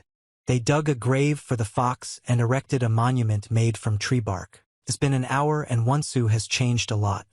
He let his hair down and began to grow his small beard and sideburns. My family often visited my father's grave looking for something to do. They spent an hour here at a time with their child. After standing for a good hour, Wonsu told his squad that they needed to turn around. Yeren said goodbye to her father and promised to turn around soon. The young family went to the market where life was in full swing. They had to go through all the chaos in order to get to their home. The young fathers were supplied with grub products. There was a smell through the pneumoverns macalacami which were simply incredible in appearance. Wonsu from her friends, she went hungry. Yeren was already very hungry and did not take anyone in sight. You will immediately go to the first counter and ask for the price. The seller believes that one piece costs 5 punas. Wonsu got out of his teeming gold coins and money so that he doesn't get enough for 2. Vn Naraha v Shogo vsm pun. Yunak having registered the people buy 2 pieces from him at once at the price of almost 100 pounds. However, the seller was convinced by such a proposition. Todi Wonsu was hesitant to take just 1 piece. He forked the seller's pennies and in return took away the delicious kebab. The man immediately shook hands with his friends and asked for refreshments. Yeren marveled at this kebab, not otherwise at the gift of gold. If the woman had already eaten half the skewer, she took it from the man without buying it herself. Wonsu vit pav v that you recently had a snack. However, today's little bastard will be his enemy. When Yeren saw him and her mutterings, she immediately noticed that Wonsu was lying to her. The squad ordered the men to take half of the skewer. He told Vons that women need to eat more so that their son will be healthy. Yeren was already starting to get angry with the man. As a matter of order, she ordered you to take the skewer, but she didn't get angry. Wonsu was afraid to listen to his squad. He really deserved the meat and decided to buy more next time. Raptom noticing to Wands how some man was thrown to the ground. It has flown for several meters and ruined 1 piece of cloth. His boss has already cooked a pedophile for not violating his obligations. The man thanked his boss for punishing him for the thoughtless pardon. Vaughn heard this dialogue and felt that the boss was going to collect the salary for the last few days of his charge, so that he would no longer relax. Yeren was already getting ready to go and didn't realize that Wonsu had finished her hair. The man listened for a little while and now he's trying to harass his squad. The young family turned to go to her quiet wake. It was already time for the evening and Yeren was preparing delicious and appetizing herbs. Yeren showed respect to those that her man doesn't even want to eat. Vaughn thought for a moment and didn't notice that the squad had already started dinner. Yeren asked her boyfriend not to screw up his father for not committing a crime as long as he was coping well. Raptom having introduced to Wands the idea of singing to you on the job about how he feels. Yeren was already very upset when she sensed the man's propositions. Vaughn that, in the other yard, they can earn double more less in logging and they need pennies to keep their sons warm. Yeren tried to tell the young man about the filthy rumors of the ruler so that he could behave like a beast. He confronted Vons with a full salary. He took his squad by the hand and asked them not to worry about him, but rather to direct their love to their son who they can't yet love about themselves. Yeren simply expressed her thought that this idea was not right for her. However, Wonsu decided to make decisions on his own and still earn money. He took his son in his arms and lifted him up to the steel. Let's hope you can earn a few pennies to keep Wonsun healthy and beautiful. One of the envoys to the Mage clan arrived at the headquarters of his brother clan Imsange. It grew among the dense foxes under the mountains. The headmaster of the Imsange clan was informed about the unsatisfied guest. One of the most important settlers of the main clan arrived to the head. Head Huang sat on his throne and watched all the other guests. Vin having asked from his ally for which right Vin came. The Mage clan guessed in his head that the attackers of the Good School would shift Maximum Zuzul at this hour in order to find the remaining lad from the Wonsu pen. The man wants to say that they need to find this young man first. Huang interrupted his companion and said that he could continue on his own. He marveled at his ally with a cold look and asked if he really wanted to ask someone to know Wonsu bypassing the Mage clan. The guest will fully confirm the guesses of the head. At this moment we have requested help from the Imsange clan. However, there was no more problem. Head Huang did not intend to help his ally and said that he would not help this time. The representative of Mage was very upset. Having quenched the wine, no longer can the head be destroyed by their fraternal vessels between the clans which were the fates. Thank you, I don't respect my brothers because I dare them to die for the sins of others. People have already come to consistently testify for Mage. The guest immediately came to his senses, having said a little bit of something delicious. He asked for a shake in his head and asked him not to get angry through this little piece. Huan repeated once again that his clan will not take part in this adventure. One of his companions is trying to get involved in this dialogue rather than just feeling it. The head there said to safely take the guest out of this room and show him the exit door. The man was simply shocked by such hospitality. The Mage clan soon left his position. Finally he said in his head to Imsange that he would regret his decision. The underling decided to reach his boss. He raised his head that his current regime could cause conflicts with the Mage clan. However, Wana was completely unaware of this fact. Having realized that he is no longer going to dance to the tune of the old head mage, Huang told his followers not to brag, as he had an unfinished plan that would help his clan continue to live. Rap Tom to the ears of the rabbits, it was the spring which announced the arrival of another guest. This time Huang already welcomed the guests. Until now the head of the family Huang Bo and his companion.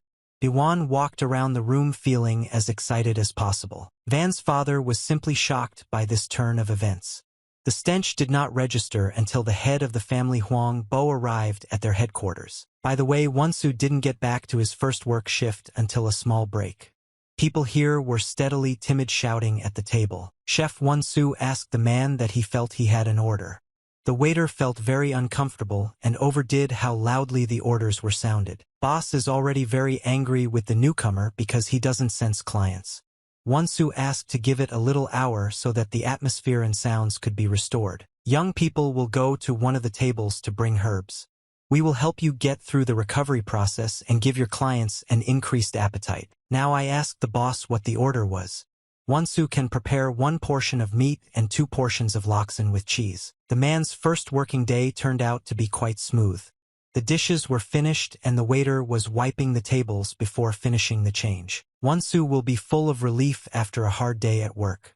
Once you have entered one of the tables and greets, you will decide to finish. However, after interrupting his boss, he rapidly interrupted. He informed the young man that he was still far from finishing his work and asked him to follow him. Having realized that the man was not in a hurry, the boss told him that if he didn't want to work, then he didn't have to go and call. The chef escorted the newcomer to Komori, who was near the restaurant. In the middle there was even a rich watchman lying on the underside. Wonsu was simply shocked when he sensed the order from the boss. He was ordered to clean the entire clock and then not to go home. The boss again said that if the newbie doesn't want to work, then he doesn't have to, lest he pay a pittance for absenteeism. Wonsu is wonderfully intelligent, which is what he has to do with a tough guy. He resigned from his job. The young father really needed pennies. The hour had suddenly drained and it was already night outside. Wonsu continued to practice for a good hour, leaving no choice. You can't clean the clock yourself. Boss spent the entire hour watching the young man under the closet. We realized that the newcomer would leave the commercial world and get ready to go to work at any time. Vonsu Vaishav is Komori Pav, Styu is Nazinia. The boss looked at the newcomer and realized that he was on the edge and would soon go home. However, the man was simply shocked when he sensed that the newcomer had finished his job. Wonsu asked permission from his boss to go home today. Boss could not believe the young man's words and immediately ran to the market to check everything with his own eyes. The door is open behind which stands a clock. Now the man has fallen in love with the fact that the hour is full of cleansing and storage. We have no idea how much money can be earned in a short term. Turning his head back, the newcomer stood barefoot in front of him, raising his hands in front of him. Wonsu asked to pay you for the first day. The chief, dissatisfied with his appearance, took out some of the gold coins and placed them in the hand of the clerk. Wonsu earned his first pennies on this job. You can finish your papers today and then go home. However, the boss called him again and asked him to check in. He told him to come to work early and called him. The old colt was here and felt like the young man had not yet been named Wonsu. The young father went home from his first salary. The old man wants to re-examine him in order to get his guesses about the rest of Wonsu. Raptom, the young man, felt the wonder behind his back. He turned his head back to embrace the one behind him. One, if you earn it, you won't benefit absolutely anyone. It seemed amazing to him, and he literally felt his presence. Wonsu decided not to get hung up on his guesses and go straight ahead. Van die isha visnavku, that you just dreamed about it. However, it would be better if the young man had checked everything. The old colt suddenly lost his eyes and grabbed the wall so as not to be seen. Wonsu went straight to his family's house, who was in the forest. You are already tired after work and want to decide to treat your squad and son. The old man spent the entire hour reinvestigating the young man. Yeren caught up with her boyfriend and immediately began teaching him about the new job. The old colt was sensitive to the fact that Wonsu was no longer a master of martial mysteries, so he planned to divorce him from self-exertion. Vinny planted his foot on the ground and gathered all his strength into a fist. The old man planned to take the rest of Wonsu as his guards in order to earn praise. However, at the very last moment, the old man changed his mind. No one ran out of smiles, and he thought that the young man might be able to get out of this. Zebrak plans to go to the inspector for help. Here are the details that emerged from him this evening. Dale Sunghyun just couldn't believe his ears. Yogo was simply overwhelmed with emotions when he felt Wonsu. The old man fell on his knees in front of the inspector and informed him that he was able to determine the exact location of the remaining member of the Wonsu pen. The inspector asked the old man to chant Zbrak Vidpovi, who miraculously sensed how they had been brutalized before on the Wonsu estate. L. Sunghyun said that he's not showing off at all. He showed respect to two more of his wards who caught Wonsu, and he just had the same name. The old man understood his mercy and bowed before the master. You will need to check this information and return to any further evidence. Dale Songhyun yelled at the old man and kicked him out of his league. He screamed so loudly that the birds nearby began to scatter to the sides. The old colt decided to check the information and do a little differently. You wrote a note and attached it to the post bird's paw. After this, I released him into the sky. This sheet is of great importance since the inspector certainly does not support this idea. The postal birds have flown by quite a lot. Get up, and it's already early morning. You will find yourself approaching your final step. The birds flew to Huang Bo's family's house. They immediately greeted him and took him in his hand. The fragments of information at this time were even more important. Bavan himself is a postal bird to read the sheet. You will completely open the message and begin to accept his replacement. According to the man's reaction, his companion immediately realized that they had found another Wonsu. Biwan confirmed the woman's words next to him. Marveling at the window, the head of the family Huang Bo washed away the stench on the right road. They planned to send Master Huang there. The woman encouraged this idea, but Huang showed mercy often. Vaughn respected that the person might not be able to handle it since Wonsu would be effective there. The woman insisted that all the necessary evidence would be needed to find out about Wonsu. Biwan encouraged her and said that he himself planned to earn money this way. Wonsu, as he promised the bosses, would arrive earlier the next day. Boss immediately loaded him with robots and sorted through his entire warehouse. Unikova did not deserve such a job. There was no choice. Boss ordered his to finish this work before lunch. The old colt still continued to follow suspicion. He grabbed hold of one of the drawers to watch out for Wonsu. He was already surprised when he realized that Wonsu was doing primary human work and making money rather than killing people. The hour had suddenly flown away and it was already time for dinner. Wonsu finishes his work and finishes at this hour to collect the fee. The old man continued to follow the young man for a good hour without waking up and falling asleep. I immediately felt that the human voices began to speak again. Vonsu's Nashov has 2 squinting eyes at the boss's warehouse. Now we all understand why this place stinks so much. Wonsu unconsciously completed all his work. You have unloaded all the cargo from the warehouse and also tidied up the middle. Boss gave his buddy a new job, put it all back. Vaughn was simply shocked and not understanding, but finally he had unloaded everything. The chef ordered the young men to finish and turned to the kitchen. Wonsu, already boiling with anger, held it in his hands and paid him pennies for the fragments. After listening to this dialogue, the old man began to doubt his theory. He found out that he could have mercy and he showed up as an emergency worker in the warehouse. However, it was still too late to verify this. Zebrak showed respect to those who began to unwind because they were even sleepier after work. Once upon a time, wonderful symbols were painted on his body as if they were collapsing on the stake. He immediately began to remember the words that the inspector said to him. The old man marveled at these marks with shock. The inspector having told you that it's important to catch up with this young man, nothing is known about him. The only thing that was known about the rest of the Wonsu paddock was that it led to the Shaolin Temple. There he underwent therapy, after which the scars disappeared. The old foal has put together all the puzzles in his head. Now we definitely understand that Wonsu can effectively remove the scars after expelling the energy from his body. The sun was already setting below the horizon. It was evening in the yard and Wonsu, still without work, lost his little cabin in the forest without a ruler. The Imsange clan were coming home. The Stinks searched the foxes' booths for a long time, but they could not find anything. Van spent a whole hour just marveling at this little booth. Vin was as cold-blooded as possible and immediately ordered his ward to protect the house. His ward was not very willing to obey this order. Having realized that Huang Bo killed a lot of them and he doesn't want to submit to their order. Huang, having convinced himself that Huang Bo and himself are subordinated to him. The leader once again ordered his ward to quietly quit. A person has no choice but to follow the will of his head. He reluctantly began to empty his arsenal in order to go to the booth. Rap Tom the man and the men began to hum when they sensed a woman's voice behind them. Yeren turned to her booth and joined the strangers. The men immediately wanted to seize their spoils. The woman came closer to the strangers and asked who stank like that. The father closed his master and said that the Stinks were looking for a man in the name of Wonsu. Yeren chuckled because people are always looking for her. Juan couldn't believe that his ward introduced himself as friends with the young man. He said that they were planning to meet a couple of days ago. Yeren immediately realized something was wrong. However, she decided not to make any further progress and informed people that her companion would arrive late today. People didn't get enough of this kind of information. They had already begun to think about the upcoming plan when Yeren promptly told them to go to the booth. The woman had a small child with her who needed to stay in the hut and called the guests from her to clean up Wonsu. One of the people said that the Stinks came here for a reason.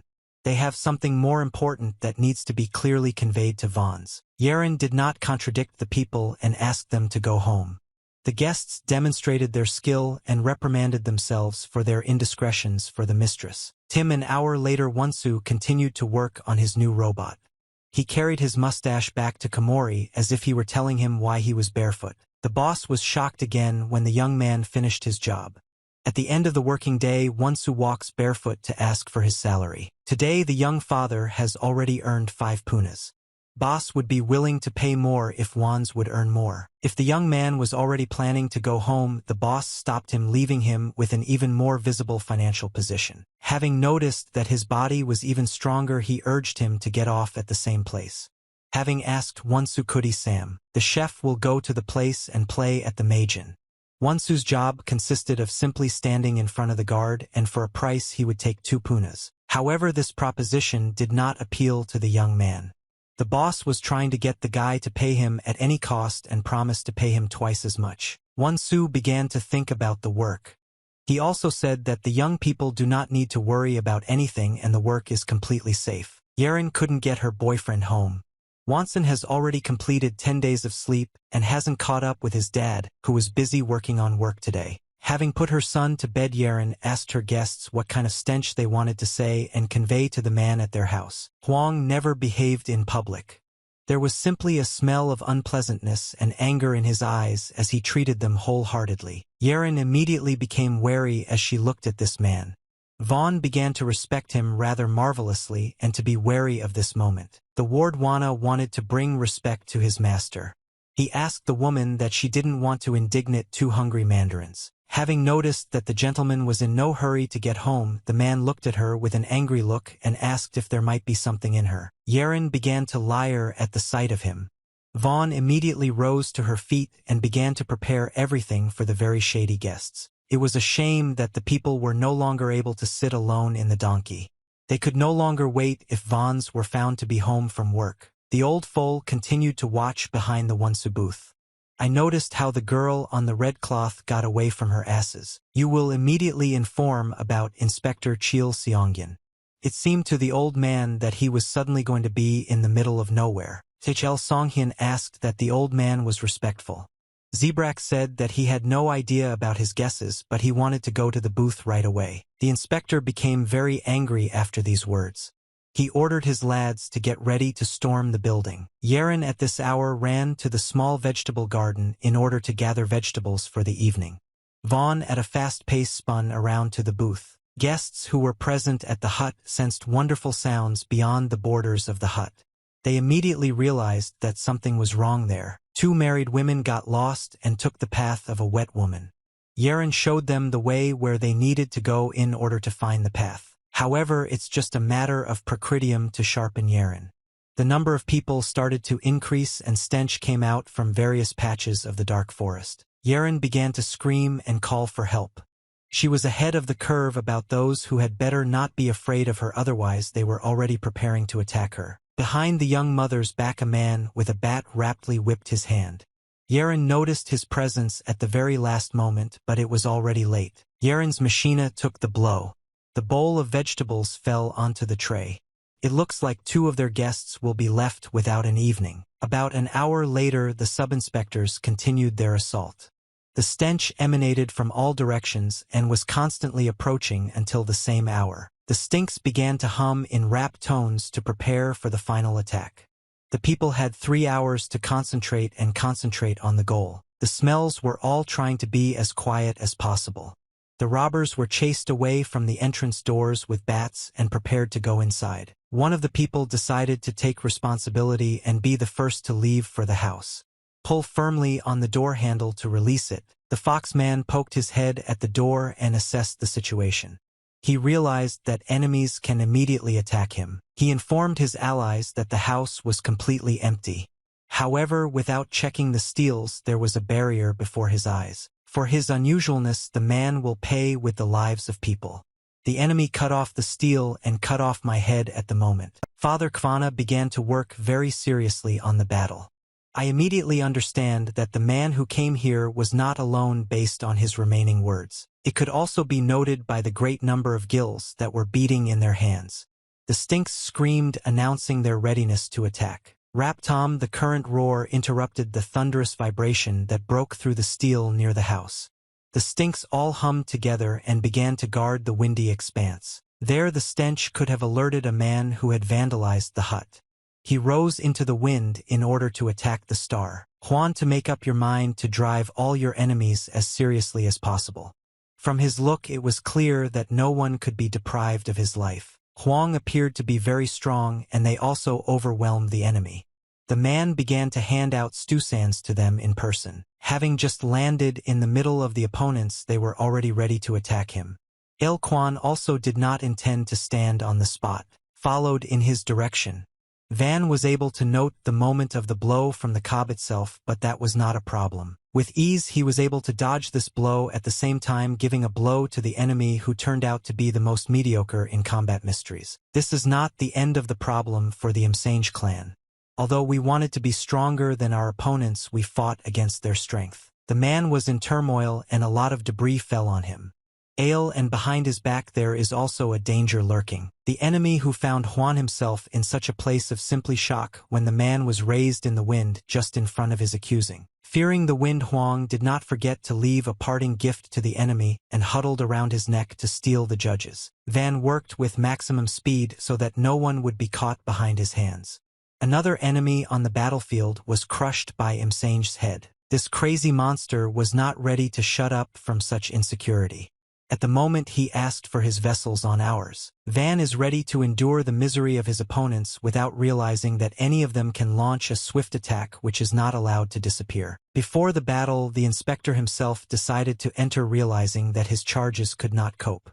New One looked much more beautiful. Van flew a few meters back after the impact and caught his foot. VN drank from the head, and everything with him is immediately after the shutdown. H.L. Songen rightfully wielded his club in this battle. Having hit one of the enemies, you will be able to unceremoniously introduce your individuals. The red-haired warrior is clear that this solid man is an inspector and asked his boss what he can do in such a situation. Huan a long time to make a decision. You take your pet by the skin and simply throw it in front of you to protect your skin. There was a lot of shock at this turn of events. Now he can no longer earn anything. It was necessary to prepare for a difficult battle. Undeterred by other sides, the man decided to attack first and deliver an uncontested blow, cutting the first enemy. You managed to catch one of the enemies knowingly and cut off your head. Today's evening, here's your business card. El na tsomu yogo fart sk and shivsia. The man withdrew a forceful blow on his back from another opponent who had crept up from behind. Other opponents also did not choose to simply stand still and immediately rushed with their bats to avenge their brothers in arms. The red-haired man was hesitant to take the blows. He screamed in unbearable pain, but no one could help him. Shocked a friend on the battlefield. Father Kvanna continued to spit blood and was on the border until he said goodbye to his life. Raptom, the people noted that their opponent was wrapped. The stench informed the inspector about the fragments of small clothing. HL Songhyun is already very angry with his children. He pointed his finger straight out and ordered him to stealthily catch the leaker. An hour later, Wonsu found himself at work. It was already dark outside and there was a work shift just now. He buried his boss like a grave at the Majin. Having informed his counterparts, he seems to have won against them once again. The people at the table marveled that some of them were starting to feel happy about this day. Chef Wonsu washed himself away for an hour. The people couldn't let one of them go just like that. The stench was good for the gravel to be freed from them yet, and the fragments of the stench no longer began to enter the spirit. The boss, having given up on the proposition, quickly hurried home. He told Vons to take their money and then leave. The people were already very angry with the incompetent overlord. They couldn't just let them drink from the money they'd taken from them. The boss was very happy to get home and told his assistant to take note of the matter.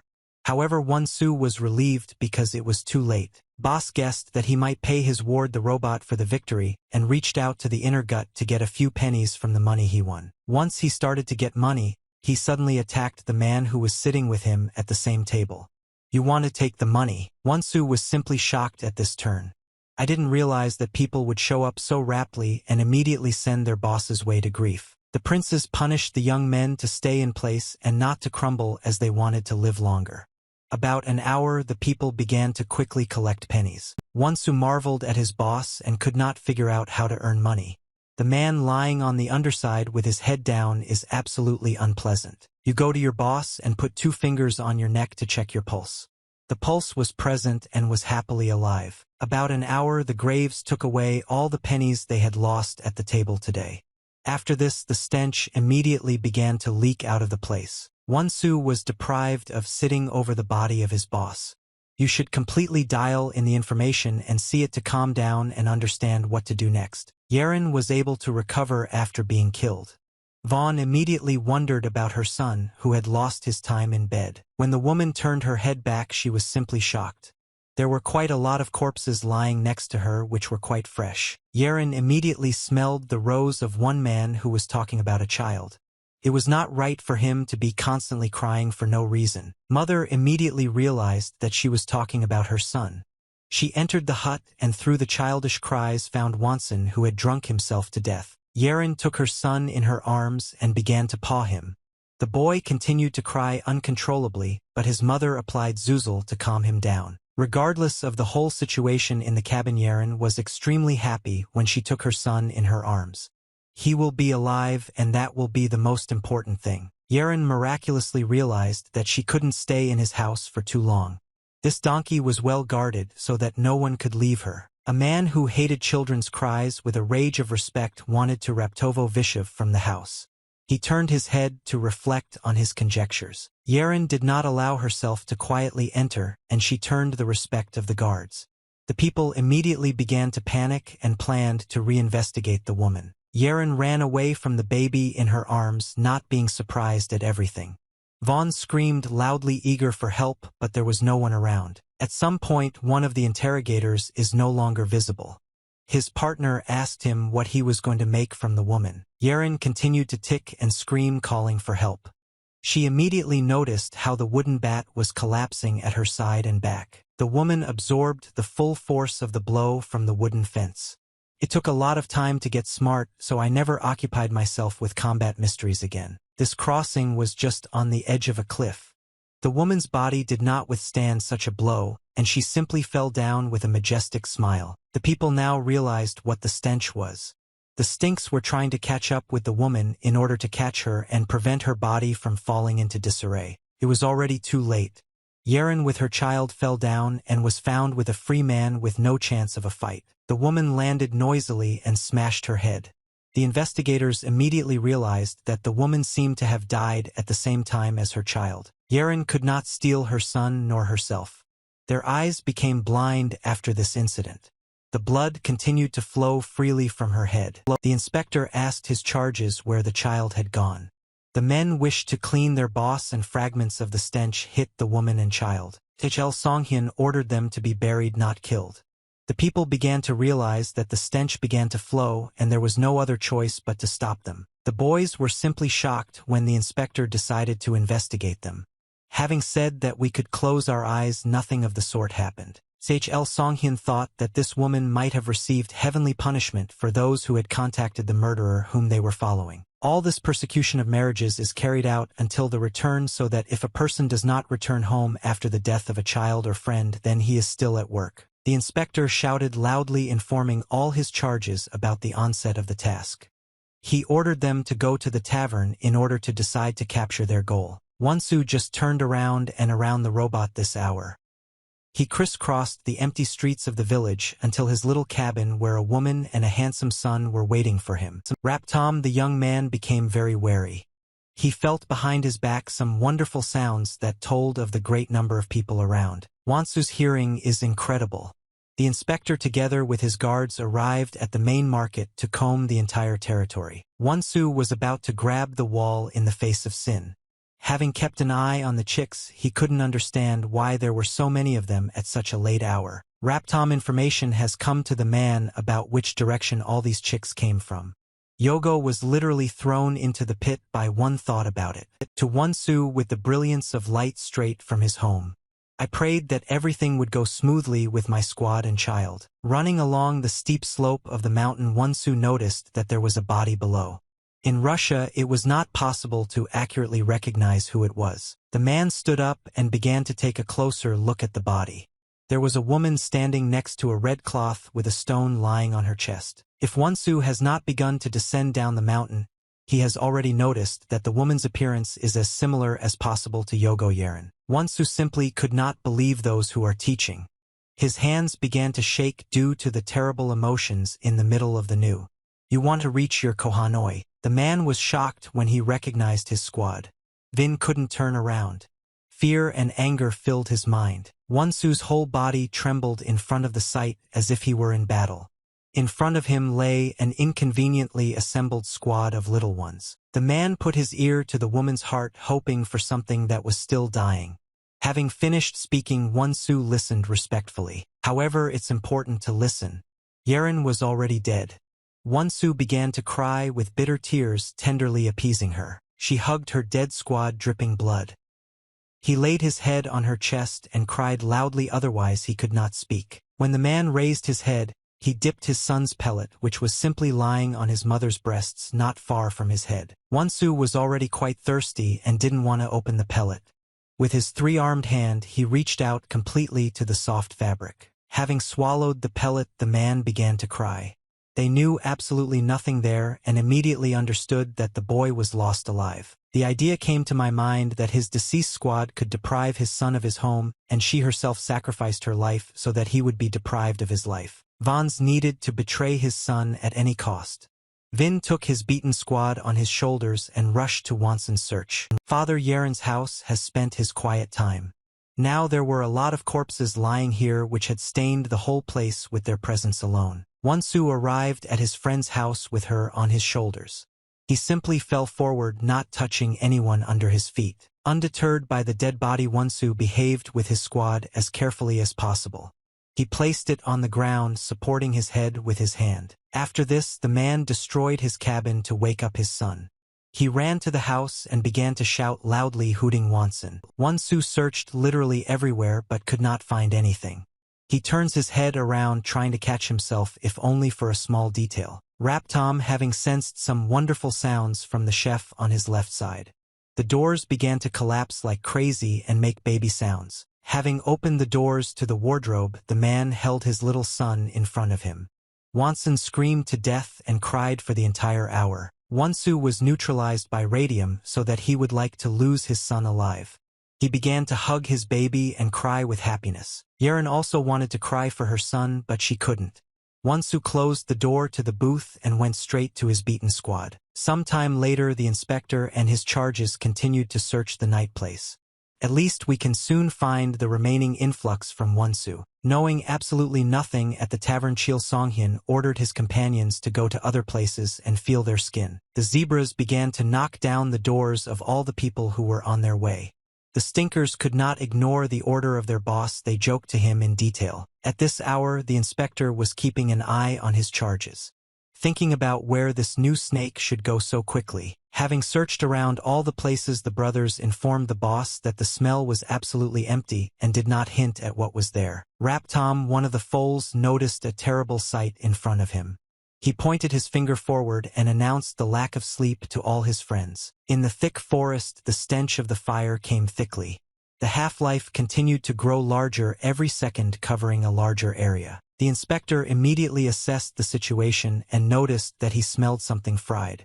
It was the same place where the stinks were desperately trying to find Wonsu. The old man's little booth had gone through the chambers.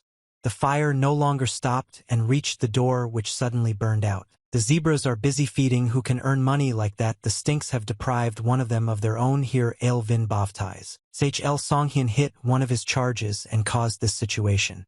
This is the same old colt who quilted for Wonsu. The old man asked his boss to have pity on him and not to kill him for everything. The inspector had already taken over his reputation, so he brought his charges into the fold. One of his recruits came running just before his exposure and informed him that perhaps not everything had been spent, and even he managed to find a complete one. We will be pleased with Huang, who is trying to get in front of the inspector. Now people were planning to talk about Wonsu. El Songhyun, with a powerful persona, walked up to the man and took him by the throat. Having started to ask where to go to the one whom the stinks are looking for. Van was afraid to endure the suffering of his guises, and the fragments could not be destroyed. Vien Vit Pav, V knows absolutely nothing. Immediately after this, the man took back the heavy blow from his face. The inspector did not intend to heat the fire from the fullness. El Songhyun simply looked into the man's eyes and asked who was born like that and who sent him here for Vikenry. Huang didn't want to tell the inspector anything. He acted as impudently as possible and spat on himself, exposing his blood. El Songhyun did not realize this turn of events. Having asked the man in front of me, I didn't care enough to live in this world. Huang immediately paid for his brazen behavior. The man was left without his left eye, as if it had been pierced through by a sword. After all, Chil Songhyun removed his trophy from the enemy's head. His right hand had the eye of Huang knocked out. The man began to writhe in unbearable pain and fell to the ground. The inspector ordered his charges to safely go back to Banpa. The bandits left the booth, which they destroyed with their powerless hands. For an hour he wanted to watch the fire behind them, not letting his gaze out of the field. This is Wonsu standing on a majestic rock and holding his son in his arms. He really wants to take revenge on the bandits for the death of his friend. His eyes burned brightly in the dark half-lights, whose glance reflected all the emotions of the young man which followed the motives of the messenger. There was a little son in his arms who demanded motherly love.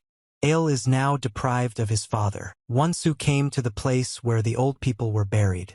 Right away the father was planning to bury his squad which was killed by robbers. Clean and polish your body until it shines.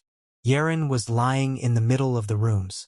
Her body has not lost a drop of blood from yesterday's wounds. Vaughn still couldn't believe the death of his friend.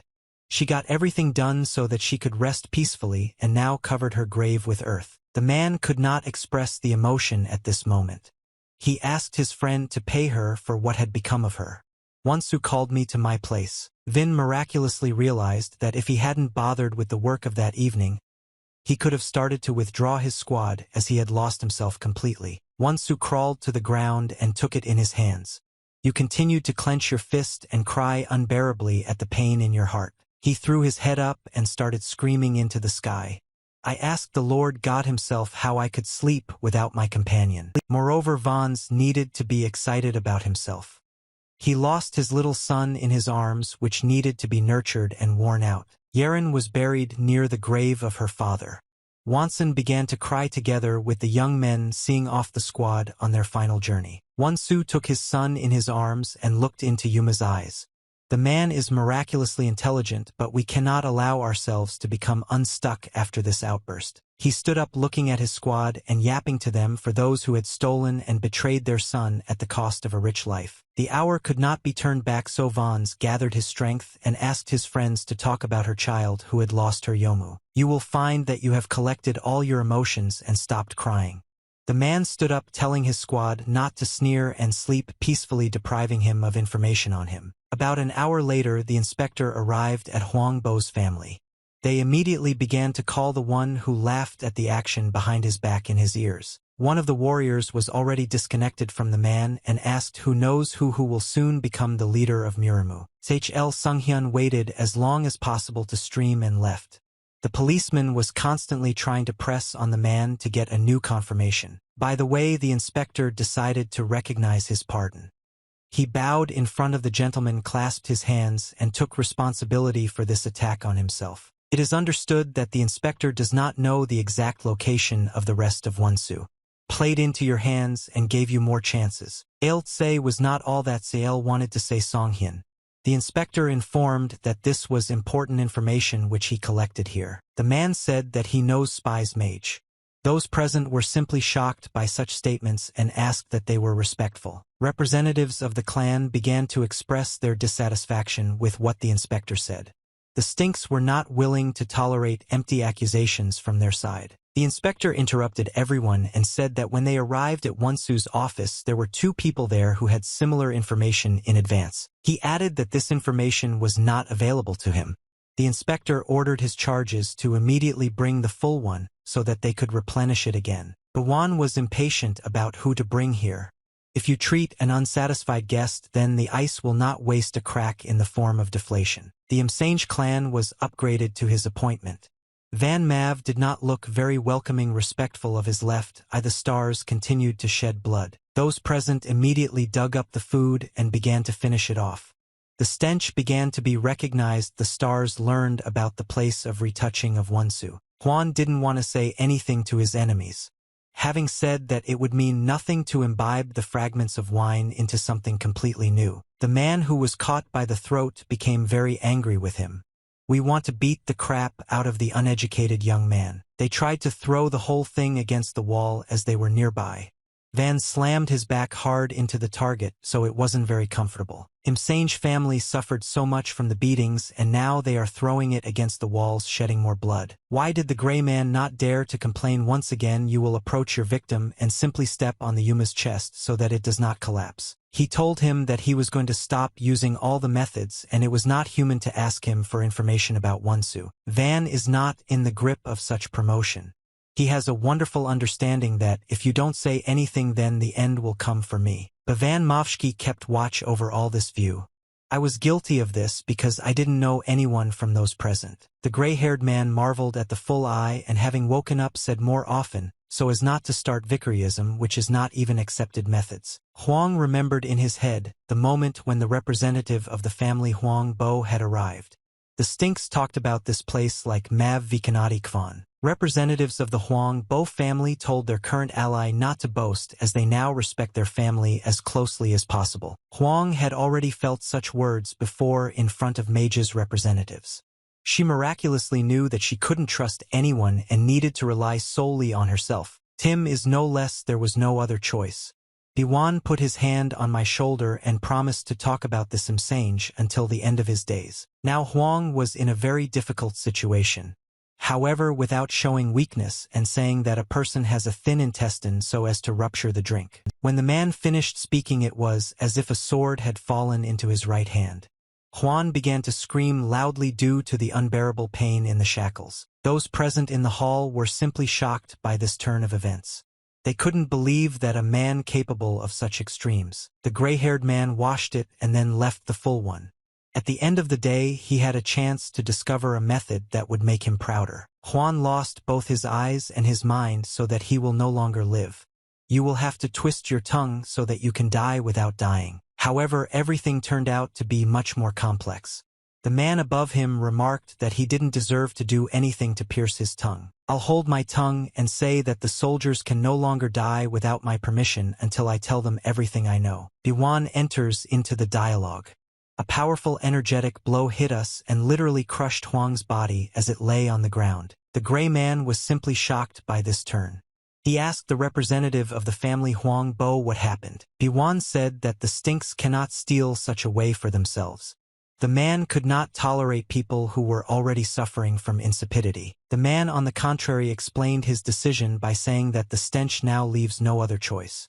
You also didn't like the method that was stagnant. Biwan began to get angry at those present and repeated that they were aiming to achieve order rather than dissipate from creaturely methods, having added that if they act like beasts, then there is nothing to be seen as people who cannot subdue their anger and emotions. All those present listened to the man with respect. Shl Sunghyun, it's good to look at the logic behind these words and take a look at Bivan's approach to this situation. About time Wonsu was hesitant to leave his usual little cabin and go to the road. He took with him the most necessary things from his backpack. Most likely I forgot to take my son with me. Wonsun is constantly causing problems for his father, having no idea what the child wants at the moment. Wonsu thought that his son could piss in his pants and turn his diaper over. It's not surprising that he turned up dry, but the boy continued to cry. The young man did not understand what to do with a child. He tried to calm him down, but absolutely nothing helped in this situation. Raptom, a woman, appeared behind him carrying a bowl on her head. She earned money because the little child is hungry, that's why she's crying. The woman asked the young man why the baby was absolutely alone and without a mother. Wonsu guessed his squad and a tear flowed from his eye. The woman told the men that he would need to go straight to the bank of the river so that he could find his wife and children. Wonsu, I visited one Yomu. The old woman yelled at the man and asked him why he shouldn't need breast milk to please his son. The man immediately realized his mercy and bowed to the woman. They asked her for help and their paths went their separate ways. For an hour along the banks of the river their robots were getting ready. People made their speeches by the water behind the help of wooden sticks knocking out the speeches. The man asked the woman why there was so much mischief. The woman confirmed that her child plays at the brood every day so. The man noticed that the little one started crying. Letting go that you want milk, the children cry when they are hungry. The woman immediately took the baby in her arms and placed him close to her breasts. The man reached the level of the baby and began to look after his beautiful blue eyes. Raptom, the fathers, noticed my presence behind their backs. The Stinks became even more angry, having worried about the stranger who had sneaked up to them. Wonsu tried to calm his family down and said that he had a little love for his wife. But at the moment no one was going to listen. The man took the wooden club and threw it at the stranger. Having ordered her to get out of the house, she will threaten her child with the remains of that child. The man was not going to let outsiders into the woman. He informed the strangers that people had no place here and ordered them to get out. He told the two women to call the men to whom they must all gather here. We intend to read the Nahab who mocked their slurs. Wonsu immediately realized that he smelled fried. He did not realize such a turn and tried to correct his behavior. I still haven't been able to listen to anyone. The woman and child warned the stranger to stay in his place lest he inform about further actions. Raptom, the fathers of the children, became rapt silent. The stench was very strong when they noticed the dead silence around the hairy child. The smells marveled at the boy whose name was Mingji. He began to cry raptly, which shook the young fathers very much. Wonsu quickly moved quietly and approached the woman. By showing her his son and blessings, he pleased the hungry child. The fathers immediately felt unkind. They were punished for their behavior and for the misunderstanding that had become between them during this difficult time for them. Vons that the father's situation is entirely reasonable and does not blame them for anything. He decided to contact the woman and ask her for help. The 1-year-old mother immediately took the hungry child into her arms. Wonson sipped his breasts to great zeal. I can't get enough of it. Tim an hour having asked Wonsu from a man, he doesn't know if I'm alone on a mountain nearby.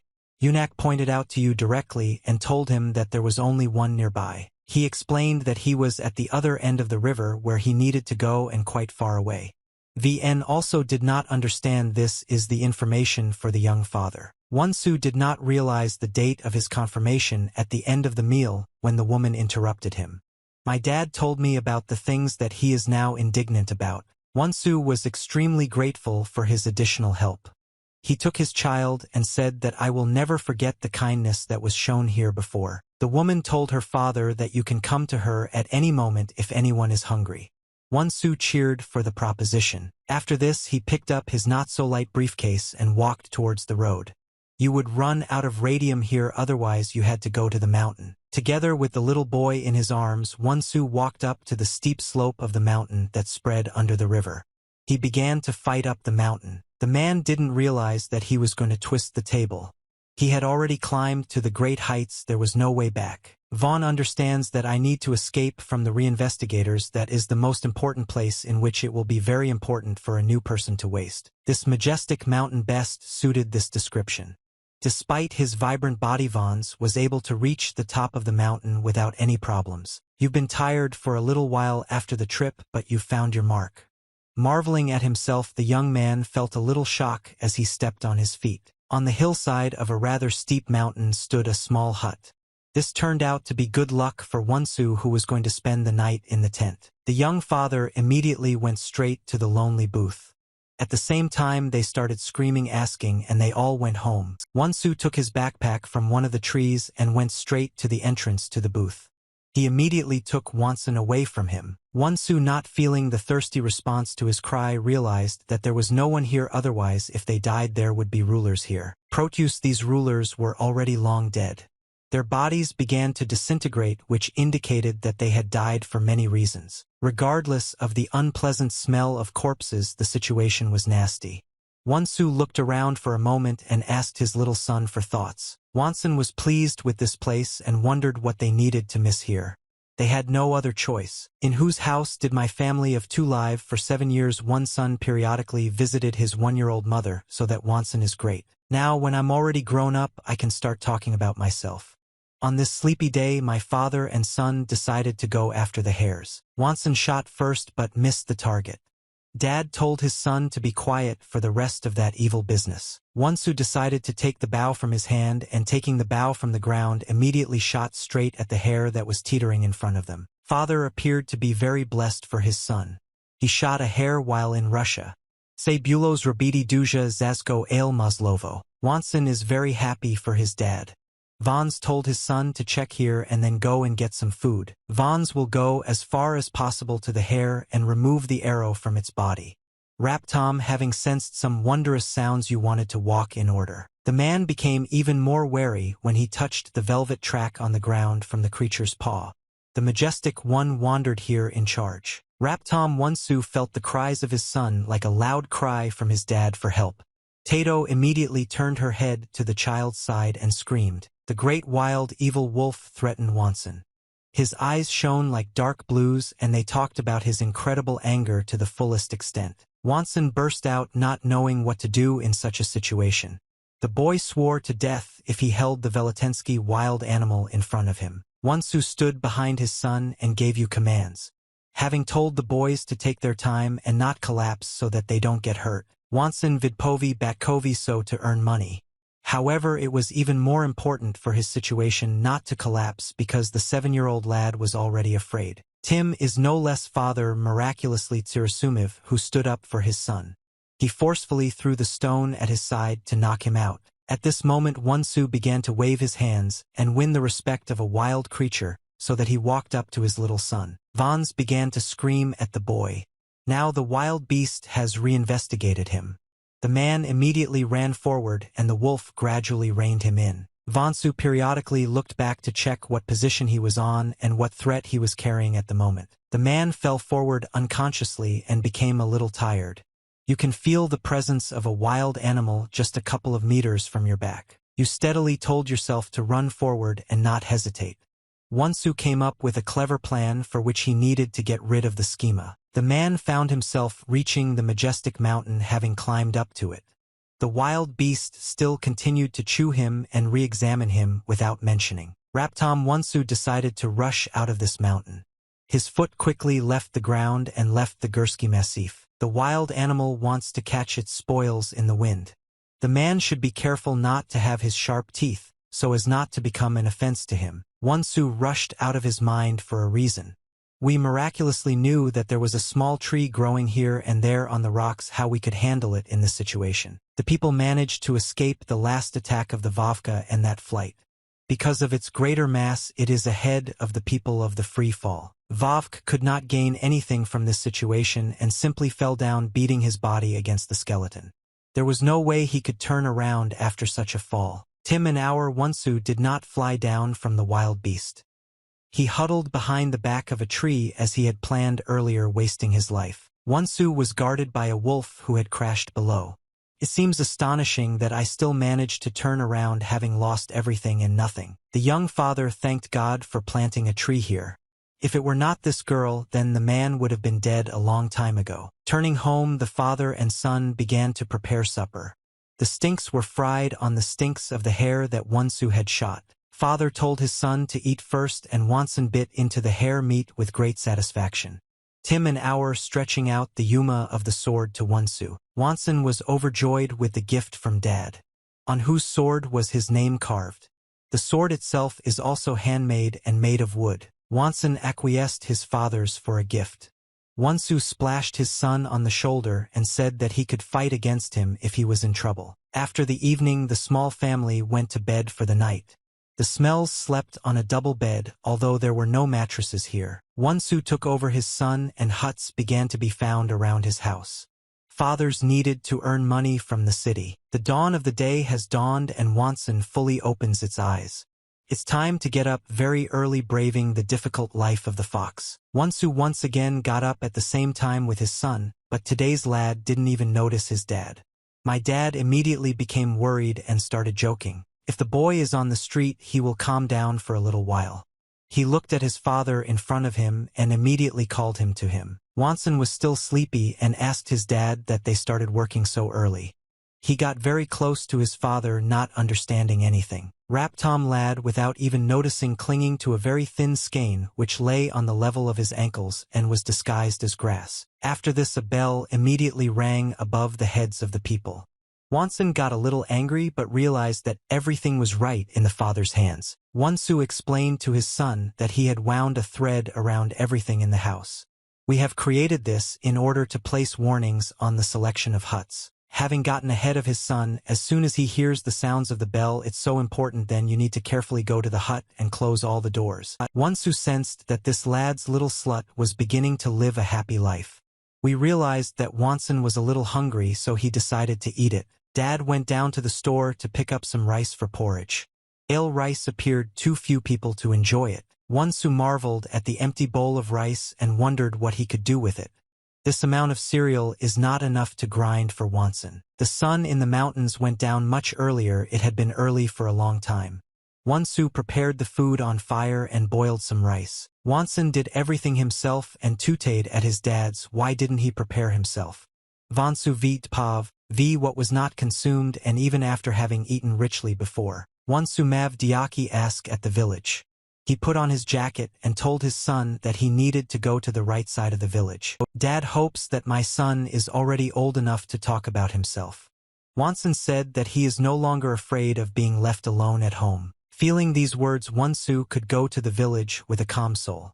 We came down from the mountain and headed straight to the market to get important information. Vine brought with him the skin of a creature that we intended to exchange. The man at the market marveled at how amazing the fur was on this creature. He chuckled at the wonder that he manages to catch such great animals. Vansu vit pav v that the stench just gradually fades away to death. The man expressed his generous praise for his work. Respecting the creature's skin, the man said that this winter there will be no problems with heat. Raptom, this person guessed that they wanted to meet the Mislivtsev sooner rather than later. He pointed his finger at the barrel and allowed them to take away everything that was left there. Wonsu walked straight to the barrel and began to gather rice. At the same time, the Stinks were talking about their son. The man showed broad zealousness until Wonsun. He was already surprised when he told Wonsu that he was already going out into the blue field. Wonsun is already too small, so it's more difficult. One suspicious man at the hat overheard two friends. I felt that every little one has a father's gene who are simply incredibly respected. Friend having asked from Wonsu Kim Stain Yogo Sin if Virast. Father did not get the date of confirmation at the time of asking, even noting that he had matured. He jumped out from behind the barrel and straight into the market square where he spotted a suspicious man. The merchant marveled at where the Mislivets had escaped so quickly. When Wonsu looked at the place, carefully looking at the man, no one appeared there. In his presence, I lost my drink. Wonsu apologized for his behavior and explained that he had dreamed of some kind of spy gun. The merchant was angry to death when Wonsu started ticking. Wonsu didn't want to go home straight away but wanted to buy a coat for his son. In an hour, Wonsun, having survived, lost his dominion himself. You know how busy you are during your absence, Dad. It was necessary to protest the gift against the old one who would destroy everything in his life. Wonsun trained with his sword in special gravel areas. By beating the tree with your own wood, trying to remove the tight traces. Raptom Wonsun was nervously released from his training and suddenly felt the sound of a bell, which warned him about the unsafe situation at the alarm. The boy immediately remembered the words of his father who told him about wild animals. You urgently needed to go to the middle of the cubicle. Wonsun immediately headed to his booth in order to gather in the middle of it. At the end of the day, as much as physical ability allowed. Having gotten as close as possible to his home, the boy heard some wonderful sounds in the middle. He turned his attention to the place in order to eliminate the insecurity. Wonsun realizes that there is something in the middle of the booth. You should not go into the middle of anything so as not to injure yourself. The guy just looked at one of the windows in shocks. This assumption turned out to be true, which in the daytime is unknown. This was the same man who chased Wonsu near the village. After checking all the households, I didn't know anything that I needed. Raptom, on the street outside the door, you heard some wondrous sound. It was similar to someone else's presence in someone's house. The man quickly huddled behind the doors and pulled them on himself to see that there was no one behind them who could help him. Wonsun was in this place a few seconds ago. Yoma was threatened by mortal insecurity in the face of a man who was in charge of his home. However, once the unknown person verified the presence of people behind the doors, he lost sight of the crow which had seen these wondrous sounds. He felt himself in complete disbelief at this moment, as if he had praised the crow for the man, at whose house no one appeared at the moment. Wonsun could suddenly flow into someone's eyes. He hid behind a tree and watched for a stranger who had died unknowingly. The man looked around steadily and poked around. Wonsun, staying behind a tree and not showing himself, managed to understand the seriousness of the situation. Wonsu, after turning home from the village, he immediately told his son that he would come home so that he wouldn't get angry. About an hour, Wonsun decided to rule over his father's unsatisfied wife. Vin climbed onto the side of a tree to smack the beast. Wonsu immediately sensed his presence on the mountain. He glanced at the tree to check his guesses on its tree. Wonsun, at this time you will be anxious to change your routine so that you are not marked. Spread it onto another nail and continue to hunt. Ale, if the boy saw a village far away in front of him, He immediately began to think about the farm and kept watch outside the village. Tim an hour Wonsu quietly sneaked up to his son climbing a tree. He asked the boy that he wanted to work on this tree. Wonsun pointed his finger at the village and told his father that he wanted to live there. The boy has absolutely no friends in this place, so he wants to move. Wonsu sat down with his son and began to calm him down. You can ask him to check until he gets back and then you can go to the village. Wonsun was already amazed at his father's position. I asked the man how he lived here alive and how he can't live without friends. Father looked at his son with a laugh at the appearance and belief that he doesn't need any friends if there is such a son among them. Father and son sat on the hill for a good hour until the sun fell below the horizon. Wonsu told the boy that it was already an hour before waking up to have a little evening. Father took his son in his arms and began to climb down the tree. Before you forget, Wonsu wants to inform the boys of important information. Before you know it, if a suspicious person shows up at the door, you need to get out of the way and then tell your dad. Wonsu decided not to hesitate. Having looked like he doesn't understand anything and having asked his fathers are telling him about the guests, Wonsu understands that he is still too small to understand everything. Having told him that he can simply verify whether a person is good or evil, this suspicious man came back to the wake-up call for Wonsu's presence. It looks like you won't need a man who's ready to go to the market. Wonsu again caught up and was on guard for the unknown. Without telling my father about the previous outburst, they still wanted to follow it on their own. The boy decided to change his place of residence as soon as possible. He could not allow strangers to know what he wanted to do. As a result, Wonsun ran straight to the forest to finish the shower. Trying not to take his eyes off the man, he began to dance at his feet without marveling. It would be better if the lad thought about it. I completely forgot about the spools like my dad pulled over the alarm box. The little bells above the boy's head began to ring like crazy. Wonsun is wonderfully intelligent, so he will be in a tight camp as it will reveal him. The boy immediately glanced back and checked the presence of the enemy. There was absolutely no one on the forest heap who could threaten you. Wonsun was soon relieved, but his unusualness did not bear fruit this time. You were lucky enough to lose the unmarked. However, the unknown person has a very good feeling. He was sitting on the top of one of the trees and immediately noticed a boy who had accidentally caught his skewer. Wonsun got really angry at this moment. I sensed an evil human voice which mooned the beast and showed no harm to death. Wonsu turning home from the village. Every day I climbed the mountain walking on my way to my hometown. The man just started shouting to his son about his arrival. VN timidly so that the son does not get angry having treated him. Wonsun immediately rushed his dad to the entrance to the house. This time everything appeared completely different. Wonsun was not careful. Wonsu immediately became concerned about his son's status. He left his backpack on the road and went to the house to search for it. You walked to the house and searched all the rooms, prote Wonsun, as if you had fallen through the earth. Yogo was absolutely out of the woods. After this, Wonsu began to search all around the house where his sons are now located. You continued to steadily shout his name, hoping for a response. Father not forgetting to check the tops of the trees, loving to sit with his son. Unfortunately, Wonsun was not here, which was very alarming. Wonsu literally didn't know his place in this situation.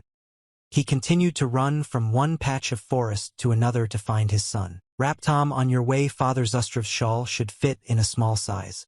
It definitely belonged to Wonsun because there was no one else. Wonsu took his son's small boot and placed it on his hand. We understand that Wonsun could not rise up with his hands, so he might have been stolen. Wonsu immediately recognized the suspicious man who was heading to the market. We began to suspect this situation, which is now becoming apparent. Dad didn't have enough time to come up with a plan. He immediately took the bow from his gaze to go in search of his son. Vaughn has a wonderful understanding that the stranger does not know this place. It will be much easier for him to know and catch up with him. Vaughn's is immediately aware of the trace on his way. No one had any choice but to follow him and find the theft. Father also understands that an unknown person will be at the same time his son, who will not sit still, which will greatly increase the chances of a search. Vin listened to the skin sound. Wonsu had already caught up with the stranger who was hiding behind a tree. Wonsun was immediately from him. The boys didn't even have to close their mouth because they bit the man's hand. The stranger could not bear it and screamed in pain. Wonsun immediately escaped from the enemy's hands and went straight to his father. Wonsu had not yet realized that he was left-handed. Raptom he waved his son in front of him and became very happy. Wonsun showed up alive and healthy, which greatly raised the father's spirits. There was no time for joy. The little one was threatened with death by a seemingly unknown man who was not willing to let him go. Wonsun simply ran ahead of his father without turning around. He didn't have one boot on, and it was even more painful for him to step on his toes. The stranger re-examined the lad and warned him to fight as he wanted to lose his life. Vin has already caught up with him. At this moment, the man began to wonder about the invisible force that hit him in the face. He didn't realize such a turn. Sebula on the right hand of Wonsu, who would pick up his bow in order to steal his son. He told strangers to take their hands off your son. Wonsun was not able to grow into adulthood for a long time. Wonsu noticed that they had taken his son into custody again and were trying to steal him. Having noticed this, the man immediately loaded his offensive arrow and shot straight at the gate which was about to flow out of Wonsun. The stranger has the right to escape from the arrows. All the shots appeared nearby. The man walked through the tree with ease. At any moment I feel the urge to rush, and then I will draw my sword. He began to threaten his father that he would kill his son lest he hesitate. Vons had no choice but to throw it away. We are miraculously wise that the stranger may not fry and kill his innocent child. Wonsu placed his bow on the ground and raised his hands up in the air. Then we began to fully approach the unknown person who is in the grips of his son. The man screamed loudly, punishing his father's hooting. If you beat him, if you want to earn one more crumb, then the boy will die. Wonsu thought about the life of his son and fell to his knees. Having asked to let the little one go, the rest of him knows absolutely nothing about Murim. So the stranger just laughed and let the man go. Vin, having said that this information is absolutely unimportant to you and you don't need someone as old as Vin. Wonsu doesn't understand that the sun is still burning. We stood on our knees completely defunct at that hour when our enemy left the place. Even Shvitko just stumbled in front of Wonsu's accusations and dealt him a hard blow with the hilt of his sword just to the head. Wonsun screamed loudly when he looked at the painting. Yo, daddy is unbearable after the last blow. The stranger kicked him in the chest. After this, Post-Wons was hesitant to fly to the break. Wonsun continued to scream loudly, trying to shout and scream at his dad. Wonsu fell to the ground from a colossal height. After such a fall, a real human would definitely not be able to continue to live. However, Wonsu will be completely different. His body was strong and vibrant after this. The man quickly stood up and looked around at himself. I don't know how many hours I've tried without you and where I'm going to collapse. Wonsun looked at the very top of the cliff. The stars of the wines called dearly with the looming hope of visiting Wonsun there. But there was no one there. People were left with no other choice but to simply go to the forest. You needed to know again the trail that would lead you to your son. Having arrived literally a few meters away, Wonsu fell to the ground without much effort and began to scream. This is the inner cry that has burst forth. They clenched their fist and slammed it on the ground. You decided to rescue your son from the clutches of the enemy who took him. Wonsu tried to pull himself together and not give in to his emotions. I tried to think of something I could do to help me get on track. But in his head, too many moments were melted away if his son was threatened by insecurity. Emotions began to dull him and cloud his mind. Wonsu tried to understand why this unknown person did not buy him but took away his son. This seemed even more amazing for a man. One thought came into his head that the people who stole his son could kill the people, but they would end the ritual before him. Tom Vons has a good hour left to betray his son. As the sun set, the man went to seek help from the local residents. The final place of arrival was Gongrian School. Then the fighting began.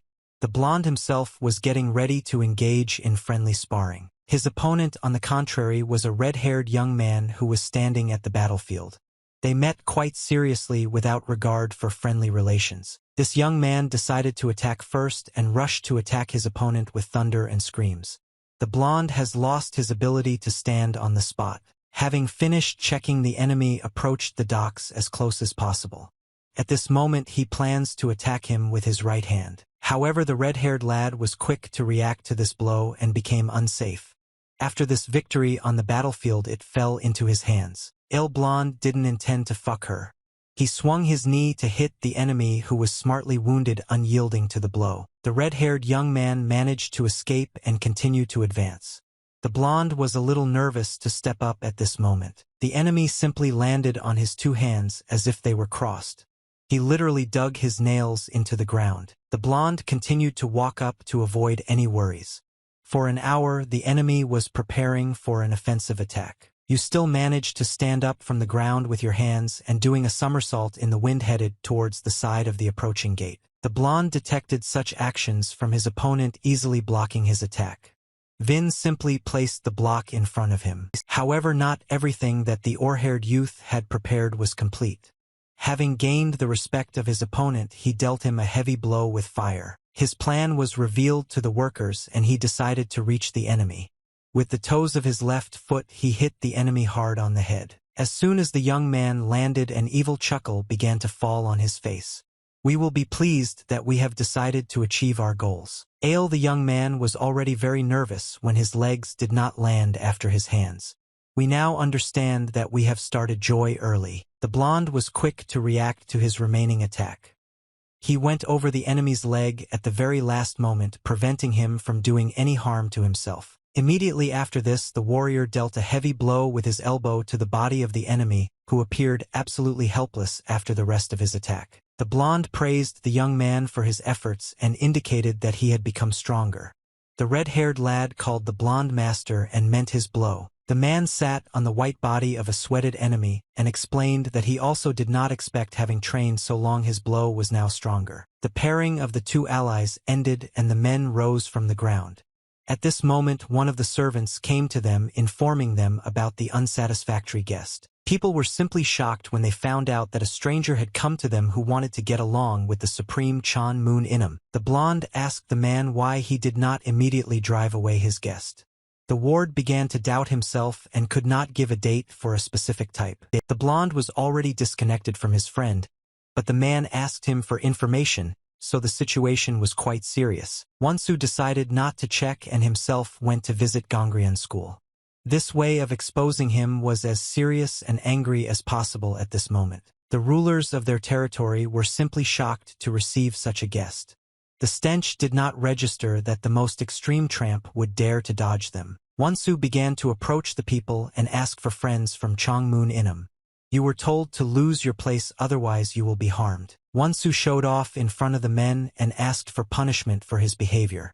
He introduced himself by someone else's name for whatever reason. The blonde informed the guest that Jang Moon Ina was currently absent from the place, having added that the stranger will have to wait 2 days to get along with him. Vons had no choice but to go straight to the school. He asked them for help in turning his son out of the water. The blonde asked why he didn't come to the master's office. Vonsu believes that he was kidnapped by the Sapas and the primary army is angry to fight against such people. A red-haired young man began to rub shoulders with Razmov, having said that Gonrian scholars will never in their lives endure punishments from commoners. Wonsu will go to the extreme. He fell on his knees in front of the young man and began his blessings to betray the little child as he was in trouble. A lot of Alec appeared to help clear one of the school's students. Yunak kicked the innocent guest and threw him a few meters away from him. Wonsu was unable to get help from his studies at the Gongrian school. The maestries of martial mystics were not fit to slaughter the child of an extraordinary human. Wonsu had no choice but to leave this school. He was disappointed but did not have the right to give up. The rest of his sons were in trouble. The blond man said behind the man that the stench can't help him, the splinters won't be able to overcome the self-tightening. The blonde, having pleased the young men, went to the Sorum temple, which is located not far from the city. At this moment Wonsu stood up. He turned his head to the warrior's side and looked at him with an evil look.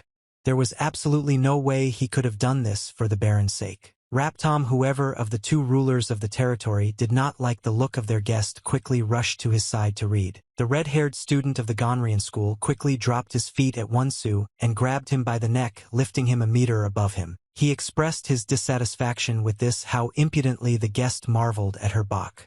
"You have a richly impressive look." Wonsu's throat even harder. The man could not utter any words, the fragments of his connection were blocked. The red-haired young man was amazed that the man was trying to take his hand. He told me that nothing was coming out of him. Wonsu has already started to lose his money. You were catastrophically ill with the wind and your throat was constantly under the pressure of health. Raptom interrupting the blonde. Vin having been punished squeal. Yunak could not understand why they were nagging him even if he wanted to see off the uninvited guest. The red-haired man was afraid to throw the helpless man aside. Vien Vimagav vd nu pajak, the fragments of that deprived you of life. Wonsu fell helplessly to the ground and tried to die. He was punished to get out of the house until one of them was kind to the other. Tim an hour, a secret unknown who was the victor of Wonsun, went to the furnace of the forest. This was the place where he was constantly turning. The man tried to be as careful as possible and steadily turned his head at his side to convince him that no one was following his actions. Vin was carrying a rather important bag behind his back. If you find it close to the oven, then throw the bag unkindly and harshly onto the ground. Turned out that there were many items in this bag. Wonsu poked his head freely so that he wanted to escape a little in the wind. He continued to simply lie there for a good hour and at every moment was surprised that he couldn't carry him anywhere. He looked at the scary beast. The stranger ordered the boys to quickly go to the stove as they did not want to suffer under the heavy hand or sword. Wonsun simply marveled at the motorized stove in front of him and didn't know what to look for. It's impossible for me to go as far as this terrible corridor. It seemed to him that a dozen monsters from the dark would already be amazed at him. Their eyes shone brightly, their heavens calling out to themselves. The boy's whole body literally began to become afraid. You won't be able to gather the first crumbs fragments of your mind, so you might die if you come in. A little unknown behind everything was the same. He decided to kick the young man and kick him in the back so that he would rush to the oven. Wonsun will endure the misery of himself. He landed hard after he had spoken a few meters. If the boy opens his eyes, he will simply be shocked. He swung his original human legs in front of him, as if they were simply swaying in front of him. This picture made Wonsun very loudly. He literally jumped back so as not to accidentally bump into some kind of cannibal. But everything turned out to be much simpler without even realizing it. The same original children like the ones who were locked up at the stove were buried at the stove. Wonsu never gave up hope of knowing his son. He searched absolutely everywhere without any regard for his own reasons. It was straight along the forest path which unknowingly led to where. The man wanted a woman on his way who was at the same time from his daughter. Wonsu asked them to join in order to get something from them. The girls did not realize this turn of events and began to laugh a little. Wonsu really doesn't look very welcoming at this moment. VN asked from an unknown woman who did not suddenly sit next to a suspicious man. As soon as the woman started calling for help, some kind of person would immediately come to her. Wonsu tried to explain that he had come from evil intentions, but at the moment the price didn't matter to anyone. The man wants to kidnap the woman from the daughter of a suspicious and secret stranger who has identified him. VN asked how VN mocked the woman and child. He told Vons that he didn't want to work for anyone but just wanted to ask for something. The oar-haired man seemed to be listening to him. Wonsu decided that it would be better not to enter into dialogue with him and leave the place. However, the man had no intention of letting him go. He grabbed him by the throat and said that he would not let the maniacs come in and send him to prison. The woman tried to explain to the people that what had happened was simply unreasonable. The stranger appeared in front of them rapidly, and the stench of the little bits stinked at his outside sight. Wonsu was completely powerless to repair the operation. Having asked the person to let him go, the fragments in the new one are still very important to deal with. The man cannot understand what is going on. He let go of the divine unknown and he fell powerlessly to the ground in his own church. The passerby did not realize that he had burst into flames. Wonsu simply fell to the ground after his action, although he didn't want to press his throat so hard. Wonsu is not a bit angry at strangers. With all my remaining strength, I tried to explain to them that I was looking for my son who had been kidnapped. The woman could not believe that this situation was unfolding like this. Vaughn was simply shocked that an innocent young father suffered for no reason. Wonsu could not come to you on his own, so the woman sent him to the first aid station. Here they began to look at him and feel his pulse. The old doctor realized that the energy in a person's body flows even more miraculously. She initially walked in one direction and then sharply turned around. Raptom Wonsu Prishov du Tammy. You have left your place and asked to Vin. The old man asked the patient to calm down and explained that he was in the medicine room. The doctor immediately soaked the man's face and gave him a hot drink. Wonsu hopes to enjoy such luxury. The old man explained that he would not accept pennies for treating a stranger and asking him to drink so he could no longer attract attention. After these words, Wonsu decided to drink his liquor after all. He miraculously realized that I need to eat if I want, so I'll drink it. The old man informed the patient that his energy was already confused and he was unable to undergo acupuncture. He has imbued the warlike mystiques of the man. Wonsu was amazed that the old man began to burn at the flow of his energy. The doctor confirmed but said that it seems like there is no energy. Wonsu started not realizing that the old man had respect for him. You have asked the doctor if you can explain your words in a way that is more accessible to someone else. Having left his place, the healer went straight to the door and informed that the person's energy was already strong, but the force could not manifest itself. Wonsu fell on his knees in front of the old man and thanked him for helping him. We want the doctor to help you feel the strength and flow of your energy again. The doctor said that no one has ever dealt with a similar episode. There is no guarantee that the best doctors will take up this right. Wonsu began to bow to the old one, nothing less than God. Having continued to enjoy the blessings of his help, I still need strength to turn my son. The doctor asked the young man to calm down and still waited to help him. However, I added that we cannot give any guarantees for the update. Unrespectable in all respects, Wonsu was ready for the procedure. He stretched out and sat in the middle of the room, turning his back to the doctor. The old man immediately marked the scars on the energy points. I haven't seen this before. It was not at all like medicine as I knew. The doctor understands that the scars were located on the energy points of the person. He took the head and planned to press it directly onto the energy point. The old man worked as quickly as possible, his bare head ticking all over his back. We understand that the patient may not need to be vitriated because it is not enough to work. Having completed this stage, the doctor asked the person and everything is in order with him. Wonsu tried to endure the pain and said that he felt good. Having entered the patient's healthy abdomen, the doctor began to move on to the final stage. He planned to put the remaining head in his place. At this point, a cap was placed on the man's head. It is not enough to let the energy flow and renew the passing power of Wonsu. When the old man poked his head, Wonsu began to scream unbearably. Throughout his entire body, he began to feel an unbearable pain. Wonsu is literally writhing in pain and not knowing where to go. The old doctor tried to calm the patient down but did not understand himself. He twisted one more head in order to sleep the patient. This situation has no other choice. You know that the sleepy point is located simply in the back of the head. In this way, he caught the young man in Russia and pressed on the point. Immediately after this, Wonsu fell helplessly to the ground. The doctor realized that having touched that point, it was needed. The old man touched the young man's face and sank into his pulse. Wonsu was at the switch in front of the remaining blow to the point. Some time ago, Molly Wonson stopped at the sight of his same-year-olds. The children were at the stove and there was no shortage of chances to make self-breeding for themselves. Wonson wants to ask one of the boys, as the stink has been here for a long time. Just interrupted him and ordered himself to be as quiet as possible. This lad could not explain that they were constantly being watched and heard. A healthy man resembling a butcher suddenly appeared on the horizon. VN having asked who they say with a smile, knowing about his presence.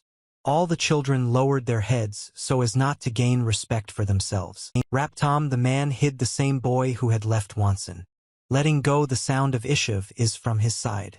The boy tried to come true. ALM Butcher had absolutely everything to give to the lad. Having said that, this word inadvertently confirms the honorability of the noise. Wonson with apprehension watched as the boy tried to come clean.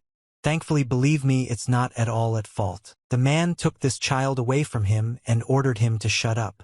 The choice of children has always been difficult, but today it has been forgiven through this situation. The butcher was already getting ready to cut the beefsteak from the boy he had taken from him. Already on his way, having become the other, he knew what was behind the noise. The man was simply shocked by the boy's behavior. Wonson asked for help from the butcher and told you that there would be no more sounds. The butcher let his juice in and it got stuck near the underside. Having said that at this time the plan is confirmed, there is no way anyone can see it. As the hand rang out, the man took another lad and told him that there would be 2 victims today. I really liked this arrangement. Raptom, his rage was interrupted by the same secret stranger who stole the children. Having asked from the greeting what we are doing in the future, the butcher started eating without understanding his food in front of his colleague. Vin asked what's the problem, and even Vin just quits his original job. The man told the butchers that it was impossible to take one of the boys away.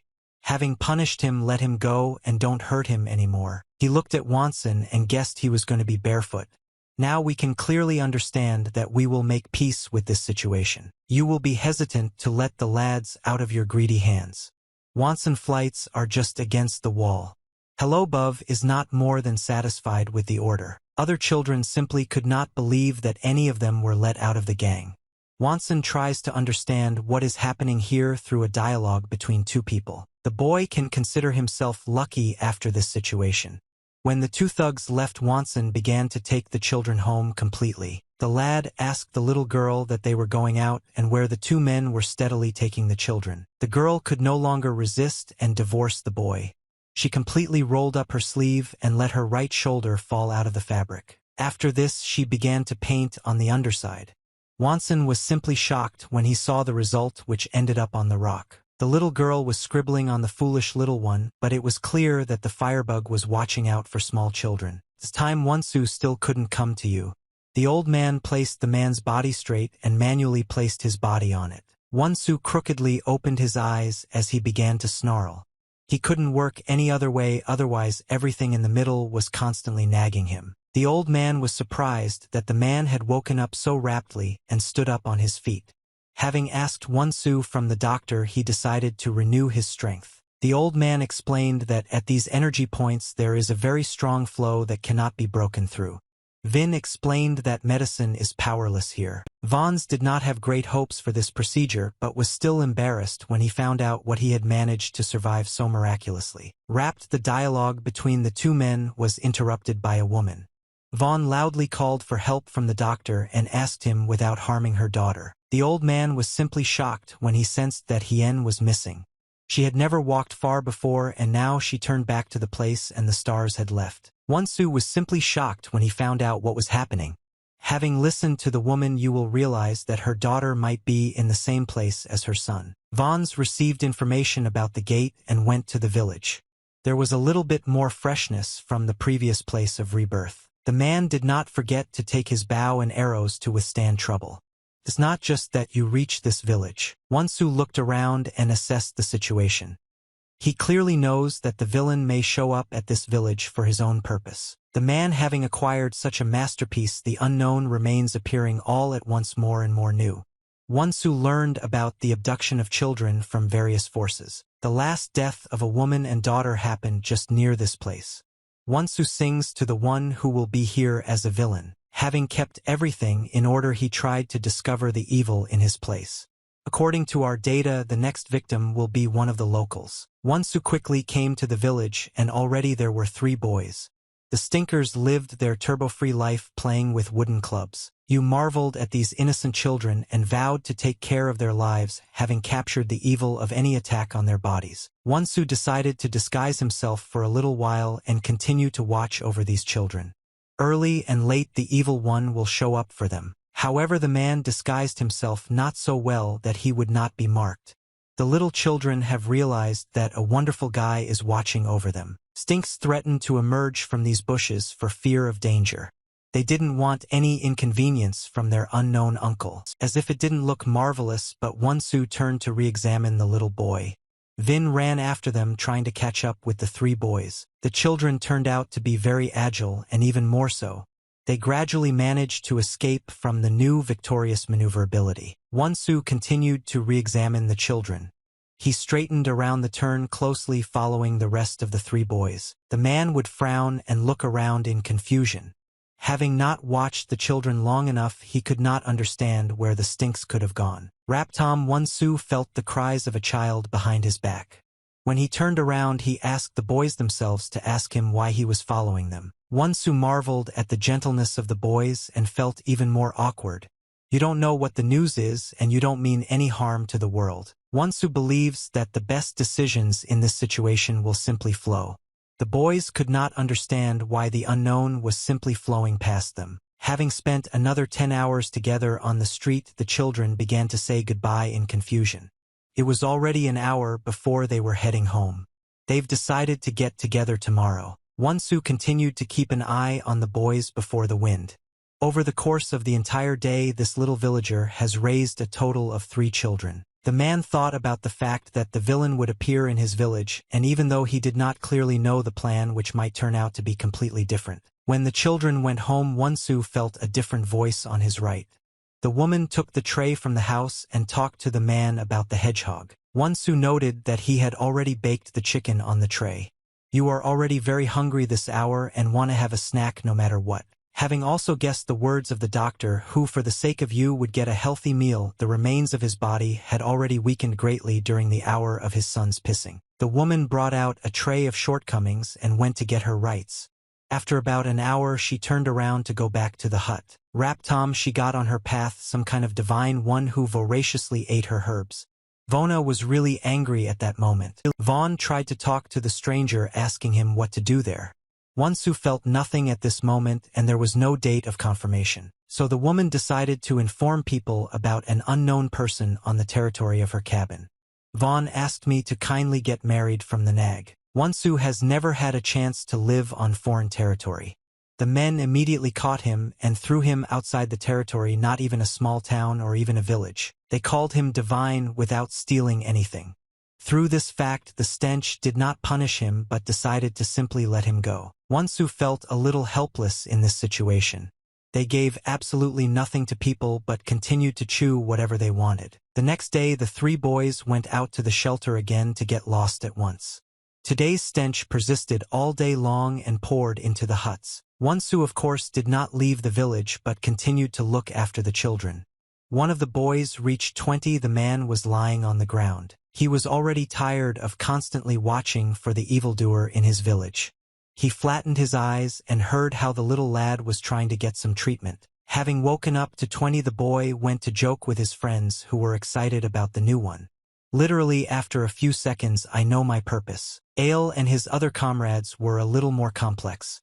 Having searched for him throughout the entire territory of the settlement, I could not find out. Wonsu was a little wary at this moment when he sensed that the boys could not find one of their own. The stinks screamed loudly, calling out to them. Wonsu immediately left his seat and took the bow from his hand.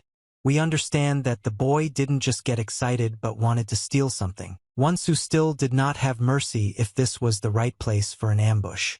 The villains quickly arrived at the village of Pivdenish and stole one of the boys. Wonsu began to re-examine him, redistributing from Dahu to Dahu. You tried not to stand up to the evildoer so as not to let him out of your sight. So the man tried to behave as quietly as possible. You want to be deprived of your unsuitable footing for the enemy of the Yakamog on your way. Doki of the villains spontaneously rushed forward with cotton on their shoulders, redistributed Wonsu in the wind, and decided to begin their activities. The evil one noticed how the shadow of the beast covered him like a wrapped. He became wary at this moment and stood up to look at the mountain. Literally a second later, a man suddenly stumbled in front of him, pointing an arrow at him.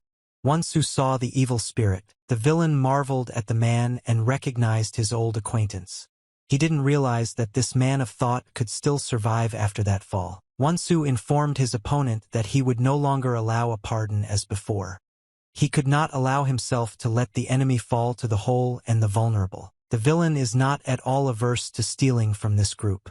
Immediately he decided to shoot at his enemy and cover himself with the body of a small child. Wonsu understands that you can't shoot at any time. However, it showed too much tension and pulled the arrow too much. The villain was surprised that the opponent of the plan was quite serious and that he was ready to sacrifice the lives of the child in order to capture him. Wonsu has a few other plans for this whole room. He tried to aim more accurately so as not to hit the innocent child. At some point, Wonsu still plucked up his courage and fired an arrow just enough to hit the enemy in the head. You decided to launch your arrow yourself so that it passed by the boy. Nato missed. The villain paid for his unusualness with blood. A wound appeared on his right side after the shooting. The boy immediately escaped from the hands of the villain and escaped directly from his warrior. Wonsu hugged the boy and asked, and everything left him. The man did not convey that the villains will be behind the last attack. Stealing children in a split second, he stumbled in front of Wonsu's intimidation and dealt him a hard blow with his foot. There was no way he was going to give up. The villain is ahead of the man, which would be better for him to simply flow from this situation, as a result of which we cannot fight without the need of a fighting mystique. Wonsu was not afraid of his enemy for a little while, having asked someone, why can't we just finish it off right away without much ceremony? The villain believes that the ceremonies are even more important for him. We learned that it is not our fault but other people's responsibility to kill people. Wonsu was amazed that there was still someone behind this villain. He asked Krati who this person was and talked about how he was. The villain has no intention of explaining everything to this worthless warrior. He chuckled and said that he could soon recognize him himself. The man already wants to leave the territory of the village, but Wonsu believes that it's still too early. Vian loudly screamed, punishing the evil angrily hooted. They stole away without realizing what they had seen in front of them. Turning his head back, he realized that he had stopped at the pasture or a fish. His body was completely enveloped in a mesh. Wonsu repeated once again that he would not allow any more mercy, and this time he prepared much better. VNP Daishov to steal and get him to tell him where his son is. Father, even if there is a disconnection for the sake of people, they should not be pulled out of the government. Stealthily taking in the rather difficult situation, slightly underestimating his opponent. But now it was a little too late to think about it. Raptom, the villain's face showed a chuckle. Having said that he doesn't intend to testify to nutrition, he respects the enemy with complete idiocy. Wonsu started not understanding what was happening. He asked his overwhelmed opponent what he found funny in this situation. Raptom Wonsu felt behind his back the uneasiness of the appearance of the majestic beast. The wooden bat was rapidly approaching his head. The butcher immediately rushed to the aid of his ally. I asked the man why he was stuck here for so long. Wonsu, unimportant of the strength of the blow lost in the face. I sensed that people were talking about the fact that they needed to safely take their children and leave. The butcher expressed his respect that today's enemy turned out to be rather weak. The partner ordered his ally to deprive him and go quietly. They finally decided to take after this poor lad who was innocent of anything. The smells fell asleep so that she would no longer see any sounds. Wonsu could not come to terms with his defeat.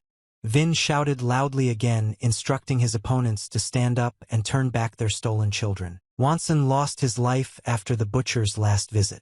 He was still at the stove with other children. The lords turned back to their home at this time. This time the stench brought not one but 3 victims. All 3 boys from the found village were buried by the villains.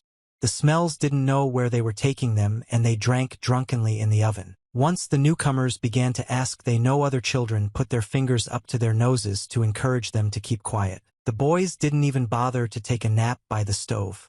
The same could be said about Wonsu, who kept watch over them. The boy rapidly sensed that the men had quickly turned back to their headquarters and began to discuss their further affairs. The man at the capitalist realized that he was changing the place of his life. His partner Mitsnik went into hiding without understanding why he was so afraid. The villains were no longer at peace that they might know their hiding place. Moreover, there is no peace. The remains of the Mislivet are still lost in freedom. The butcher laughed at the fact that his partner was afraid of a man having once lost his temper. The man at the hat ordered them to lock up and start taking the children out. Absolutely all the children fell asleep before the start of the wound evacuation. Wonsu was the only one who could not sleep and perfectly sensed the enemy's plan. He lay with his eyes open and clutched the knife that his father had given him.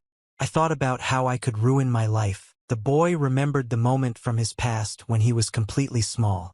Totodad tried to explain to him the basics of self-defense. Wonsu learned from the fact that the human skin has painful spots all over the body. On the face, pointing to the eyes and upper lip as the sore points themselves. Then the man moved lower and pointed to the carotid artery in his neck. He explained to his son that if you learn from her, people will die instantly. Toda Wonsun was no more respectful of hearing then. Wonsu promised his son to play with him as soon as he finished his conversation. Alas, the lad didn't want to hear anything. He fell to the ground and began to believe.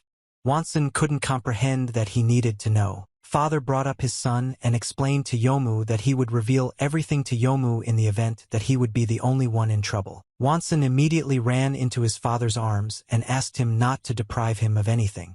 It was really scary for me to live independently in this evil world. Wonsu hugged his son and calmed him down. Having said that, for the time being there is an order for the future lest Yomu still be exposed to violence. The butcher began to pack up the children, covering their mouths. You also tied the ends together so that the stench could not flow in and there would be fewer problems with them. Having tied up the front lad, the man became his right-hand man until the decision. Having punished the advancing lads, they carefully approached the new one. However, Wonsan was in no hurry to give up. He grabbed the knife in his bosom and prepared to attack. This is the only way out of this situation. The butcher could not comprehend that the little child had begun to work. Having told you that you won't be able to get in anyway, it's better not to repair the supports. Wonsan was not a simple child. Sensing pleasure from the man, the boy attacked him right in the neck, placing his knife there. The butcher did not realize such a turn. Vin fell into the trap and at the same time kicked the still young rebel. In the vineyards we harvested the wood from our fire and ate the food that burned in the same way. I would like to understand how such an animal ended up in the hands of a child. Wonsan had very accurately concluded his plan, but that was not enough. Explain the meat before you stop and start threatening. The boy was silently shouting at this moment. Yogo began to become even more cowardly when the man took him by the arm and lifted him up. After all, the butcher slammed the lewd lad into the wall. Wonsan could do absolutely nothing against such a hello. He was already very afraid, but he realized that he would not succumb to the pain. The butcher again approached the new one and pointed his hand at the new one. After this, we began to distribute blunders to him in person, sometimes stagnating with brute force. The man seems to want to cheat the cotton boy. Wonsan will endure intimidation and anxiety over his appearance. At any moment it is time to start saying grace about mercy so as not to win. The butcher, after long-lasting beatings, began to hesitate. I have great respect for the fact that the boy looks quite wonderful and is not even breathing. The man pressed his ear to the young man's breasts to check his heartbeat. He was surprised that the boy was still alive. By this time Wonsu had already quickly recovered from the previous shock and had already climbed a high mountain trying to find his son. VN exerted maximum strength in order to get to this skill. It was even more difficult, especially considering my current state. Vons doesn't need to give in to the puppies. I will continue to plat the first ridge of the Medjen mountain, depriving everyone of their strength here. This is the largest of the 3 mountain ridges that grew near this region. Due to his effortlessness and strong body, Vons was able to develop his skills. Regardless of this, the man is absolutely decisive. He realized that his son might be nearby. Will definitely be alive. Wonsu again recovered from his wounds when he climbed the mountain. VN straight from the forest, draining the dregs of blood. The man's strength was already at its limit. You continued to collapse forward without relying on your unbreakable willpower and love until the end. At some point in time, however, his stronger body has not seen such aspirations. The old man later noted how the stranger quickly loses his familiarity. You should immediately help him and rush to the next step. He immediately tried to sum him up with words talking about the inevitable death of everyone. Having realized that the man could not rise with his own hand, the old man decided to tell him that he would like water so that he could lay down his body. Wonsu could not be convinced by such a proposition. Having started to drink water, the camel had tried more than 3 rocks near the desert. The man will empty the empty tank that the old man gave you. He was extremely grateful for the water as he gave away his life. The old man understands that the man is not a Philistine as many of us here know. I asked him about the purpose of his visit to the Gursky Ridge. Vons could not date a clear conclusion. He wanted to tell the old man about his son, but he felt it was not safe for himself. When the old man began to say that strangers began to appear here, gradually Wonsu never came to life. I felt Razmova about 2 unknown people. The man immediately rose to his feet and began to question the old man as the 2 of them looked like. Any information was important to you. The old one pointed out directly where the strangers were directing and added that one was injected at the droplets and the other simply looked like an intruder. Vaughn immediately realized that it was the two of them who stole his son. He began to think about the route that would lead to Mount Medjan. We began to think about how evil villains could be found on this mountain. Raptom learned that in order to get to any village you need to go through the mountain. Moreover, it dawned on the man that all the villages that the children had recently known were located in the region of the greatest mountain before the end. Now Wands is sure to sing that the place where the villains want children may definitely be located on the mountain or near it. Wonsu thanked the old man for a hint and straight up went straight to grief. The local resident could not understand why all the strangers began to behave so strangely. Wonsu is happy to talk to the old people and will be very important in the future. Vin unintentionally got across the area trying to find his son. The man did not hesitate for a second, smelling the skin of a centimeter of forest. Raptom nature brought out the sky and saw the specks of the board. Wonsu also miraculously sensed that the drops would enchant his body. We raised our head to the sky and our minds so that we can cook for a long time. Then he placed the stove on his left side and began to look at it as if it were potentially hidden from the board. You will have read a little after the jokes. You will go to an invisible oven where you can hide under the board. He planned to stay here for an hour and continue his jokes. If a person wants to walk a few corners of the oven, he will stumble upon something unknown that he can easily crush with his foot. Wonsu lifted the brush from the ground and collected a bunch of it that was human. Moreover, she was a child, she broke the fragments too easily. This served as the first alarm bell to start thinking about our enemies. Wonsu began to look around to see if I still had a stash. You want to know just a few more brushes or even a whole bunch of brushes.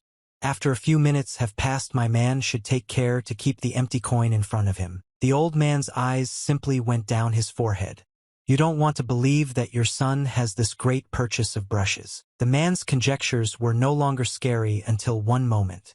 He quickly added an important detail that cleared up his doubts. It's just that, in front of my guises, I will cut off the wood that was stuck around the skull. Wonsu willingly stretched his hand to the knife. He firmly grabbed the handle and pulled it out of the skull. The body of the victim appeared to be still quite alive despite being deprived of shelter. Wonsu placed the knife in front of him and began to respectfully marvel at its details. You don't want to believe what you saw in your eyes. Once again, Dad's greatest guesses were confirmed. Wonsu recognized the sign that he had picked up a hand on a gift for his very young son. His face revealed bitter tears upon awareness of the situation. He began to mourn his son who was killed by his own armor. Wonsu decided to bring and collect up to buy a few children's skeletons. We dug up their graves and tried to restore their memory. One of these skeletons will definitely be the one who has the greatest talents. Wonsu crushed the Visnavak, which is the corpse of his son. The man was as inconsolable as possible. All my family died because of the bandits. And now I have to take care of small children. He was already very angry with the bandits for the death of innocent children. He promised that the death of his son and others would not be final. Wonsu simply marveled at himself and looked at the two positions of the women who were approaching the next one. The stench was similar to good spirits. In the guise of one of his wives, the man baked rice for his Kohanoi Yeren. Another woman was the mother of one of the dead youths. Wonsu closed his eyes and bowed in front of the women. We win for those who may not finish their duties and die earlier. Tim and our Chil Songhyun calmly rested at his bedside. He was sitting on the throne when he was told about his unsatisfactory guest. Inspector of the Department of Health, which Mr. Baiwan himself had previously pledged. The head of the family Huang Bo appreciating the calm in the rather small business. Chil Songhyun immediately left his seat and went straight to the man. At the same time, I asked someone that you wanted to work here. Biwan cleared his throat a little and asked the inspector where the enemies had gone. Chil Songhyun is convinced that they managed to fight among them. The man did not believe that Biwan would come for more food. You immediately decided to ask him directly about death. Bivan realized that there was nothing left to grab. You have clearly seen and recognized that you came here for a completely different reason. He told the inspector that in 6 months there would be Xinjiangmun. The entire population gathers for the holy day in one place. Biwan thoroughly summed up the fact that he wants to give tribute to the saint. We want to take the initiative from our own hands and ensure the safety of the population." The inspector was simply shocked. "We are very aware that in the past there were permanent conflicts in this area, but Baiwan would be of great need." Il Songhyun yelled at the man and called him out on wanting more power.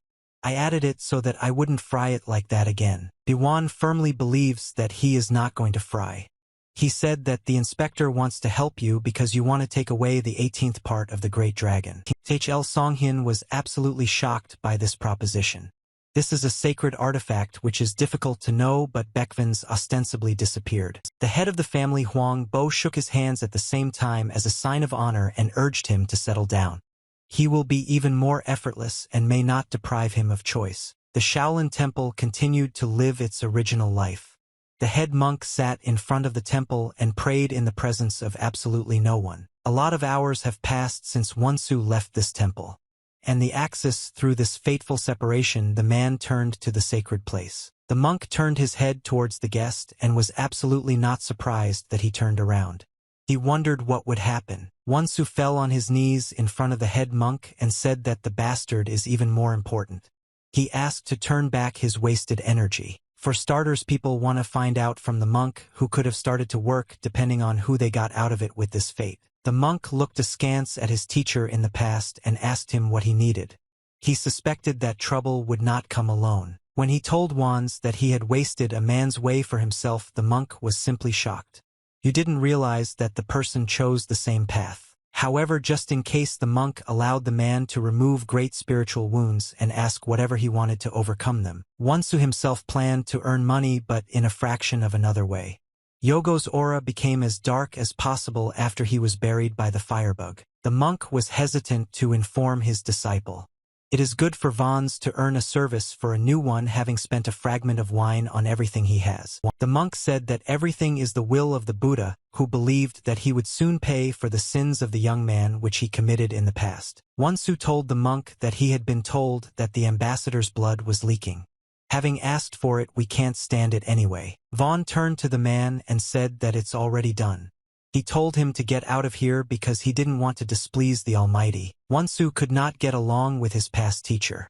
He was disappointed that he could not take his attention away from the head monk. The monk said that in order to ask a young man, you need a lot of factors which converge once in 1,000 times. It's easier for him to forget about the place. However, Wonsu was now thinking completely differently. His head was clouded with mud and he wanted to destroy everything on his way. The man took an important stone standing on his path and raised his hand to throw it at the Buddha statue. The monk hastened to Zupanidi Yogo. He was suddenly able to bother a man who had already thrown away the stone. Vons was unable to take out his anger at the sacred place. The head monk never allowed anyone to earn anything. He took the stone from him and then threw the man a few meters forward. After this, the monk, having caught up with his teaching, went off to the world. He could not allow him to do things in the temple as he wished. The teacher moved the man closer to the entrance so that he would no longer threaten the sacred statue. At this moment, other monks entered the temple. The ambassador confided to his charges about those who may intend to leave the guest with an imperious hand. The other monks were ordered to leave the temple. Wonsu felt as bad as possible about this situation. Vin could not control his emotions and his strength was already at its limit. Having come closer to the man, the leading monk raised his hand to teach his student a lesson that he would remember forever. Wonsu felt the full force of his teacher and hit him in the back. The man was already curling up in unbearable pain in his spine. Wonsu's eyes darkened and began to get angry. This told about those who, after this intense blow, lost their nerve. He fell powerlessly under the pretext of simply under the feet of the monk who hit him. Of course, the head monk would never have killed anyone just like that. You marveled at your teacher and burned down and wondered why your fate turned out like this. Yomu Bulo Duja Skoda Wonsu. A person will be deprived of his fears at the Shaolin Temple for an hour. He was taken to one of the rooms near the temple so that he could read a few things. If Wonsu recovered from a persistent coma, he would have no idea where to go. Vin screamed loudly because he dreamed that he was thirsty. Wonsu glanced around and assessed the situation. We were in an even small room where there was absolutely nothing around the room. He also noted the red mantle that hung over his head. Wonsu guessed what was going on at the temple, and the unsatisfied woman was counting on him. The man decided not to bother himself for a long time and began to get to his feet. He had his own plans, which did not include visiting the Shaolin temple. Wonsu was under a small guard in front of one monk. Yoma was brought food. The monk allowed the hedgehog to be brought to the room. His other colleague opened the door to the room where he knows Wonsu. We previously told about those who brought human food. However, this is no longer true for anyone. He looked at the empty room in front of him, in which there was no guard against an absolutely hungry human soul. The monk immediately ran to the head to inform about the situation as it had become. We found out everything from the most details from memory. The leading monk did not realize such a turn. The father asked the old man to inform people about this. Having thought for a while, the monk of the faith that it would be better to seize this secret place from the walls of this temple and check the man himself would turn around to them. Tim and our Wonsu was already in the forest. He is like a wise man who is on the water and trying to find his way out of the fire. The man realized that he had no strength but could not do anything. There will be too much self-singing as for someone who has awakened powerfully. Wonsu was at the bottom of one of the trees. He started to notice how a fox man passed under him carrying a rocker on his back. The man thought about how this man could cope with self-pushing. It's time to decide, having made a decision that there is no longer any need to take action. Having pondered the mystery of the unknown in front of him, the monk immediately stammered. I asked the person who was like that. Wonsu cut himself from the tree and simply knelt in front of the monk. He took the bow and arrows from himself and threw them to the ground. The monk cannot understand what is going on. He had an endless diet until the unknown. You want to understand what you need. Ale Wands was not going to confirm the monk's food at the water's table. Immediately after the remaining supply, he began to run at the enemy simply head-on. The monk was simply shocked by this turn of events. In the future, there will be no shock from the rocker on the shoulders, which the stranger told me. Having not been hit by a target even once after the first attack, Wonsu had no intention of faltering. He continued to press on the enemy and shouted loudly as he did so. The monk carried water in heavy buckets to the temple. He could not allow her to wander, so it was a kind of ritual. The man himself hopes not to destroy the place if Wonsu attacks him. Now it's hard to move the yoke with one hand. Wonsu placed his hand on the monk's shoulder and squeezed him tenderly. The man is ahead of the stranger so that he cleans up his hand, otherwise he will do more harm. Alas, I don't know what to do. He applied maximum force in order to deprive his hand and continue to choke him. However, the monk did not intend to endure this for long. At any moment, simply take the stranger's hand and twist it in the opposite direction. The monk apologized to the sinner for his behavior, but there was no other choice. Don't bother your hand until you're done with it. Wonsu had no intention of accepting this vibration. He began to scream and raised his head, looking at the monk with evil eyes. He took a bit of saw and wood from the ground, and when he got up, threw the whole mass into the eyes of the monk to change his field of vision. Wonsu's plan appeared to be working effectively. He blinded the enemy, after which he dealt a direct blow to him with his left hand just on the slit. The monk was unable to press the yoke after the remaining blow. The water that was still in his great buckets began to flow to the ground. The monk knelt down and said that this was unacceptable. Wonsu stood at the battle station without wasting his strength in battle. The monk stood up for his accusing, marveling at the inadequate stranger, who had the urge to let in the rocker and pour water onto the ground. The water in his buckets was not completely idle. We carried there all sorts of living things that were very small and have now died. The monk became very angry with his potential enemy. VN shouted loudly, asking how the stranger began to dare to attack him. However, Wonsu had absolutely nothing to do with it. You rushed at the monk again and got ahead of him. This time you could definitely finish him off. Ailman has other plans for this room. He covered his body with energy and told strangers that he was responsible for all his actions. The monk was very serious about this. He collected all his money from his fists so that he could guard his veins. Wonsu has this flow of energy without even missing a beat. Having approached the need to reach the enemy, he delivered a monastic blow which did not hit the target. Having lost his mind from the previous battle, the monk believed that it was time to attack his devil. Vin dealt a heavy blow simply in the process of unraveling the right hand. After this, following another blow to the denunciation which calmed Wonsu a little. He was unable to accomplish anything without blocking the blows. Finally, the monk decided to give a parting blow to his opponent. He simply kicked him in the chest, throwing him several meters back. Having stood at the battle stand, the monk began to speak until the enemy was overcome. You are pleased to no longer appear at this place, the remains of which will be damaged. Wonsu had absolutely everything the same.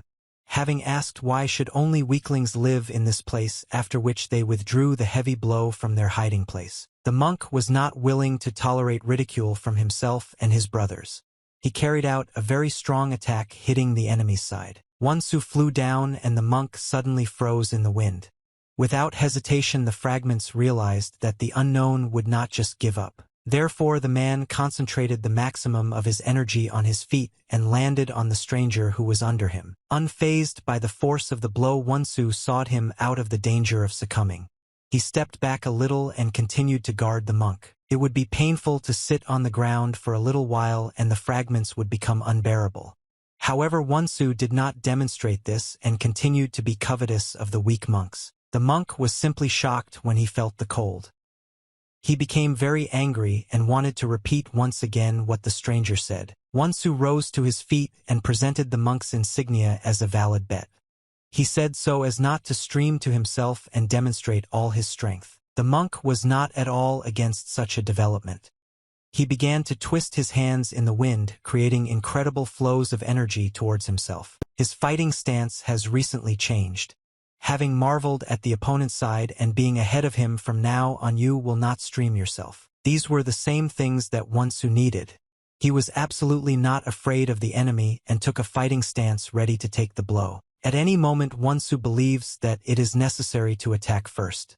He quickly approached the monk's body and struck him with a heavy kick. However, it was not easy to get the monk on the right track. He was able to easily block an enemy's attack by burying his leg. Wonsu was simply shocked at this turn. You didn't realize that the strength of your opponent was growing even after the rest of their strength. It was already too late to think. The monk began to control the situation on the battlefield and caught the enemy by the injured legs. After that, he simply threw him against a stone that was behind Wonsu. The stranger hit the skeleton with his back. The monk, having completed his right, turned towards his opponent, threatening him with the Buddha that the monk had deprived him of his life. However, Wonsu was not in any way timid. Feeling an unbearable pain all over his body, he began to try to get up. The monk walked up to his yoke and took it back on his shoulders. He immediately expressed his respect that the stranger was no longer around. Wonsu was able to quickly rise to his feet and disappear from view. Then he rapidly attacked his opponent's Nanatsuka. The monk wanted to miss the first blow but could no longer allow himself. He kicked his opponent, throwing him to the ground. Wonsu's cunning plan was not realized and he recognized the defects. The monk began to get very angry with the stranger, but he could not come to his senses. Vien Shiv Vikanati Prokanea, unknown person who seems to have had enough time to live. He struck him with a forceful blow just to the energy point which is located on his stomach. Wonsu felt an unbearable pain all over his body, otherwise he was stricken. The monk wanted to kill him so that he would not pose a threat to other monks. Wonsu spent an hour screaming unbearably in pain. His eyes sank out of sight and his mouth opened wider. The monk once again raised his fist to hit the enemy. However, having noted that the unknown might not collapse, he changed his mind. Believing that Wonsu had already lost his battle, the monk stepped up from his body.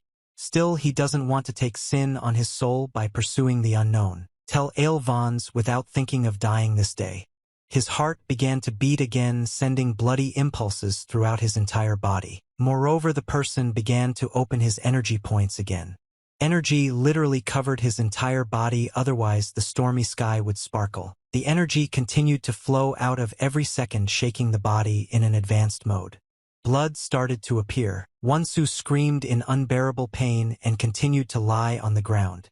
The monk's last blow caused his power to turn again. The monk was simply shocked when he saw that the young man was spitting blood. He couldn't believe that the stranger was still alive. The man has acquired a new knowledge which, judging from the denunciation, is definitely not appropriate for him. Such a situation can lead you to fatal death. The monk absolutely chanted that his opponent died. Vons had not done anything and was now fully on his feet. You put your hand to your neck and felt the warmth. You thought it was quite amazing. The people knew how to turn around. The monk was simply shocked, keeping an eye on the stranger. He couldn't understand what he was getting up to and how he got back on his feet. Vira's Yogo speaking for himself. Having already begun to move on to his camp, the fragments of reason that the enemy had awakened his strength. The monk marveled at the revelation of the stranger and began to chant at the one who had drained his blood just a second ago but was now in full combat readiness. Wonsu will be absolutely whole and unharmed after the rest of the wound. It seemed even more amazing that he could let himself down so easily. The monk noticed that the aura of his opponent had changed dramatically. It was similar to a rebirth that happened after the blood was drained. Wonsu marveled at his enemy with a serious look and said that now he would definitely not be able to overcome it and would soon die. After his words, the man stood up in the air and made a coup, swinging his leg to hit the enemy with his strength. The monk did not realize such a turn but still managed to block the blow at the very last moment. The force was powerful. The monk could not convey the actions of his opponent, and there was simply shock if he rapidly decided to attack him with his hand, catching him knowingly. The man managed to escape from the hand of the enemy, having disappeared instantly. You were already at the limit and realized that you couldn't cope. Raptom, having seen how his body rises in the wind. There was simply shock as the enemy now behaved completely differently. Wonsu raised the monk above his head, the sky repeating his front hands. The man was about to finish his attack with his offensive attack. They swung the monk's body and burned him against the stone that was behind his back. The fox took the blow with his back. The monk landed quickly, having asked the unknown person why his enemy, knowing how to use secret technology, victorious only at once. Looking at his left hand, Wonsu was convinced that he had no power before. Vaughn showed up at the new place just now. One of the elders of the Shaolin Temple calmly meditated in front of the Buddha statue, bringing back his natural energy. Raptom interrupting his meditation with a cough that seemed unbearable. Having respected Yuma, do not forget to meditate, and even Dahadi. One of his students immediately looked at the temple and chuckled at what seemed like the head monk, who started coughing violently. The old believer, who asked absolutely everything about him, asked where the lad who had recently visited them at the temple came in. The monk believes that I don't know anything about the miscarriage of that lad, but I know that he's still alive and has gone on his way. The elder thought about the words of his mentor. I didn't know how to properly deal with this situation that had arisen from Wonsu. This time it's already evening outside. The sun had completely fallen behind the mountains and faded away, which now brightened the sky. Wonsu continued his battle with the monk at the fox. None of the fighters were willing to give up, stealing their powerful ideals from the fragments of their skins. The monk raised his fist to hit his opponent, noting that he was preparing to strike forward with his left leg. The foxman will hesitate to attack in order to protect himself from the blow. He stood up in the wind so that his foot wouldn't get caught. Immediately after this, the monk began to counterattack until the enemy completely stopped. However, Wonsu is already preparing for the offensive attack. He stood up from the ground with both hands to strike forward. Vin hit his opponent with both legs. The monks did not lose the opportunity to strike their blow. You may end up flying several meters back from the impact and hit your back against a tree drill. The monk quickly began to loosen his face and raised his head to the fire. He brought the enemy in front of him, who was approaching his side. Wonsu asked from his opponent who wants to win. The man was about to end his battle, depriving the monk of his life in this place. Already on the battlefield, the booming cry of the old monk was heard. He ordered both men to stand up and put on the beater. The fighters immediately turned their heads to the right and nodded to the old man. The monk asked the men that the stinks began to roar from this forest. The foxman explained that this divine attacker was attacking someone and wanted to fight. Vaughn immediately understands that this is the teacher of this fox and the meaning of their skills. Judging from the man's background, the elder was able to figure out what was wrong with him. He could not understand where the benefits had brought him. The monk shouted at his past enemy and asked him how he dared to talk so impudently about the oldest Shaolin temple itself. Wonsu was able to create a new idea that the old man in front of him had taught even a lot of people. Vin was about to attack him. The elder clasped his hands together and informed the men that he was not allowed to hand over to the boy. Vn standing higher n zhusit marn spravi. Wonsu blocked the stronghold of the old one. He rushed at him with his fists, beating up the ignorant tramp. Wonsu immediately attacked the old one without even touching his teachings. The elder will try to get rid of it in order to get nasty rags on his body. Wonsu planned everything so that the old man would not be able to escape from his oncoming attack. He drove him into a corner and immediately got ready to strike the final blow. However, it was taken down in order to capture the elder of the Shaolin Temple from the shepherd. An old monk having earned a few kroki, having overcome an unnecessary punishment. Vin simply stumbled behind his opponent. Wonsu, looking at the old man, asked him, as if he started to laugh, he walked away. Wonsu sensed the singing threat from the old monk. You can step back to change your strategy. Tim an hour, the monk still wants to pin the bead, but these words seemed to encourage the man. Wonsu again rushed at the old man with his fists, fearing instant death. The monk, not daring to stand on the spot, blocked the enemy's attack with light hands. For him, this did not pose a threat. However, Wonsu didn't dare to bother. He raised his right fist and rushed into the attack again to achieve his goal. And the elder has his plans for this situation. You put your 2 fingers forward and blocked one of the enemy's energy points with one hand. After all, Wonsu became confused. He realized how his body was paralyzed, but the old man said that it was an insignificant effect. The elder walked back to the temple from his school, having given life to people and declared their battle over. Wonsu would be unfit for such a finale. Vin shouted for the old one and managed to turn around and kill the new one as if he had already budded. The elder turned his head completely to the man's side and asked what was wrong with him, as if he didn't want to live but rather wished he could die. Vaughn thought about these words for a little while, but not until the end of their understanding. Once again, those who knew that the old you could not be overcome. The elder of the temple turned his back and walked straight away.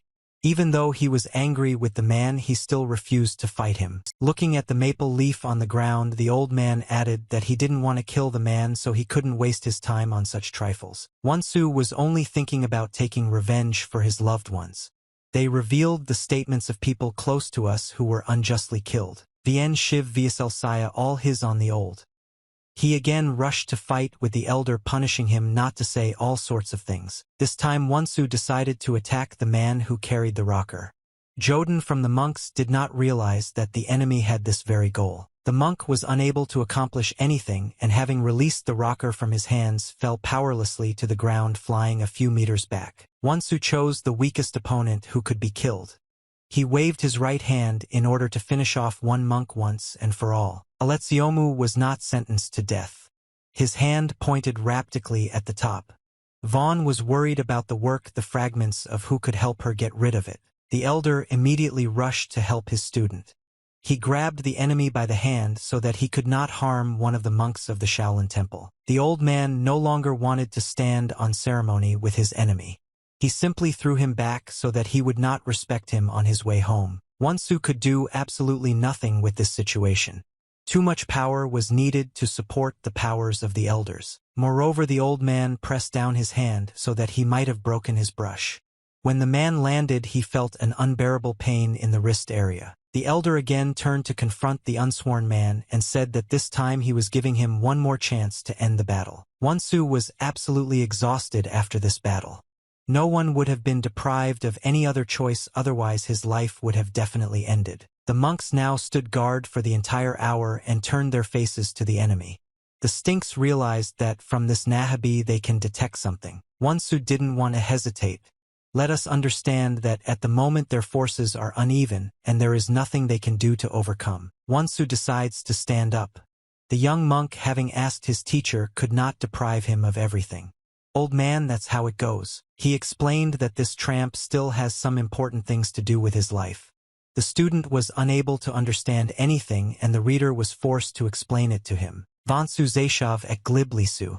On his way from the monks they found a rose that was on my hand so that the little ones would heal from the wounds. Vin steadily grabbed his hand, and when he leaned on the stone, he felt an unbearable pain in his right hand which gave him the remaining blow. Wonsu has a wonderful understanding that evil brushes cannot just be taken away.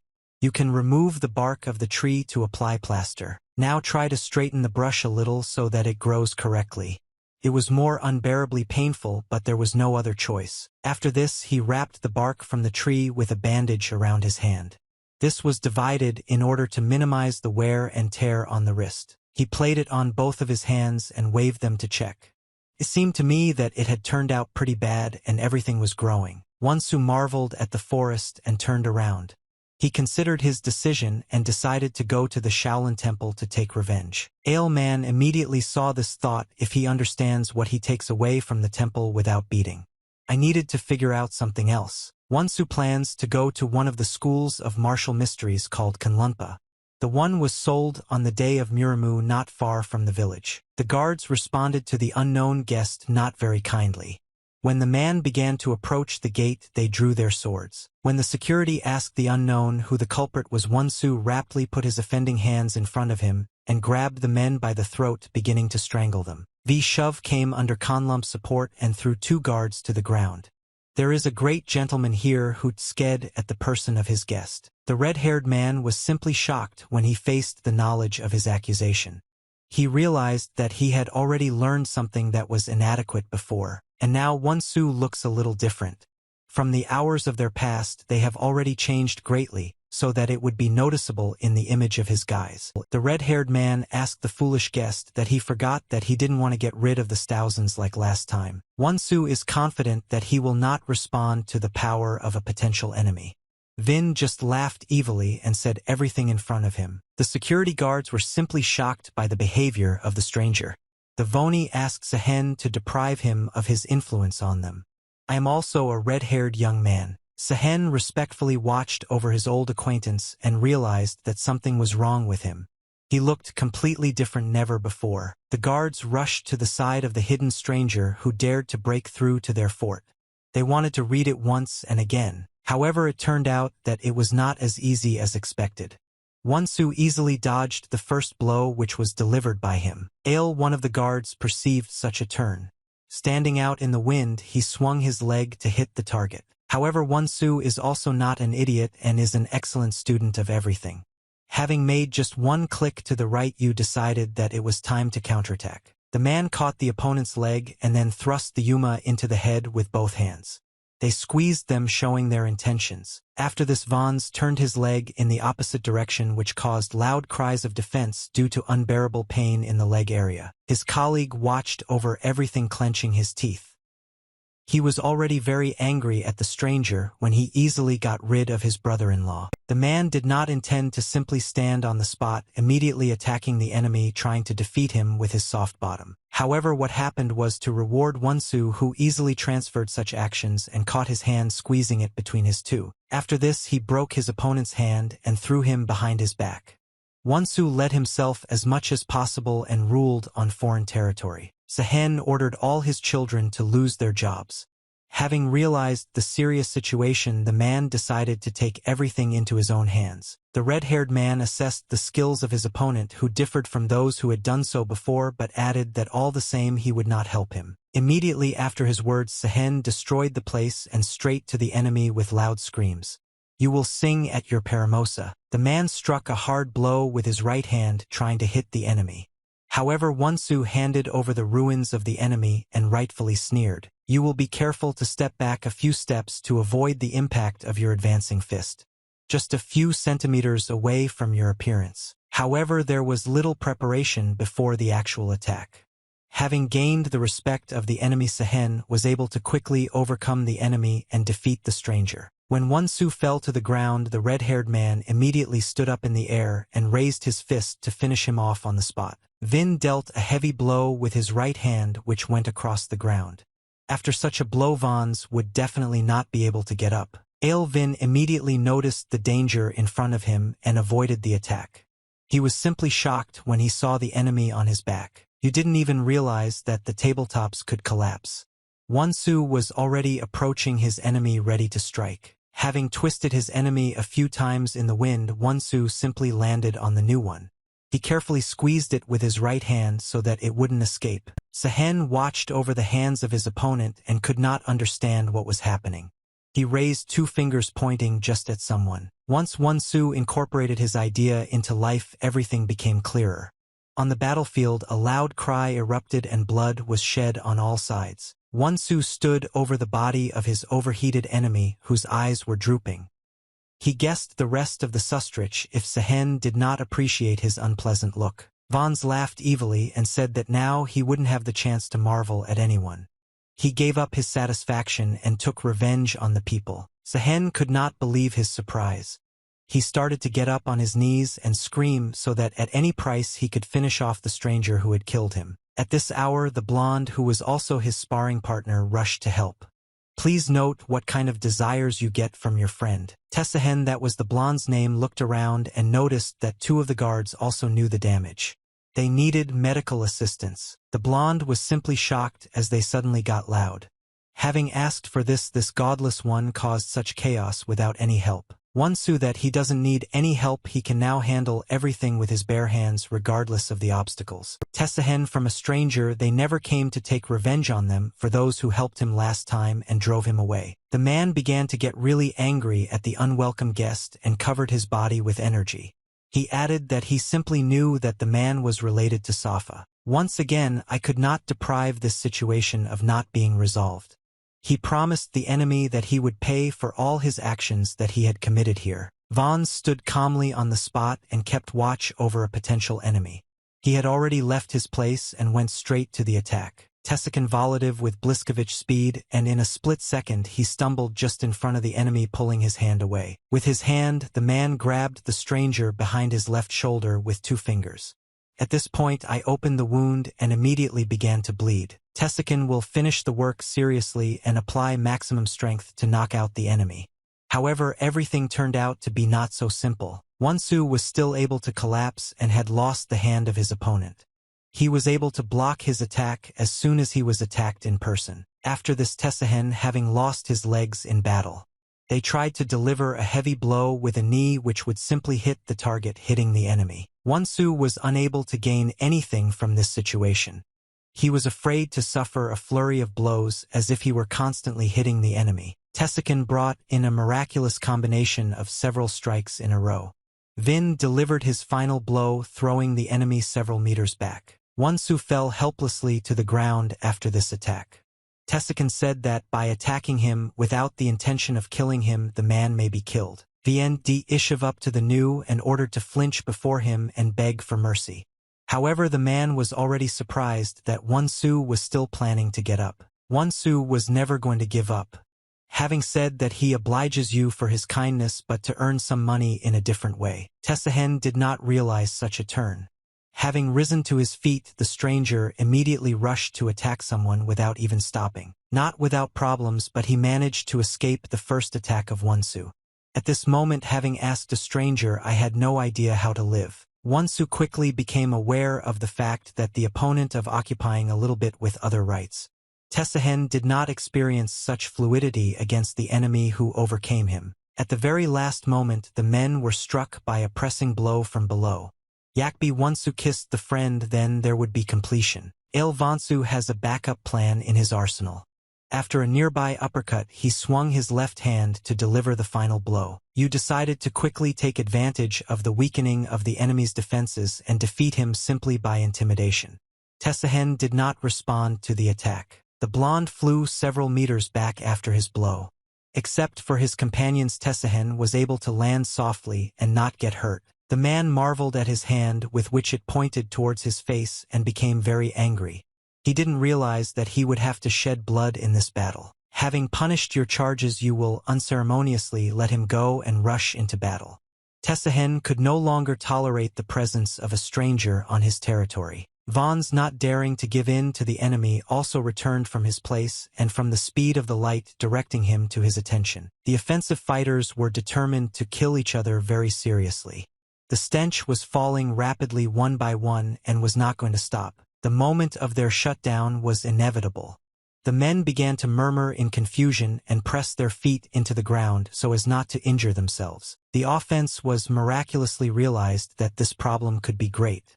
The stinkers began to strike one another unconcerned with defense. Tessehen missed too many blows at his side. However, his body was full of vanity regardless of the predetermined harms. Wonsu took off at least as many blows from his side. Once he decided to take revenge, he did not dare to step in and continued the exchange of blows. At any moment Tesakin was able to capture his opponent. She grabbed him by the hand and struck a blow not too far away. Wonsu immediately hurried to rectify the situation and tried to swing his right hand to release his other hand from the paste. However, Tesahen was ready for such a turn.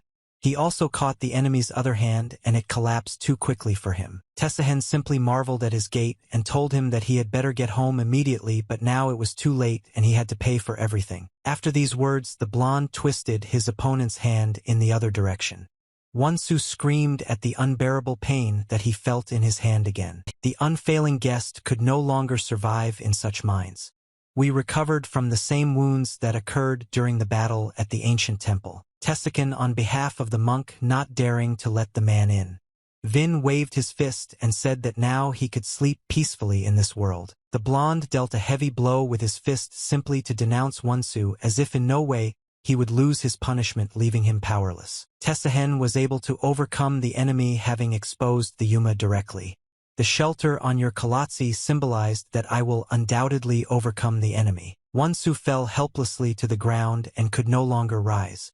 This exposure was stained with blood. Yak Protovzuvala Vistupati. Tesakin immediately ordered his companions to worry about the wounded.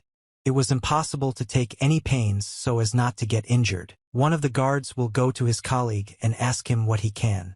The man believes that his left leg is completely broken. You can now reach out to anyone else for help.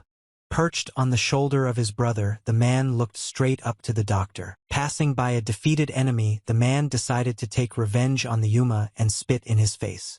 Vin is still angry with him. Wonsu continued to lie unbroken on the ground and was unable to accomplish anything. The sludge just fell on the Yuma's head, mixing with blood. However, the man had not yet died but was still with you. Wonsu began to get ready and saw wonderful sounds. Tesakin asked Sahen how he felt and sent him to the doctor. Soon the people sensed some wonderful sounds behind them. Wonsu rushed at that same man who spat in the Yuma's face, taking away his life, avenging his life. That Wonsu managed to get up after being wounded. All his exposure was in the blood, but he was going to continue to live. The students of the School of Martial Mysticism were simply shocked by this turn of events. The Smells didn't realize that they could let Vons down, but the man was an extraordinary person. He destroyed his place and went directly to the enemies to give them a blow. Wonsu felt the energy pulsating through his body. After the rest of the day, another point of energy appeared in him which added strength. Tesakin could not get rid of it as they burned so hard. I will sing to the one that the stranger will no longer rise but will have mercy. Vonssu regains his energy and readiness to fight. Having rubbed his fists, the man stormed towards the enemy and encouraged him to attack first. Tesahen told the stranger that he couldn't overcome everything. Wonsu, having asked the enemy, is effective in singing in his own words. The blonde didn't want to just stand on the spot and hope to demonstrate everything in practice. He rushed into battle at the enemy with loud screams. He put maximum energy into his fist, concentrating the force there. We want to work in such a way that the stranger will no longer rise to his feet. Wonsu also didn't want to just defend himself. Having realized that the enemy was rapidly approaching him, the man decided to do the same. The fists of the two fighters met in the blow and made a colossal blow. For now her strength was equal. There was no advantage for anyone. The men stood steadfastly on their feet and did not intend to give up what they had overcome. Kozan is fighting for those in order to emerge victorious from this battle. Tesahen was absolutely at his best. Vin called his opponent a complete idiot, as if she were going to make peace with him by force. The blonde shows the respect of the enemy by standing in front and swinging his left fist to catch the enemy knowingly. Wonsu managed to block the enemy's blow at the very last moment. This was very difficult for him, but he managed to put up a block. Tesahen again drove his enemy into the post and was now going to blind him for the help of his right side. Wonsu didn't get much of a chance. Thus, having respected Tesahen, who in the light of the Swede was preparing to attack the enemy. However, Wonsu had completely different plans for this shell. It was with his rank that he was able to block the enemy's blow. Vin blocked the danger with a sharp blow of such force. Tessehen was simply shocked by this turn of events. He didn't realize that besides anyone else he could use this technique called Nigong. Wonsu asked his enemy that he didn't want to repeat his earlier words about how the result of his battle would not change. Wonsu has left his place and is planning to bring about the turning point. Having said that there is a lot that I don't understand, I will immediately return to my place. Vin dealt a heavy blow with his right hand as if blocking. Tessehen earned money by drinking a lot of Zuzel. A man of wonderful intelligence who loses his advantage on the battlefield then goes on to attack. Having carried out its Bliskovich attack, the defense passed by. Therefore Tessehen had no intention of ending his attack. Having failed to hit the target once, the man promised himself that this time he would definitely hit the target. All your plans went to waste. Wonsu clearly sensed the danger and was able to easily escape from the enemy's energetic blade. After this, Vons dealt his blow, which may have reached the target. Tessehen managed to cross his hand and tried to pull himself away so as not to recognize the injury. Let's pretend we're a marvel, but we've been given a chance to earn money. The enemy's hand fell just a centimeter from his exposure. When he hesitated, Wonsu decided to apply more force to the blow. You managed to break through the enemy's defense, striking Yogo in person. At which the man did not dare to hesitate and swung his left leg in a turn so as to stand up and overcome the enemy. Tessehen miraculously sensed that the enemy would immediately overcome him. He needed to urgently make a decision in which direction to go. You believe that the biggest move will be a revolution on the right side. You managed to escape from the enemy's pressing foot. Immediately after this, Tessehen launched a counterattack. Wonsu did not realize that the enemy could very quickly get ready after the damage. Tessehen, without turning to face the enemy, dealt him a sneaky blow with his legs so that the stranger would not react. This technique appeared against Wonsu, who flew a couple of meters back. Tessehen landed but didn't get up and jump. He immediately left his place and raised his fist to end the fight. Wonsu Mav take a pressing blow from the Scroniu. However, the man didn't want to give in. Vine plans to strike a blow at the front so that Tessehen cannot achieve further success. This tactic on the side of the foolish guest appeared to be foolish. Vin managed to pass the initiative and now holds the body of his opponent in his hands. Tessehen has been in the hands of the enemy for a long time. You plant your feet on the ground to knock your opponent down. Wonsu did not realize such a turn. Tessehen flew to the ground at the same time as his opponent, having chewed his body. The blonde, not wanting to endure this for much longer, rushed out of the enemy's grasp, immediately dealt him a heavy blow and pressed him to the ground. However, this attack turned out to be unsuccessful against the unknown. The man immediately noted that his enemy could still continue the battle. Wonsu threw the blonde off his body, putting his feet forward. Tessehen flew behind the enemy and was unable to attack him. Vons with his blow. Tessehen noted at the last moment that back trouble was approaching again. Wonsu repeated the forward attack of his opponent, hitting him with his legs. It is important to copy your skills for accuracy. Tessehen realized this turn of events but could not accomplish anything. He fell powerlessly to the ground and flew a few meters back. The blonde also did not realize that the enemy would immediately come to him. Wonsu, having collected his Virogo for Shia Abi Skavati Yogo Rui, Vin readied himself for the final blow. Tessehen played the steps and asked the enemy to kill him without worrying about anything. However, the man appears early after realizing his death. Sehen came to Yomu's aid and, having knocked out the enemy, struck him on the head with a club. Sehen still could not learn anything through the trauma in front of him and asked where his ally was. Tessehen immediately nodded to help. However, this fatal blow to the head was not enough for Wonsu. People were simply shocked when their enemy began to rise again. Sehen Bov sings in the fact that he injured his brain. Wonsu really felt bad about himself. His head was incredibly dizzy. If the secret stranger rose to his feet, the guards decided to engage in battle. He was punished for verubitting the enemy. Wonsu was confused and continued to chew, not caring about the headache. He faced many enemies, but he could not withstand all the blows. However, the man was still in a state of mortal danger. The infection immediately threatened you in the sight of the valley as it was aimed at your face. Wonsu immediately reacted to the collapse of his fence and raised it to the wind. I was just shocked by this turn of events. Wonsu didn't dare to just throw his enemy behind his back. Vin applied a lot of force to swing his body for an offensive blow. Wonsu ended up playing a little at the billiards and throwing the body of the guard on his partners. People managed to knock out a strike from a number of fighters. After an unsatisfactory battle, other guards were already afraid to approach the unknown. When he looks like that, he kills everyone. Ale Vons was already at the limit of his possibilities. You can hardly get too dry, not to mention the intense beating. Moreover, the man decided to move. Sehen unimportant in his own eyes, having noted this. However, Tesakin ordered not to invite the importer. Sehen was simply shocked because he wanted to achieve the wounded goal. However, the blonde could not give this order, only wanting to save his wards. The opponents fought against each other and Wonsu was already approaching the entrance gate. Tesakin ordered his followers not to cross the enemy line and to comply. Let us assume that this person has not shown all his abilities and it is not safe to follow him. Sehen still made peace with the situation. Wonsu left the school of martial mysticism with an evil laugh in his face. Having reached what he came for, he was faced with great decisions. Representatives of all clans gathered among one another to greet a person who was important to them, as their story noted. The head of the family is Huang Bo Biwang, will also be present on this stage. The guards bowed low to him and asked to see him. Biwan welcomed the man to the name of Sin on the 100th National Day. Sin Patakuvav for the ancient times and also for the visit to the new one. Biwan asked him to bring his modest gift to the birthday boy. There was an imperial liqueur for 100 kvitas which was worth a lot of pennies. I'm just shocked by this gift. Biwan bowed his head in front of the master and said that this was a gift from his birthday boy. The lord ordered his servants to see off the important guest.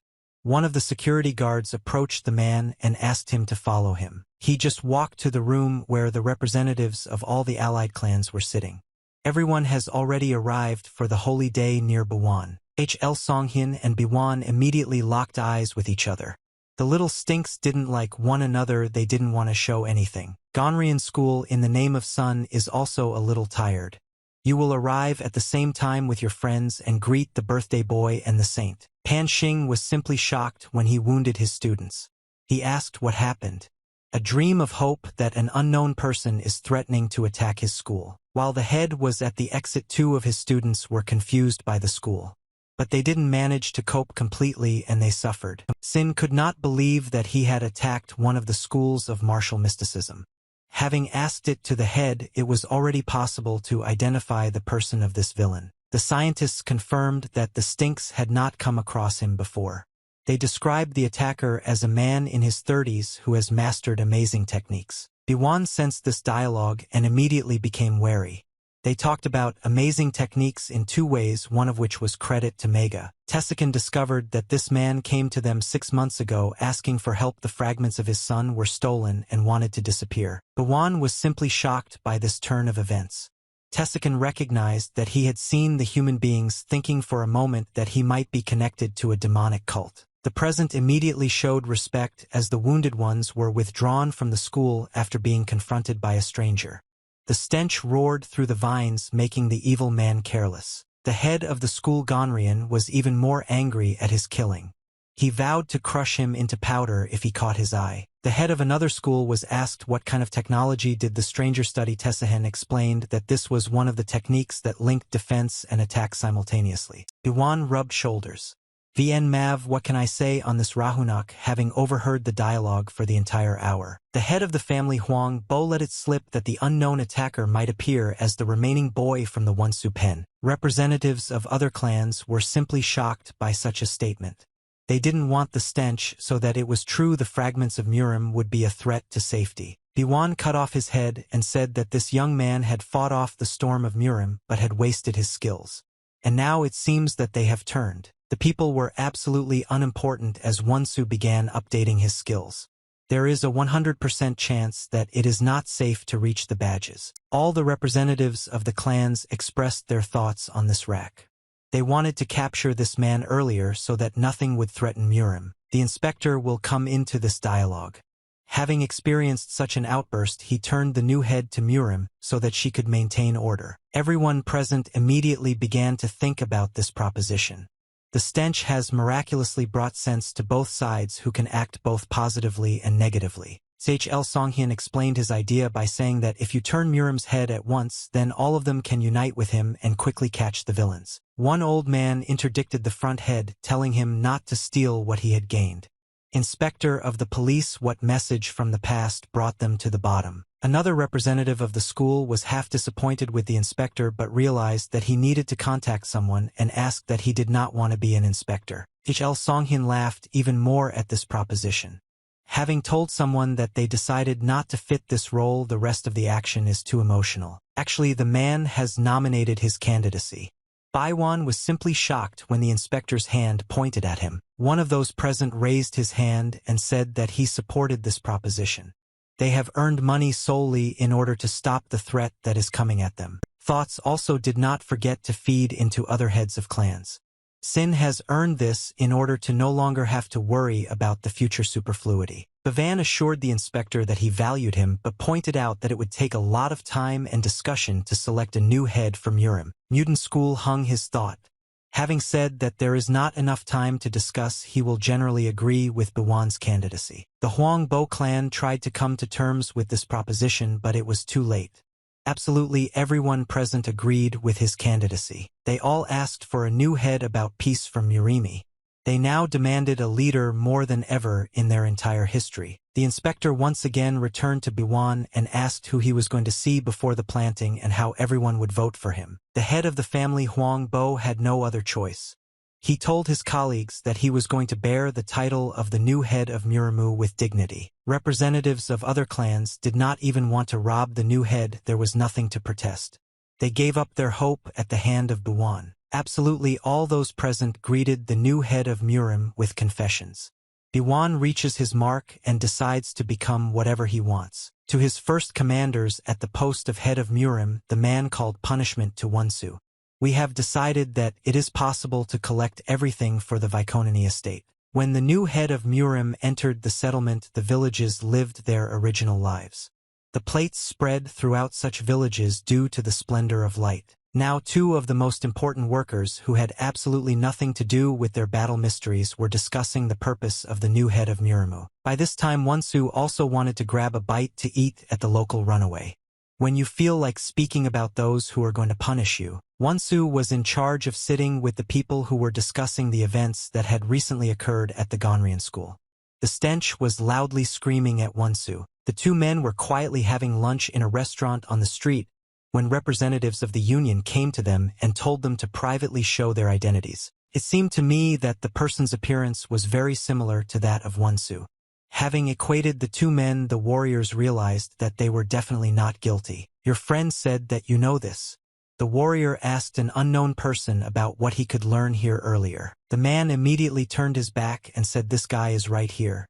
But there was no one there anymore. The warriors imbued the man with the singing of the wines from his soul. We hope that the decision is not correct, but I suspect that it is a reaction. The fighters immediately went in search of a suspicious man. The stench realized that the stench could not flow far, it would need to hurry in order to catch it. About an hour later he instructed Vaughn to climb the tree and watch out for the fuss below.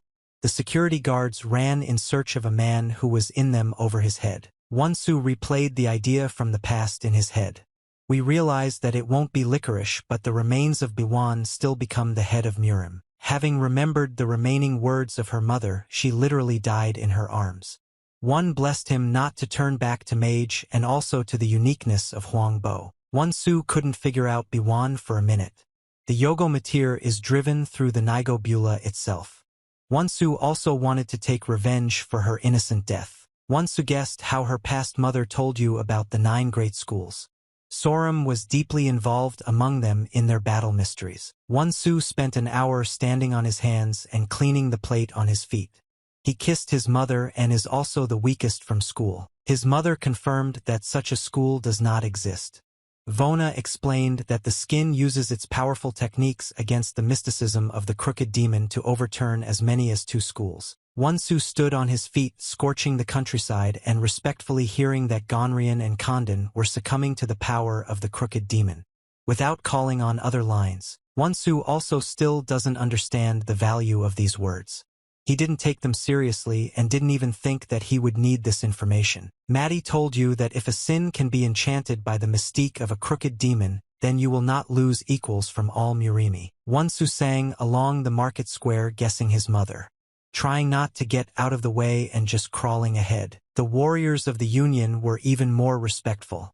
The stinks constantly reviled the skin of the person on their path and the baby they were trimming in their hands. Having suspected one person, the stench immediately began to harass her.